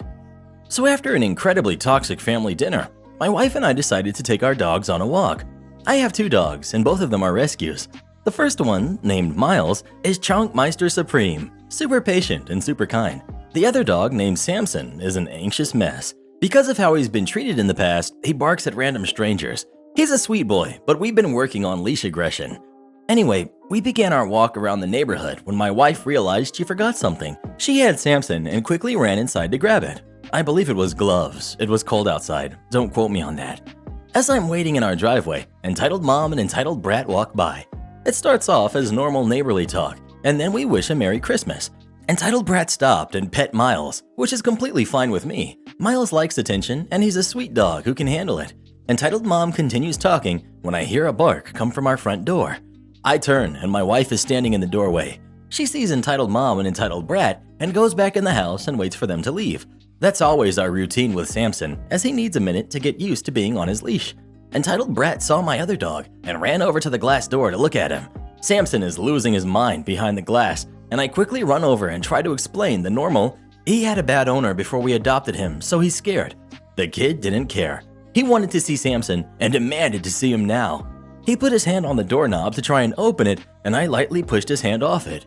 The entitled mom ran over, and I expected her to explain to her kid why he couldn't just open up someone's door, especially during what's going on. But instead, she yells at me for pushing his hand off. I was taken aback, but apologized nonetheless. I just wanted them to get away from the door. The boy kept screaming he wanted to see Samson, and I was just trying to explain to the mom why that wasn't possible when she crossed her arms and frowned. If he's so violent, maybe I should just call animal control. At this point, my mood is terrible. I look at the woman and tell her that she can get off my property now and have a Merry Christmas. She rolls her eyes and takes entitled brat by the hand and walks to the street. She stands right off my driveway and crosses her arms and tells me that if I bring that dog out and it barks, she's going to call animal control. Entitled brat is still screaming for the dog, and I just look at my wife defeated. I felt like this is the type of woman who would follow us on the walk just to be petty. So I walked back into the house, took my dogs off the harnesses, and my wife and I went on our walk without them. That was fine. When we got back, however, my grandfather is screaming at someone. My wife and I run over to see our back gate open. Entitled Brat and Entitled Brat's older brother were standing at the gate of our backyard with my grandpa standing between them. They had a super soaker and were wanting to spray our dogs for being mean dogs. I took the water gun from them and broke it. Then I tossed it into the street. Probably overdramatic, but if Samson was back there when they were sneaking back, this could have gone really wrong. They ran off crying, and the entitled mom came waddling back to our house. We wouldn't answer the door, and so she stayed on our porch for 30 minutes and demanded we buy a new super soaker for her kids. When she finally left, she threatened to crack our gate open in the middle of the night so the dogs would get out. Thankfully, my wife had the right mind to record this, so if anything happens, we can bring it to the authorities. All this to say, please just listen to people when they're working with a reactive dog. Hope everyone here had a Merry Christmas and a Happy Holiday. Whatever the customer wants? Oh, really? Okay then, it's your loss.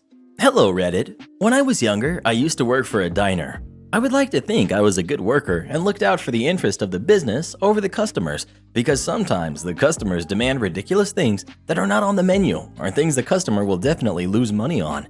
Anyway, so at this diner we used to make fresh juices, which was a big craze at the time, everyone trying to juice and be healthy. The boss was in deep debt, so he was always giving in to people's demands to keep the business going.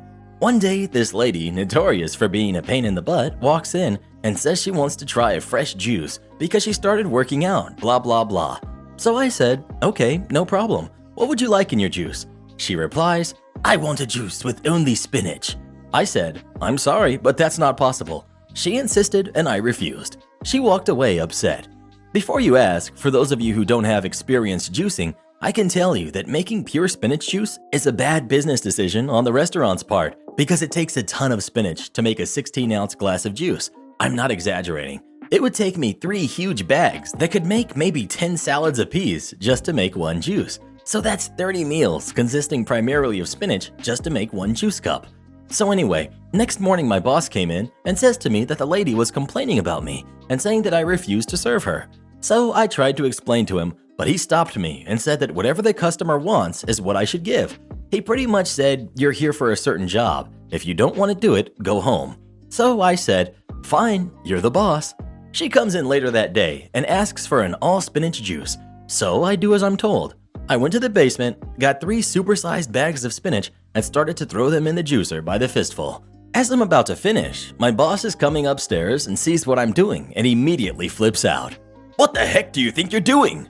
I said, exactly what you told me to make juice for that crazy lady. He says, are you stupid? Look at all the spinach you're wasting. Me again. Well, I tried to tell you, but you didn't want to hear it. He ended up banning the lady from the restaurant entirely, and I was happy he felt as frustrated as I did when he scolded me for refusing something which was in his benefit. Am I the jerk for not thinking the joke my family played on my girlfriend was a big deal? I, 25 male, have a girlfriend, 23 female, who's absolutely beautiful, but she does have a large facial scar. My family often jokes about it. They have a super dark sense of humor. It bothers my girlfriend, and she says it doesn't feel like a joke. It feels like she's being insulted under the pretense of it being dark humor. Even though I explain it's just how they are and they don't mean any harm, she doesn't really want to be around them. I told her it was really important to me that we spend Christmas with my family. We would all quarantine first and test, but it was important to me. She resisted at first, but after some urging from me, she gave in. She said I absolutely could not excuse their behavior if they made a rude comment about her though. We got there and it was fine for a while. Then my mom and sister broke out their matching ugly sweaters that had my girlfriend's face all over it. They both laughed, saying my mom made them screen printed and it was just a joke. My dad thought it was hilarious. I even chuckled a little because she's really beautiful, so it was ironic they put her on the ugly sweater. My girlfriend looked at me, and when I said they were just being ironic, she shook her head, got up and left. Didn't say anything to anyone, just took her car and left. I called her several times and she didn't answer. The only text I received was, "You need to find your own way home." That upset me, and I called her a couple more times. The whole time, my mom is upset because it was just a joke, and she didn't realize my girlfriend was going to overreact like that. I told her that a warning would have been nice, but my sister agreed it was just a joke and my girlfriend was being a baby about it. I had another fight with my girlfriend when I finally got home, and she said I was a jerk for putting her in that situation, and I said I didn't realize they were going to do that, and they were just being ironic because she was beautiful. She said I let them treat her badly and was trying to make it her fault when it was my family who was acting badly. I said it was just a joke and that she was overreacting. She asked how it was supposed to be a joke. I said that was just their sense of humor. I said I was sorry she was offended by the joke, but she ruined the whole day with her reaction. She said that no, them realizing she wasn't going to take their BS anymore ruined the day. We aren't speaking currently, but when a cousin called to wish me a Merry Christmas and asked how the day went, I mentioned what happened and he straight up called me a jerk for doing that to her. I don't really think I've done anything though. I didn't know they were going to do that, and really it was just a joke, and I think she's overreacting. Am I really the jerk here? Well, what do you think? Is OP the jerk for not sticking up for his girlfriend or not? Please let us know. Sounds kind of cruel to me, to be honest. And when I call something cruel, you know it ain't right. I'm a server too. Jerk. Oh, you're not. I had the most annoying table at work today and just wanted to vent about it. I work at a casual, family-style Greek restaurant. Today at lunch, I got seated with a party of 4, 2 women and 2 kids. You know how sometimes you can tell right off the bat that a table is going to be difficult before they even say anything? This was one of those times. I go to the table to greet them, and their youngest kid has already thrown 2 of their 4 menus on the floor. Neither of the ladies seems to care or bother to pick up the menus, so I take the menus and replace them with clean ones, then come back to greet them. They tell me they've never been here before and start pointing to various items on the menu and asking me, "Is X item good? Is Y item good?" The whole time, the kids are screaming like banshees, so I can barely hear what these ladies are saying. They finally ask for a few more minutes to decide. When I come back, 2 more menus are on the floor. They start asking me more questions. One of the women asks me if our Greek-style spaghetti is good. Personally, I love it, but the sauce has a unique seasoning that some people, usually people who are not very adventurous eaters, don't like. We also have many customers who love it. I have a feeling that this lady is not going to like it, so I tell her that while I personally enjoy the Greek spaghetti, our chicken pasta dish is more popular. I tell her what the sauce is seasoned with and mention that it's kind of a unique flavor that some people like and others don't. I basically tried everything I could to steer this lady away from the Greek spaghetti. She decides to order it anyway. The other lady orders a gyro and something from the kids' menu for the older kid. I serve them the salads that come with their meal, and everything is okay for a while, aside from the fact that the youngest kid is still shrieking at the top of his lungs. Not regular crying, literal shrieking, while the 2 women do absolutely nothing to try to calm him down. Other tables are starting to glare at them. I bring out their entrees, the gyro and Greek spaghetti. After I drop off the entrees, I go to get them drink refills. When I come back, the lady with the gyro, which we never get complaints about, has already taken 3 bites and decided that she doesn't like it. She says that she wants to replace it with the Greek spaghetti that her friend has. Great. The Greek spaghetti comes out and I serve it to her. Her friend is still eating hers and hasn't complained about it yet, so I go to help some other tables. A few minutes later, when I go back to check on them, they both, surprise, surprise, decided that they don't like the Greek spaghetti. The younger woman says to me, "I don't like to complain, but we both just don't like this. It has a weird taste, and I'm a server too. I work in the service industry, but this just isn't good. Is there any way we can get it taken off?" I tell her that I don't have the authority to comp 2 entrees by myself, so I'll have to go get the manager. The manager comes over and comps their entrees. So these women have basically gotten 3 entrees for free. He charges them for their salads, drinks, and the kids' meal. Finally, to my relief, they pay and leave. Just out of curiosity, I go and check the credit card receipt. No tip, and nothing on their table either. Stiffed 3 days before Christmas. I'm a server too. Jerk, no you're not. No server would ever decide to stiff their waitress because they didn't like the food. Literally every server knows that the waitress can't control how the food tastes or predict if you will like it or not. Although in this case, I did predict that they wouldn't like it. I just hope that I never have to wait on those women again. It's been a long time since I've had a table that annoying.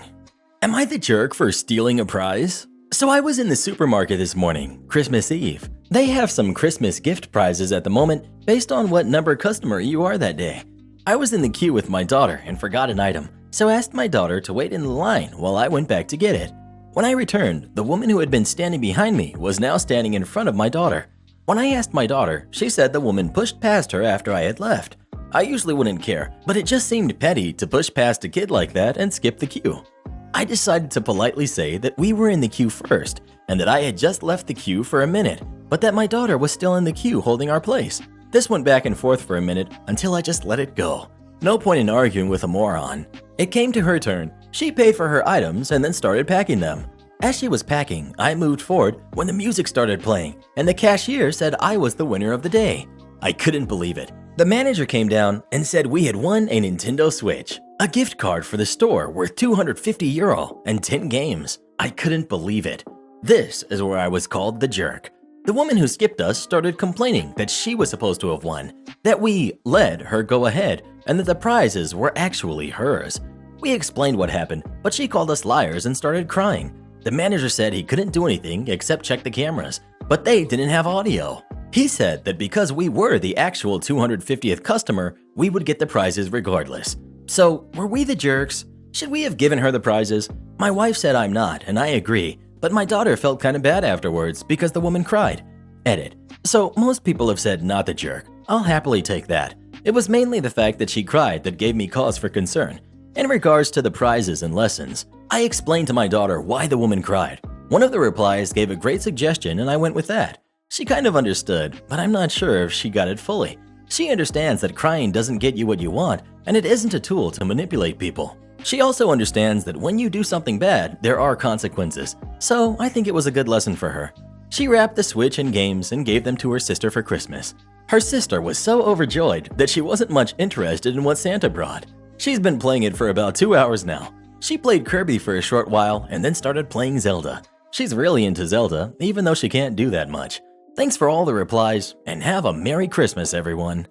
Do this next. Tap here on your screen to come see our new podcast playlist, where you'll find thousands of hours of the best stories you've ever heard. Or tap the one on the right. That episode is specifically just for you, based on other videos you've enjoyed the most.